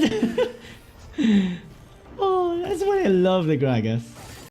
Yeah, he doesn't even need to wait for the barrels to mature. He just goes for it whenever he can. But this is going to be the engage by Taku. DY is forced to leave this area. He's still going to heal himself up. And you can see, even though Taku almost fully committed to that, still not enough damage to really threaten the Gragas, even with the ultimate hitting once, because he wasn't able to follow it with a Shuriken or the 5-point strike. So, Okay, explosive cast coming in, gets the stun as well. The body slam has a lot of damage. Now DY, he is he is going to miss that barrel, and that is yeah, a lot of damage onto him. Taku has reached level 7. No ultimate yet though, I believe. Misses the shuriken, so he won't be able to engage in that way. But DY, he is just barely not 7 yet, and he once again misses the barrel. So doesn't have mana. We'll need to wait a little bit. Yeah, no mana, but he does have a healing font on his side, so he may want to go for that if he wants to stay, or just back out, get more items. No, he's going to go for the healing font, yeah. Didn't know that Gragas was actually a bit of a meta before in the Baron lane, serving as a massive tank as well. Yep. Very similar to the PC version of this before, and it's primarily because of the Drunken Rage, the second skill here of the Gragas, just having that max HP damage. Taku, he's gonna go in now. He gets stunned under the tower. That's exactly what I was talking about. He goes back in, but the flash from DY makes Taku take another tower shot. He's heavily low though, and he got ticked down by Ignite a little bit. DY just one more bar of life remaining, but Taku not going to commit to it. He knows that there's no explosive cask. But will he greed for this kill under the tower? Not if he doesn't hit those 5-point strikes, though. No, I think greed. He's just going to be focusing on clearing the wave. This is going to be interesting if the game goes on like this, you know? Because if we reach sudden death, that's going to be advantageous towards DY here. Because he can just use the cask and then try to put Taku out of the circle, the burning circle of death of this Aram. Yeah. All right. So Divine Sunder actually for extra sustain. Wow. Taku just wants to get this dueling power. Yeah, a lot of dueling power because it is a 1v1, but DY, he did go for Spirit Vicious very early to, you know, boost his healing and make it so that he's a little bit more resistant to the Kali, but so far Taku is just harassing the living daylights off of him, already down to half health, but he's able to sustain that right back up because he is Gragas, man, and that alcohol heals him. Did you know, fun fact, that is, like, it used to be alcohol, but canonically it's no longer alcohol inside Gragas' barrel.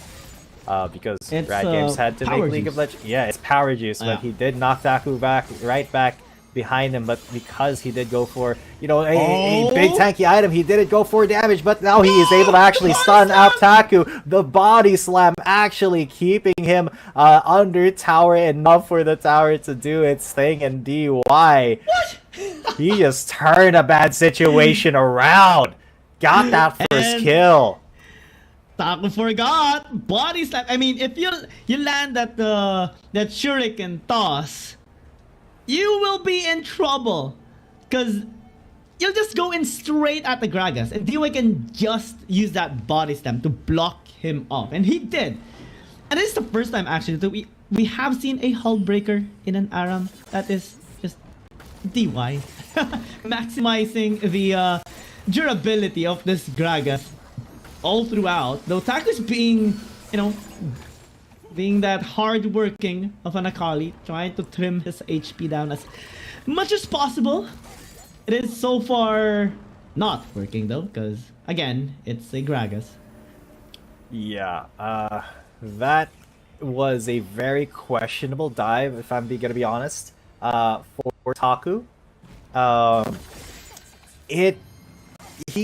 think he got a little bit too big for his britches there, but now DY once again gonna be taking a lot of harass, down to half health, but again, he is Gragas, he's just gonna heal it right back up. But we are gonna be going into sudden death here because the circle is closing, and Taku getting all that damage onto DY is actually a really good thing, but he goes for the body slam, and now Taku's gonna go for the big engage. DY gonna take him down to a third of his health, and he goes right back down under tower. He misses the explosive cast, he's very low, and Taku could be getting this kill right here, right now. That's exactly what is going to happen as Taku takes that kill in sudden death, and that does mean that Cerberus Esports wins that exchange. They win priority over their side.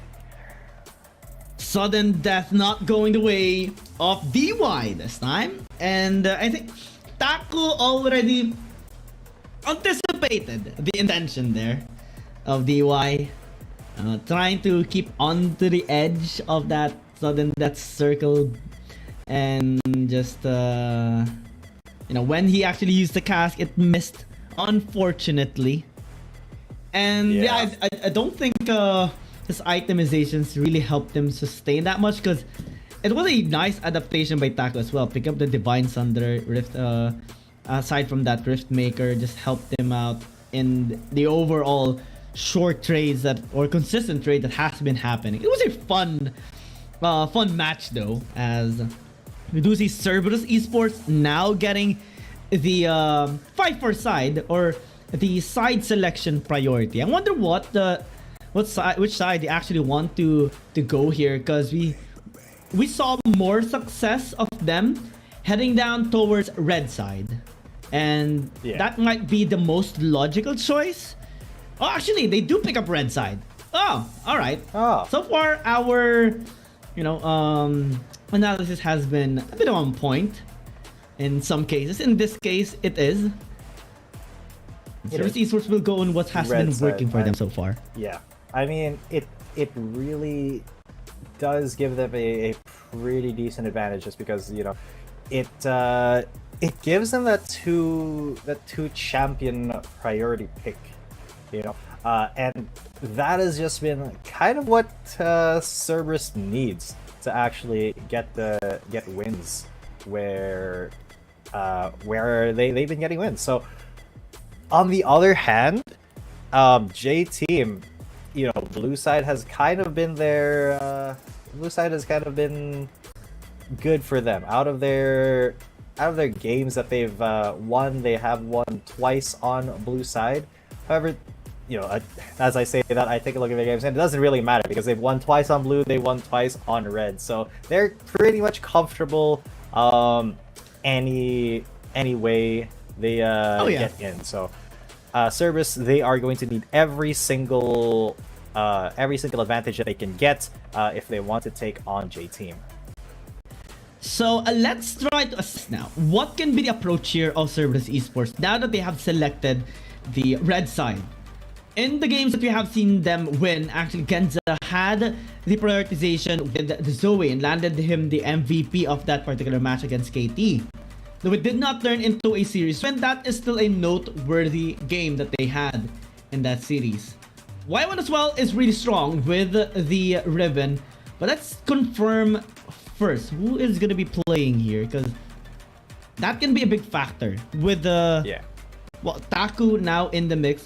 Though did win as the Akali in the 5-4 side, it might be an issue. It might be an issue still in terms of having that standard groove or meta of a team, and also just having a substitute in general can sometimes negatively affect the overall performance of a team. It can be a positive effect at times. Let's hope that is going to be the case here on the side of Cerberus Esports, as we are just prepping for this particular match.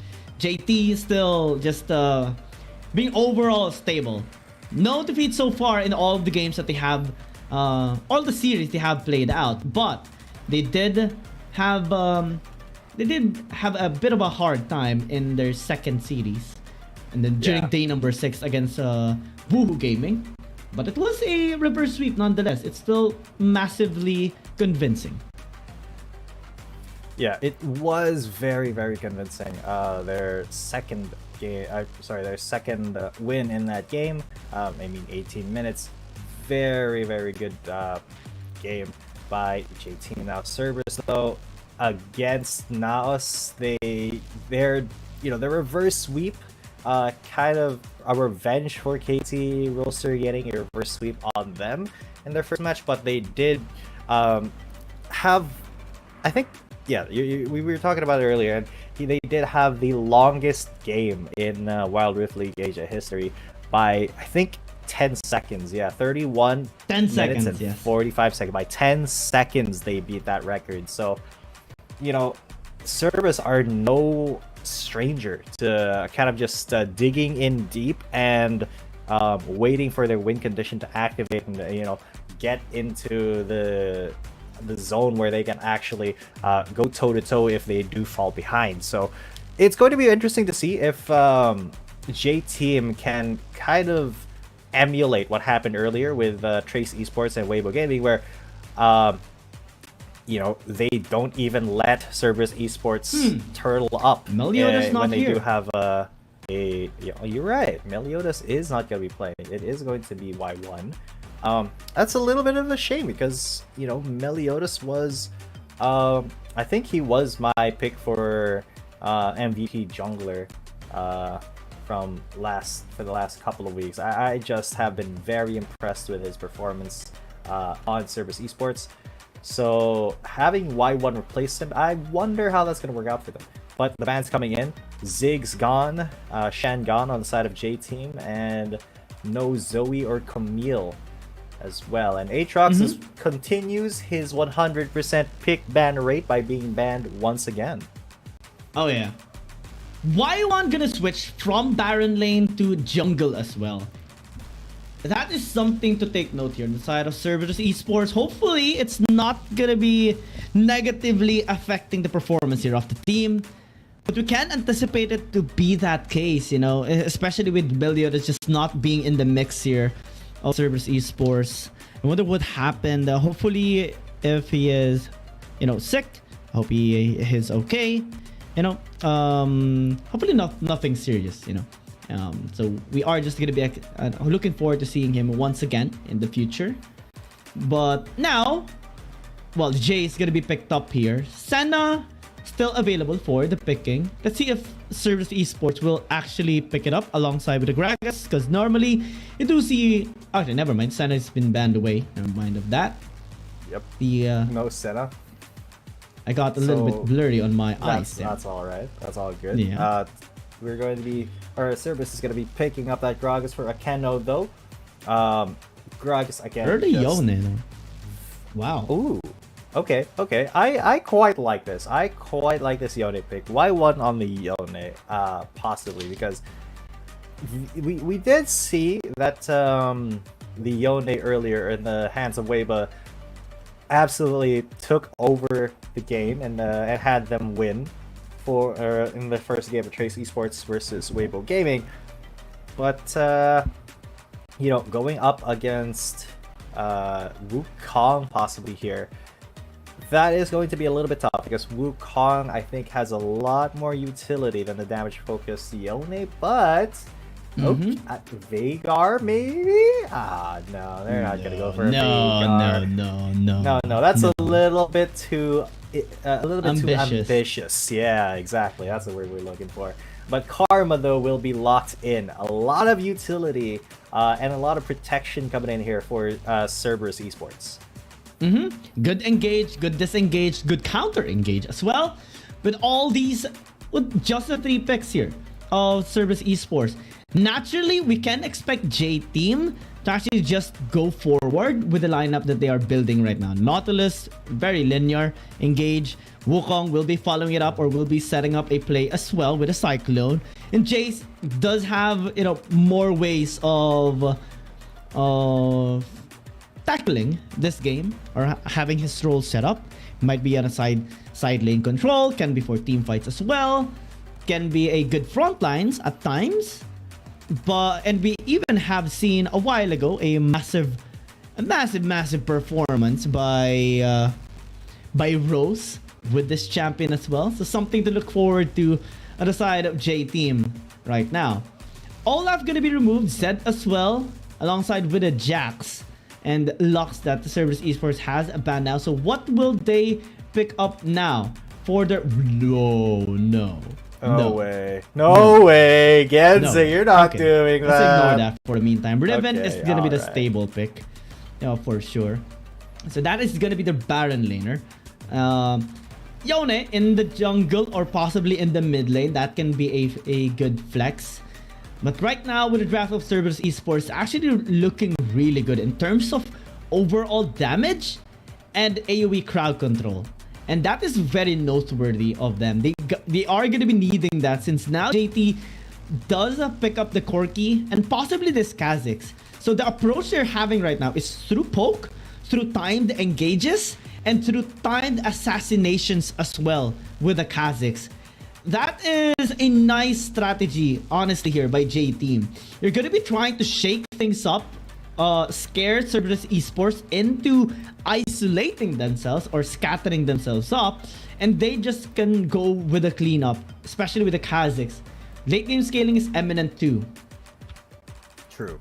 So a lot of great options here for JT. A lot of pretty clear win conditions, and this time, Saigon's Cerberus Esports are gonna be putting the Yone in the mid lane instead of in the jungle like we saw earlier. Of course, still a very decent place to put him. It's just that against a ranged mid like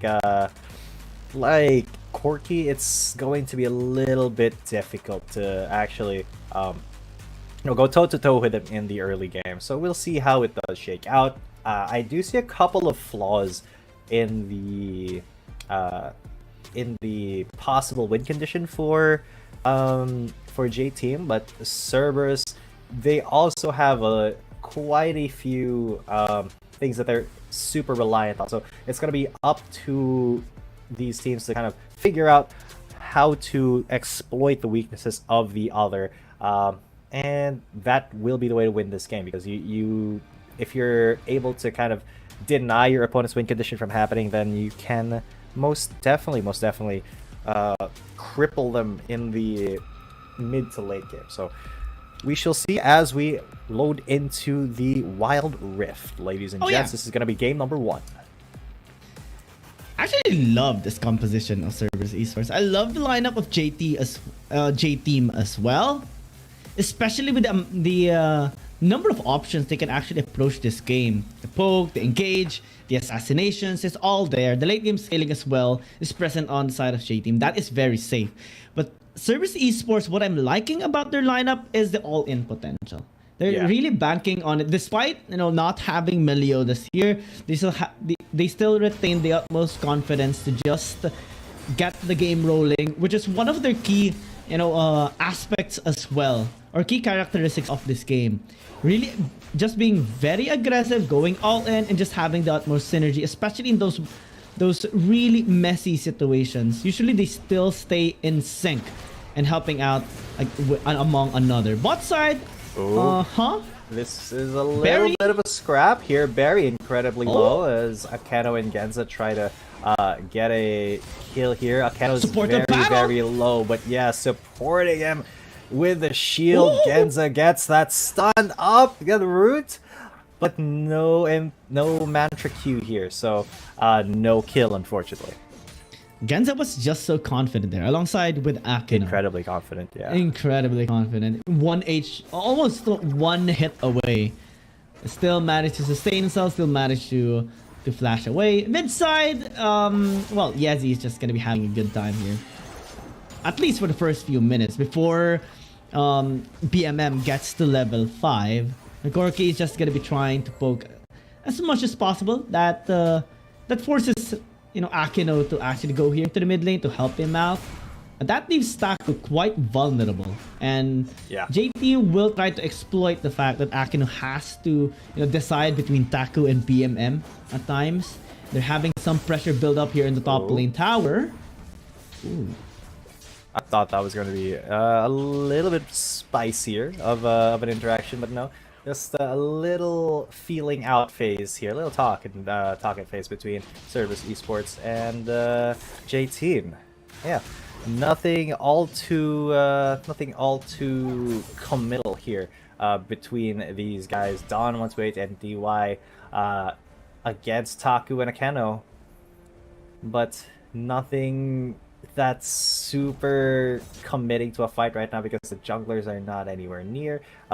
0711 though, maybe making his way up to the top side after taking the Skull Crab. But the Lee Sin is going to be there as well. I think he is rushing over there to help out. That ward should be able to see him once he moves over to the top side, unless he goes to the lane. Almost 3 minutes in, and nothing super big happening just yet. Cerberus Esports has a tiny lead, but that can be rectified by J Team just kind of farming up a little bit better. So far, it is a passive early game actually here. By both of these teams, Akin just finding Yezi there, but not much follow-up. Actually forced to flash away. Wow. The moment he saw that BMM is there walking up, Yezi was like, nope. I'm out of here, friends. Yeah, and he is gone. Now both teams playing incredibly conservatively. Nobody super looking for anything at the moment. They kind of just want to farm up, not commit any possible mistakes, because that is how either team will lose it. It's not about forcing your opponent into making mistakes. It's about avoiding making mistakes yourself at the moment. I think you have this. Most of us rather have the same sentiment, but I do miss the ADCs. Honestly, the ADC meta here in Wild Rift. It has been such a long time since we have it. I do recall in season 0, season 1, we do see a lot of misfortunes, jinxes, Vaynes even at times. Now we don't really see it, and it does make sense, you know, with these teams having priority in the APCs, especially with team fighting potential, overall wave clear, and just that early game stability. I think it's the primary factor as well here by teams. But you can't help but just miss the old times, you know? Yeah, I feel you. I mean, the meta that we have right now is a little bit less... Okay, Y1 looks like he's got caught in here. He's gonna get exhausted. And yes, a big mistake has been committed there by Y1. J-Team now have the onus. They've gotten the first kill. And a catch on the jungler is incredibly big. Once the dragon is up, that just means that J-Team gets to take this thing for free. No possibility of a fight skill. Yeah. For JT and bad here for Cerberus Esports. Package is available. Yezi is looking for a potential engage. They can actually go here in mid lane once more, but they're just pacing themselves. They want to prioritize the double objective here. RH gonna be started. Y1 is cut up in the mix. Oh yeah, and they are going to challenge this Rift Herald right now, but they're not going to be able to get in there. Akeno is very low. He does get away scot-free, just barely. His life flashing before his eyes, although it is JT who get both big objectives early on, both the Rift Herald and the Drake. So they are now, even though behind in goal just a tiny bit, they are pretty much ahead in terms of momentum. Oh yeah, double objectives. They got the kill pickup, and we're starting to see the struggle now of Cerberus Esports. Is not looking good at all. That timing was just so bad on the side of Cerberus Esports. Y1 is, you know, trying to do some work as a jungler as of the meantime. It is gonna be a little bit difficult to do so, but let's see as he is posing here in the bottom lane, though DY is also here. Might get caught. So far is trying to stay sneaky. Akeno is here. Sneaky beaky like Akeno's there, and then Y1 reveals himself, goes for the kick. The Dragon's Rage brings DY back, but he is very tanky. Oh my god, the Fate Seal misses DY but finds Yezi, forces the Corki to flash away, but no kills there taken by either team. Now though, mid lane is under threat as Barry and DY, they're going to force quite a bit of plates to fall off there. Not really the best target selection as well. DY is extremely tanky, especially compared to Yezi, of course. And Cerberus Esports simply doesn't have the damage just yet. BMM might be in trouble. Here comes Yezi too. Oh no. Oh, BMM, you've made a grave mistake. He's gonna go back in there. Yeah, Solanbound's gonna bring him back, and that is it for his life. He was isolated, and Yezi was there as well. All of the damage piled on, and now J-Team are solidly in the lead. Mistakes after mistakes. This is not what we want to see on the side of Cerberus Esports. Top side, well, it will be getting one onto done, so that is pretty good actually on the side of Cerberus Esports. 1-1 with a nice gank, able to help Cerberus Esports pick up a tower as well to answer that tower takedown in the bottom lane.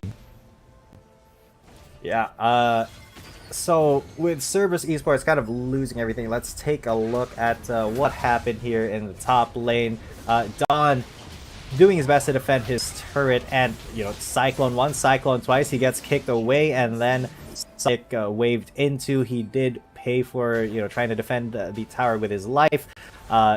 Really good mechanical dive there by Cerberus Esports, but that kind of staunches the blood flow a little bit. 0711 is very much ahead in gold. He is 1,000 ahead of Taku, who is the second on the leaderboards right now. But man, Cerberus Esports, they at least got something, and they're not letting J-Team run away completely with this game yet. Let's still, hope that Cerberus Esports get their groove. So far, they are trying their very best. Y1 has been attempting to make some plays, able to recover that earlier mishap in the bottom lane. And they are actually doing well, keeping up with the gold. But it's still eminent to have, that late game scaling kinda leaning towards J-Team, especially with the Corki pick off. But Cerberus Esports, let's see how they can actually answer back, since the tempo is being set here by J-Team. Y1 connecting the Sonic Wave. I don't think he will be following it up. His mind says no. His body might just say yes otherwise. RH gonna be started here by J-Team.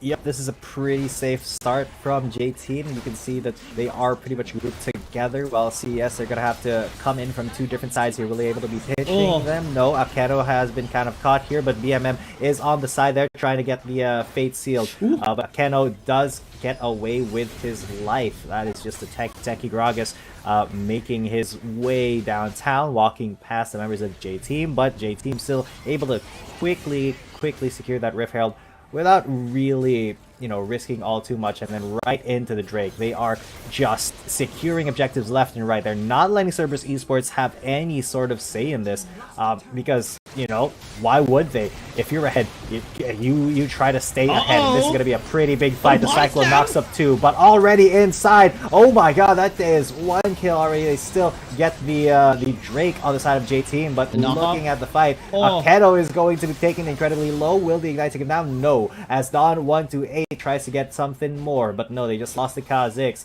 and they're going to come out and lick their wounds 1 for 1 all across the board. J-Team, though, they still want something to do with this. Barry maybe looking for an accelerated shock blast opportunity here onto Genza or something, but no, they're just going to play it safe. Give that 1 for 1 up. BY, you gotta take a little bit of a poke just to keep him honest and get out of there. Let's take a look at that once again, because this fight was split into basically 2 places. I was looking up there where Dawn was trying to 1v2 versus BMM, and Genza tried to knock up Y1 as well, but Y1 was able to flash out.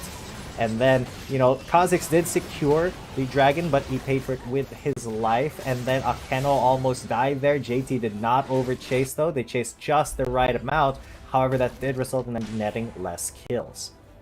It was a nice engage coming in from Akeno, but a bit of an interruption there on their intended engage inside that dragon pit. And that resulted the J-Team still getting the dragon, and even gotten that 1 for 1 trade. So overall, it is still on the side of J-Team, especially on the scaling one, given that they already secured 2 dragon stacks. Cerberus Esports still hasn't gotten, an angle into this game, though it is still possible. Late game scaling is still available, but now top side Taku might be in trouble. DY this time is gonna be sacrificed. This is gonna be a pretty big fight here as DY. He may not be sacrificed here at all, because the rest of J-Team is there. Bear's already on the back. Taku's gonna die as well. Genza's the next on the menu for them, and they do get a triple kill off quad. That is actually 4 for absolutely nothing. J-Team just decimated Cerberus Esports in that dive. Cerberus, they were not prepared for that, and now J-Team is knocking on their inhibitor door.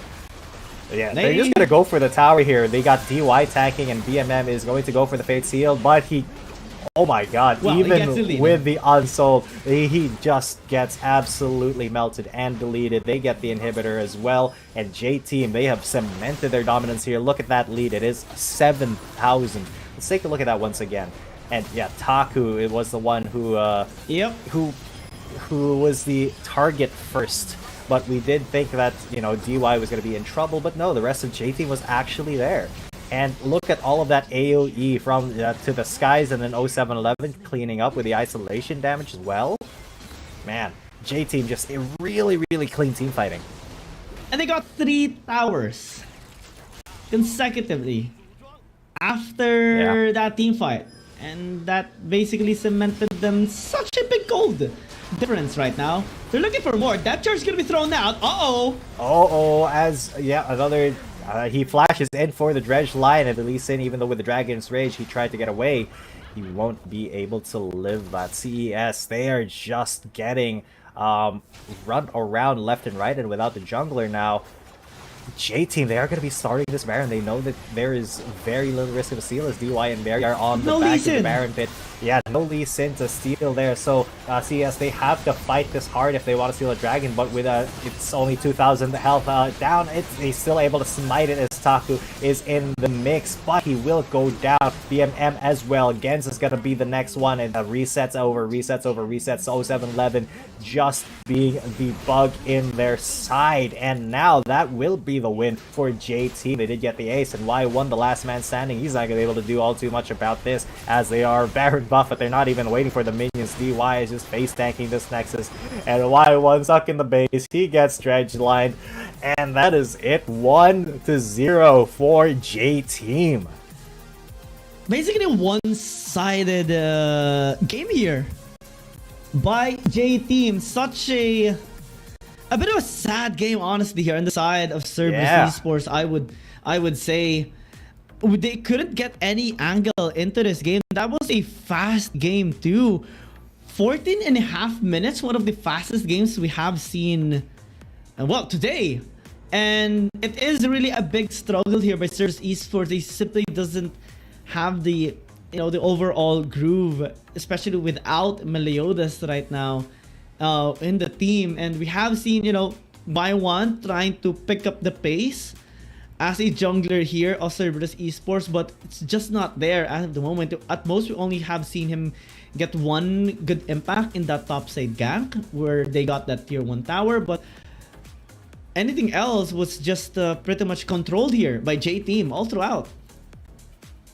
Yeah, J-Team, it seemed like they were kind of baiting Cerberus Esports in at times, trying to you know, make them think that they had the upper hand, and then going in and dealing the killing blow. And that happened in that one team fight where, you know, they tried to dive and then maybe baited the members of Cerberus Esports into going to help Keno, but then you saw how that turned out. They were able to just push through and take everybody out with the help of 0711 and his isolation damage, as well as Barry. And you know, the AoE from the Jace and the isolation from the Kha'Zix really cemented their fate there.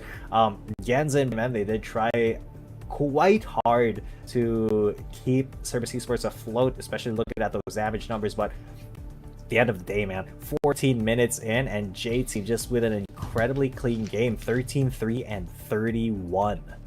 My lord. My lord. And almost no restraint coming in from Cerberus Esports.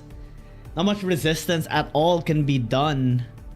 That is a little bit sad on their part. Next game, we are gonna be seeing them. I think we are gonna be seeing them on blue side instead. No substitutions, still the same you know, adjusted roster, but that Meliodas unfortunately is not available to participate due to health reasons, I believe.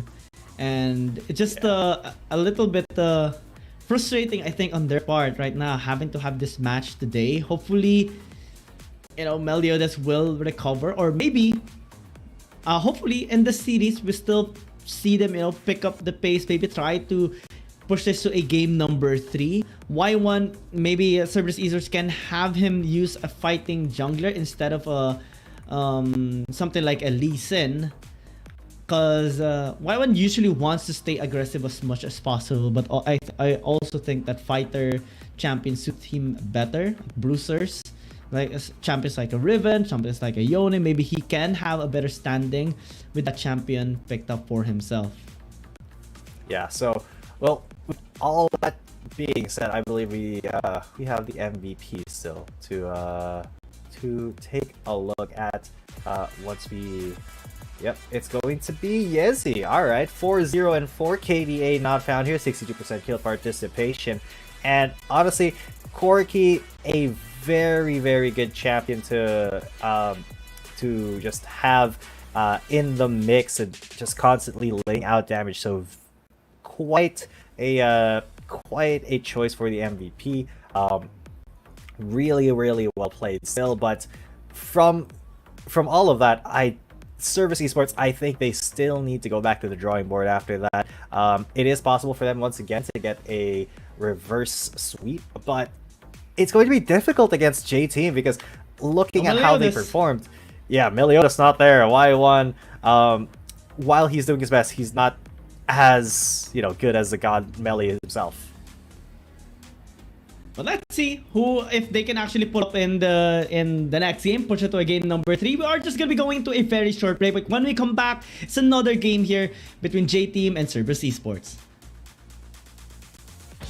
Dear Summoners, Wild Rift League Asia is about to begin.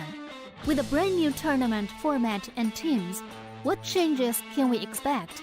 Let's take a closer look. WRL consists of 2 conferences, WRL CN and WRL APEC. 12 teams from the WRL CN conference and 8 from the WRL APEC conference will compete through the regular stage, playoffs, and finals to view our ultimate glory.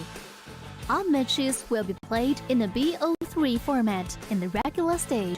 The 20 participating teams will compete within and across their conferences. Each team will play a single round robin with every other team within their conference once, and half of the teams from the other conference once. Throughout the regular stage, teams will be ranked based on their points within their conference. The top 8 teams from the WRLCN conference and the top 4 teams from the WRL APEC conference will qualify for the playoffs. The playoffs will also be held separately for each conference, adopting a BO7 double elimination format. Only the top 2 teams from each conference's playoffs will advance to the finals, vying for the championship. Of course, a new tournament brings unique challenges. The Wild Rift League Asia Season 1 WRLA1 Finals will be a 3-day extravaganza. On the first day of the finals, the 4 qualifying teams will play a single round robin in BO1 format. The top-ranked team will advance directly to the grand finals, while the remaining 3 teams will battle it out in a single elimination bracket on the second day to secure a spot in the grand finals on the third day. The 2 teams that make it to the grand finals will face off in the BO7 showdown to claim the championship. Additionally, in both the WRL A1 regular stage and finals, teams will participate in a fight for side FFS match before the official games commence. The FFS match will be played in a 1v1 solo mode. Each team will send 1 player to compete. They will ban 2 champions each from the official weekly rotating champions pool, and then select 1 champion each for 1v1 competition. The winning team of the FFS match will earn the right to choose their side first. Wild Rift League Asia Season 1 regular stage will officially kick off on April 8th, with 20 top-tier teams assembled and ready for action. Who will climb to the...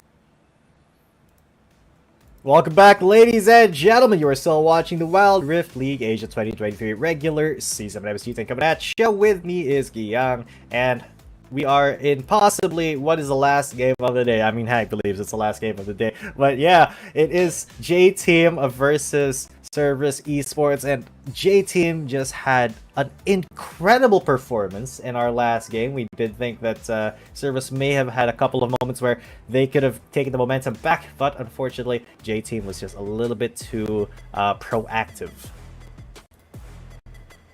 It's just so different and so difficult without Meliodas, you know? It's like the core component here of Cerberus Esports, the playmaker, the one setting up for all those team fights, set up the tempo for the team. It's just so different without him, you know. Cerberus Esports, yeah, Y1 has been trying to pick up the slack here.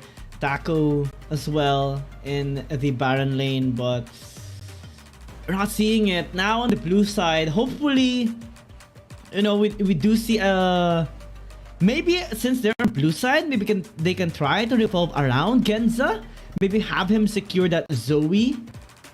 But it would depend. Will JT let this champion be open?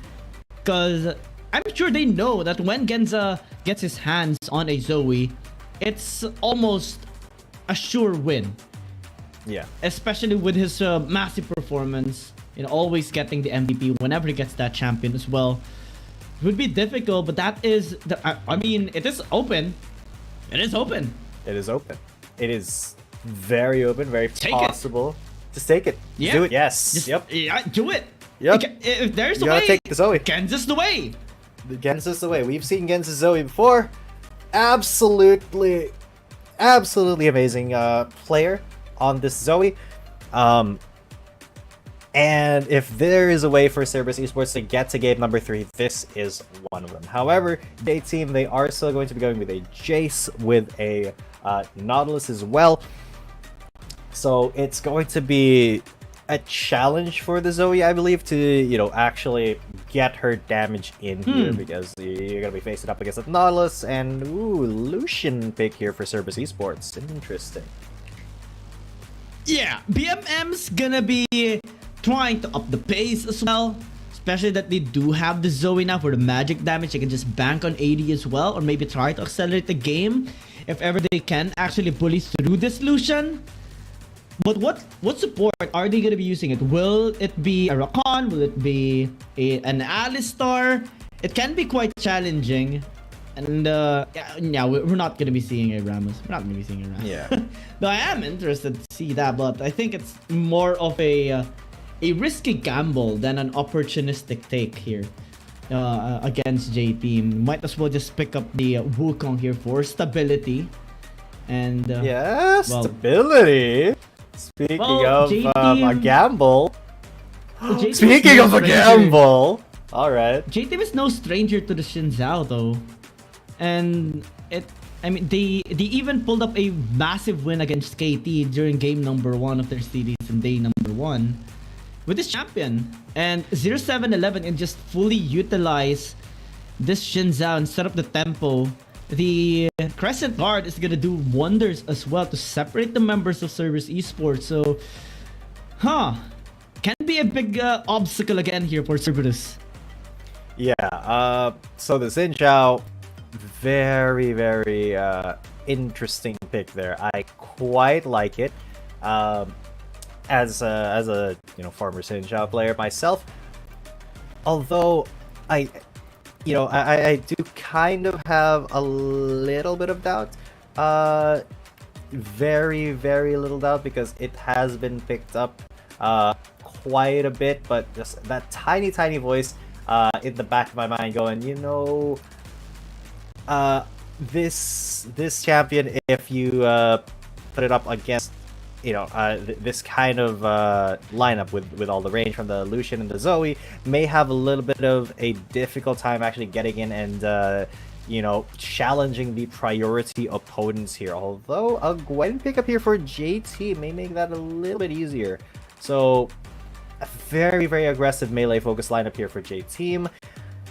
I wonder what their last pick is going to be. What do you think, Yang? I think, well, given the lineup here of JT, they're just gonna be needing that one more all-in champion. Possibly they can actually pick up. Well, they haven't really gotten a mage just yet here for J team, so maybe a Lux would suffice if ever they do want to have more, grip onto the members of Cerberus Esports. Ziggs as well is still up for the taking, and J team is fully aware of that. Maybe they can just use it for a proper team fight, given that it is, one of the most impactful mage bot laners. Wait, okay, they're gonna be going with Jay's bottom lane once more. Yeah. And have the Garen picked up. More frontline power equals more bullying power here by J Team. And they're not gonna be backing off here against Cerberus Esports. Absolutely not. J Team, they have kind of they've signed this game with what they want to do. They're signaling to Saigon Cerberus Esports, hey, we are gonna be in your face, and there is not really much you can do about it except to prevent us from being in your face. So they're saying to Cerberus that, all right, you have to be on top of your game if you want to actually, go up against us, because that is such a scary lineup to be going up against. That well, damn, I can't really imagine J Team being passive with this sort of lineup. Xin Zhao, Jace, Gwen, Nautilus. It's not at all. Yeah, they're just gonna be in the faces of Cerberus Esports at least all the time. Mid game. Yeah. Maybe after 5 minutes, we would see them, stepping up and start to be aggressive here, because Barry will take some time to scale up. I mean, that is the main thing about a Gwen. Though Cerberus Esports does have the Akali, so that can be something to take note of here. Cerberus Esports, in their last attempt without Meliodas, can they push this to a game number 3 against JT? That is to be found out here in this game. But BMM with the Lucian should have, that at least the bullying power against Yezi. Yep, there should be at least a little bit of bullying power there, but I think Barry and DY they're just gonna go aggressive from level 1. Yeah, they don't really care about the threat of Genza's damage at the moment, or Akeno's cowbell, and if I'm being honest, man, look at Dawn too, just spitting in the face of Taku. Garen is actually one of the champions that can just go toe-to-toe with the Kali, because once she goes invisible, you just kind of spin inside the shroud, and then she's still going to be taking damage. There's a silence, there's a spin. Taku, though, does get a pretty decently sized shield, but Dawn still just incredibly aggressive. Doesn't matter to him, because he can still just heal up with Garen's passive. Yeah, I mean, you do have the judgment to heal yourself back up. But interesting battle nonetheless here in the top lane. A battle for, aggression. Battle for stability in the top lane. Whoever will get Fryo. Dawn doing a really good job though. Taku still continuing with the blows there against Dawn. It's an OG matchup as well. Garen and Akali. Garen was one of those champions actually initially used as a response to an Akali pick off, but Taku almost there, forced to flash, or at least pop in the barrier earlier, or sure they can toss as well. But now 0711 is in the mix, trying to get a sneaky brush there. They're going quite early. Akeno is quite low. Oh, Akeno's, incredibly low, but he is not going to be falling just yet. Y1 is going to be there for the response. Dawn is pretty dang low. No ultimate as well. 0711. He's got ultimate, but yeah, not going to risk a dive there when they know that the monkey could be around. So yeah, just not risking all too much, even though they are starting to become a little bit more aggressive. The culling tickling Yezi right there. Not going to get the kill just yet, but it will force Barry to come to his aid, and that kind of delays the ultimate point for Yezi. As the rest of the team comes in the mid lane. Yeah, BMM just being stable here. Just doing what Illusion does in the mid lane. Pressuring with the melee matchup. And that's the thing here of Cerberus Esports. That is what they should be doing, but we're not really seeing that much impact actually against J Team. Still, they're able to farm up, able to pick up their items, able to get the resources that they have to get. And they're just waiting for that 5-minute mark that we have discussed earlier. Akino gonna be caught in the mix, but not really gonna be committed here by J Team. They are just playing it patiently in this first few minutes. They know they have the better power spikes at level 5 for the objective takings, and they have been very consistent with that. Similarly to game number 1, and this puts pressure here to Cerberus Esports even more. They have to find ways. They have to really bully them.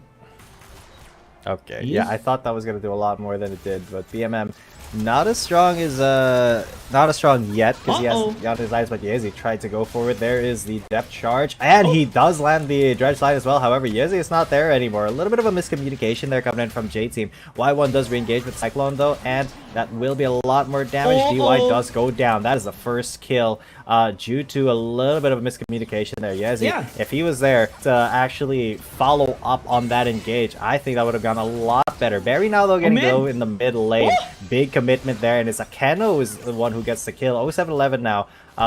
He's the next one in the fray, and looks like actually Cerberus Esports, they are the ones who are on the driver's seat right now. What's happening now? Alright, Cerberus Esports getting a couple of kills across the board after some mistakes done by J Team.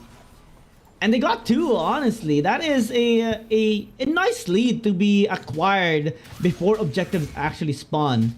Y1 gonna be getting this Scarlet Crab now to in an attempt to take the Retell for themselves, but JT focusing on what's important, the late game scaling, as they are gonna be really strong with the Mountain Dragon, and they're even having the chance to interrupt Y1 here.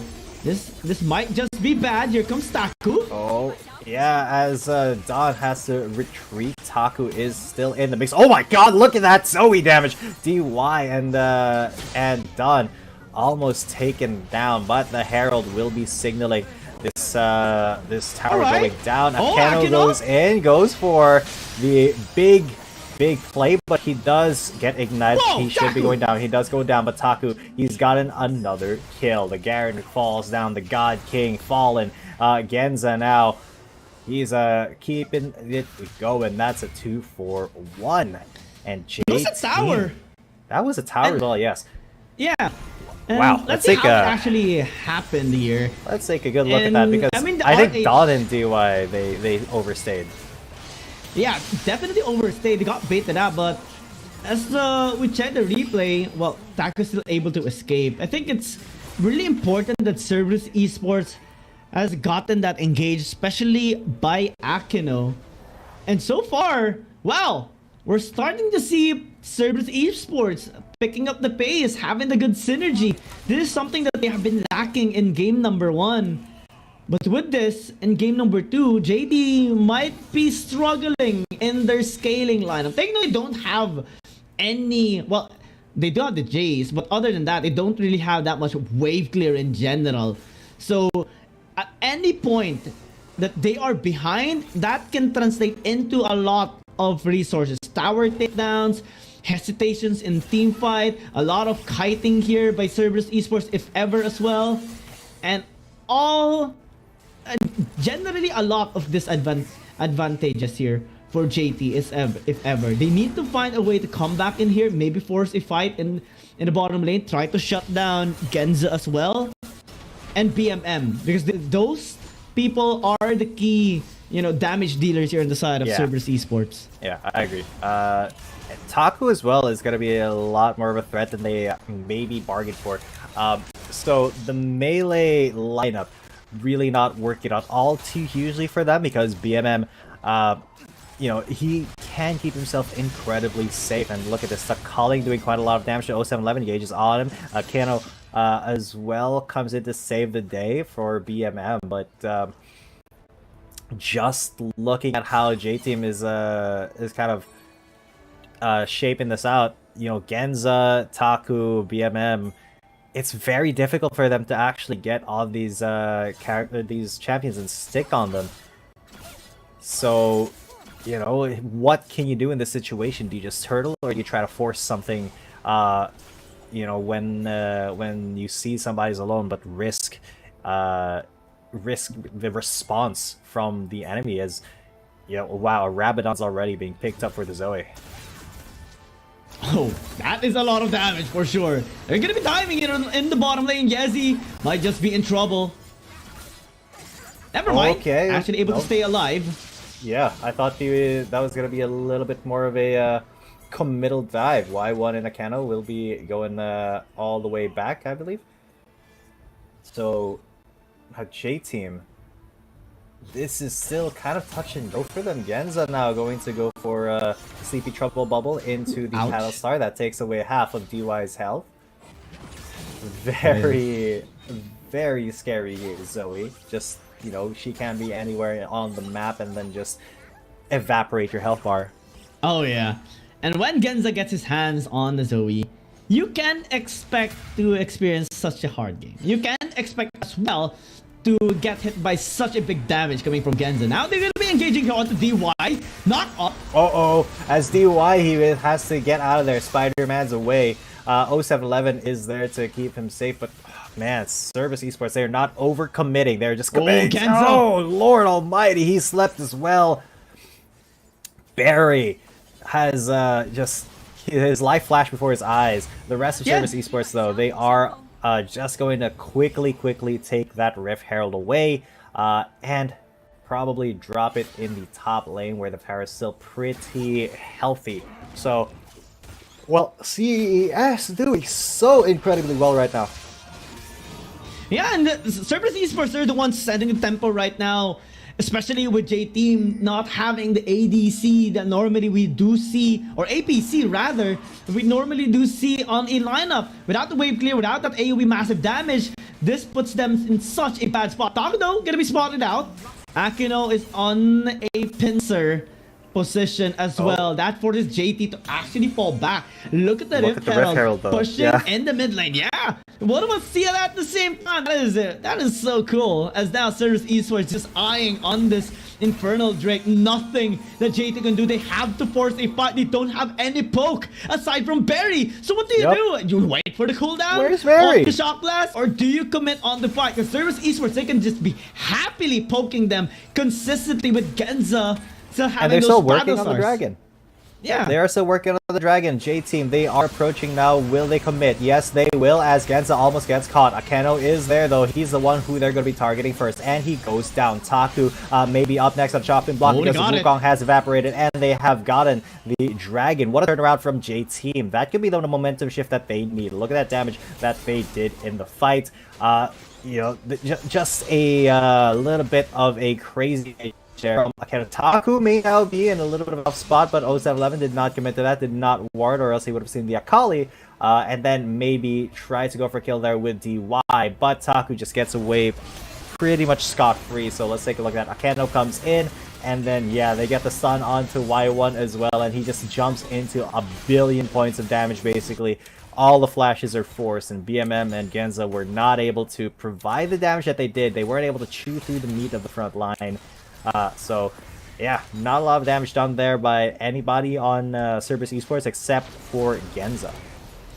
Yeah, the Service Esports in that situation definitely was on the downside there.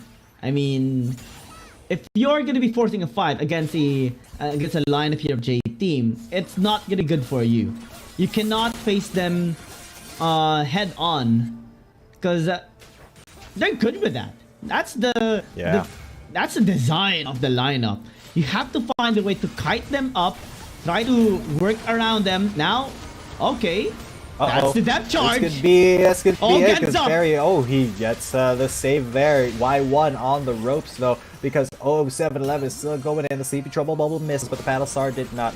They actually got the waiting to walk into it. Akeno now, and Y1 still trying to protect the interest, trying to protect this tower as the rest of J-Team starts to funnel in. Taku off to the side. He's gonna shuriken all across the wall. BMM now there, but J-Team, they're able to just back away for free. Great threat there, but no commitment from either side. CES, their lead is now very, very small, just about 800 gold. And J-Team, they do not want to give up on this tower. They are going to take it if it means having to face down Taku in this with a dive, but they're not even gonna have to dive. They just take that tower pretty free, and now suddenly J-Team have gotten the lead in terms of gold. Yep. J-Team now starting to scale up. This is the point where they start to actually get scary, though.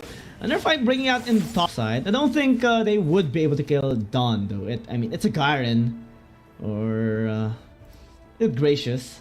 Such a tanky champion here. Also picked up the Hull Breaker. Just for additional sustain and durability. Went alone, split pushing. Service Esports, they should be avoiding, 5v5 head-on clash team fights. Maybe try to work around the kiting against J-Team. And look at the gold difference actually being reduced over time. And basically J-Team has come back from their initial struggle in the mid-game. Though Service Esports still forcing something here in the top lane. Maybe they can actually get this tower down. The Dawn is going to be a big problem here for them. DY quite low. Yeah, Z. A little bit difficult for them to actually get in and find a favorable way to get into that tower, but the depth charge comes out, so does the dredge line, and it seems like DY may have bit off a little bit more than they can chew. Sorry, it was the monkey who bit off a little bit more than they can chew. Y1 getting taken down, just getting caught out for free. Now Service Esports, oh my lord, DY takes quite a bit of damage, but Genza is not able to actually cement that kill, not able to secure it. And J-Team, even though they were on the back foot, even though it is difficult for them to actually get into this fight, once they get into the fight, it's very difficult for Service Esports to actually get in and their win as Akali goes down. Akeno may be the one that's against it, and BMM, they're trying to save the cow, but they're not able to stop him from being turned into steak, and now there's always next on the chopping block. BMM, the depth charge, they're not going to risk diving right now. The calling trying to keep them away from this tower, but J-Team, they may have found a way back in this game. Look at the gold lead that has just resulted from that series of events. From the top tower take to the mid tower take to the mid inner tower take. J-Team have just reversed this game. Well, yeah. It was. Well, it continued it actually here. Started top side. Yeah, it continued here after the Wukong of Y1 was taken down, and despite Akino and BMM trying to hold the door here for this tier 2 tower, the flank from JT coming from everywhere just was a big problem here for Service Esports. How can you stop this force now? Everyone has scaled up, everyone got their item, everyone's starting to be scary. And now, it's J-Team having this 3,000 gold lead, now setting up the temple here. Plus, they're threatening for the soul on the dragon. What can Service Esports do? What can they do indeed as they start to funnel in, and Y1 gets taken to just a sliver of health. As soon as he comes up, he's going to go down, and he does, as well as Akeno is incredibly low, has to go. And look at this, though, because Akali was in the midst of all of that, as he gets cut down by the Gwen, too. And it does look like J-Team, they've secured the soul, they have secured themselves quite the lead now in this fight, in this battle, as they are now aggressing onto the Baron. And nobody can stop them now. I mean, well, Wukong of Y1 has still yet to reach here in this Baron. And they are trying to stop them, or stall them at least. It's a great attempt, but they still get the Baron as Akeno falls down. Genza got caught, and Genza is now about to get got as he gets shot by the accelerated shock blast by the Jace really fast, as now the Baron empowered minions beat down the mid lane. Y1 and BMM, can they become the claim to fame as the dredge line starts the game as another Lucian falls to the game, another one and another. The monkey is now the next target. Y1 comes down and Taku may be the next one. J-Team, their melee lineup has finally taken effect here, and they just quickly end the game.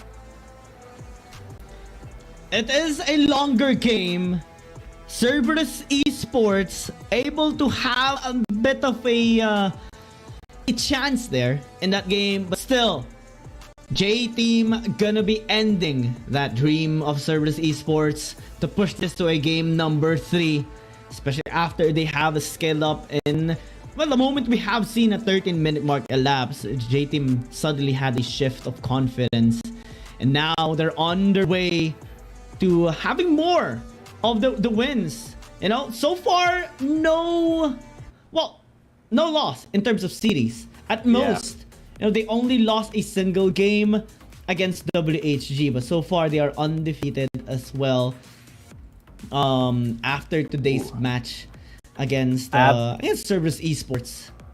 That was actually like a really good comeback from J-Team. I mean, they were behind pretty much in the early game, but Cerberus Esports were not able to actually capitalize on the lead that they were that they got.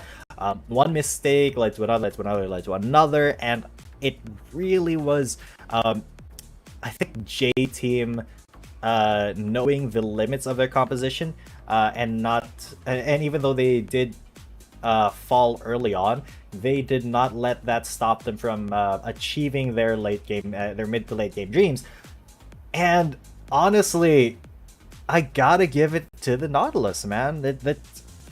Just the DY. pick, DY, just the pick of Nautilus by DY gave so much utility and so much presence in team fights that it was really hard for BMM and Genza to kind of compete with just, you know, a big guy in a suit of deep sea armor just standing in front of you menacingly, and the rest of the team as well was pretty tanky. So even though, you know, there was a lot of damage being laid down by both the Lucian and the Zoe, you know, BMM and Genza, look at that combined damage. Genza 29,000 damage. It still was not enough to you know, reliably take down DY and Dawn. So, you know, big props to J-Team, knowing that their win condition relied on them just not caring about Genza and BMM's damage and just going in anyway whenever they found an opportunity to.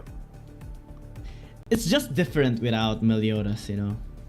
Yeah. This game could have turned into Cerberus Esports' favor. They had the chance. They had the mid-game potential already, but they just couldn't close it. That is the biggest of difference.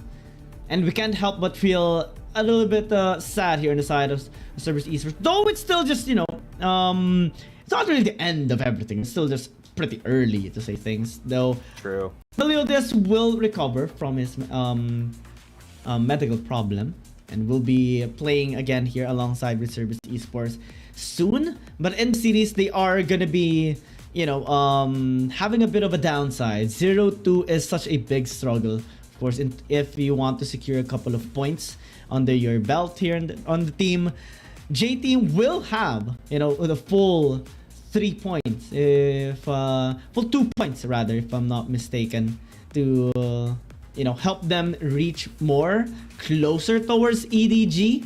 I think they're gonna be sitting pretty good at second place in the CN Conference just because of this outstanding win. Yeah, absolutely outstanding, honestly. J-Team definitely contending with EDG now as you know, one of the best teams in China, and DY, oh yeah, definitely deserve that MVP right there. 85% kill participation, but his Nautilus was definitely like the widest Nautilus we've seen today. Just a force, an unnatural force to be reckoned with. Just shrugging off the damage of both the Zoe and the Lucian as he menacingly walked towards the members of Cerberus Esports. So with all that being said, I mean, Cerberus Esports, we have kind of hyped them up quite a bit because they are one of the best teams in APAC, but so far, I mean, lackluster results here, not because of them, but because J-Team is just so incredibly strong. But this is what happened today, guys. 2 O's all across the board. Our production team is very happy right now. All 2 zeros, pretty good games, and interesting matches as well, and results has been seen. You know, it started off with WHG having, you know, really good performance on Team Flash, and it was a little bit saddening to see, you know, the declination of the performance of Team Flash, or the struggle generally that they are experiencing. Followed up by Trace Esports suddenly, having the Super Saiyan moment against Weibo Gaming 2-0. And both in like 18 minutes, less than 18 minutes of games. And here on our last match, just Cerberus Esports overall struggle without Meliodas, and J-Team just completely decimates them in both of the games. Though the game number 2 was a bit close. So the standings now are, still EDG having to cement, such a dominating start in this 2-3 in the past 2 weeks, sitting at the very top. J-Team closely second. And we have seen now Trace Esports here on the top 6. Just because of their really good performance earlier. Absolutely. And they are, along with Weibo Gaming, the only 2 teams so far that have played 4 matches. So that does kind of make this a pretty fair spot for them in the standings right now. However, it's still J-Team and EDG who are at the top. J-Team just a tiny bit under EDG because they did lose 1 game, but they haven't lost a match yet. So big props to them. However, Woohoo Gaming and Weibo Gaming, they have also had some really decent performances. Now Saigon's Cerberus Esports, after that match, will be falling to our lower half in our bottom 3 right now. They have lost 2 matches now, but Team Flash from the same region has unfortunately lost 3 of their own. So a very not great start, for the APAC teams at the moment. Cerberus Esports as well. Let's see if they are going to be able to, keep up the pace, because only the top 4 can move on to the next part, and this is what they are kind of battling right now here. Scheduled for tomorrow's games, we have FPX versus BRU. This is going to be an interesting one of the dominating teams right now, and the APAC teams gonna be challenging FPX. JDG as well will be faced upon here by Thunder Talk, and we will see again another attempt here of Nigma Galaxy to set up the stage here for the APAC or the PH region momentum against OMG. So a lot of expectations for tomorrow's game. Definitely still going to be equally as electrifying as today's matches. Yeah. So with all that being said, ladies and gentlemen, we hope that you really enjoyed today's matches, because we definitely did. And tomorrow, of course, they're going to be even more intense matches, because if you thought today was a day of some amazing games, my god, you are in for a treat tomorrow. Do you have any last words, Gyang, before we end for the night?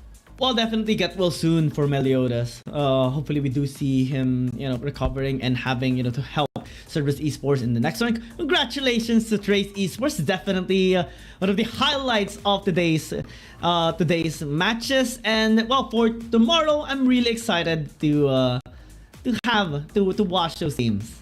Yeah, and with that being said, ladies and gentlemen, it is time to call it a night. My name has been G10 coming at you. With me is Gyang, and it was a pleasure casting for you today. We're going to be doing it tomorrow as well. So stay tuned, same time, same place, and you're still going to be watching the Wild Rift League Asia 2023 regular season. See you tomorrow.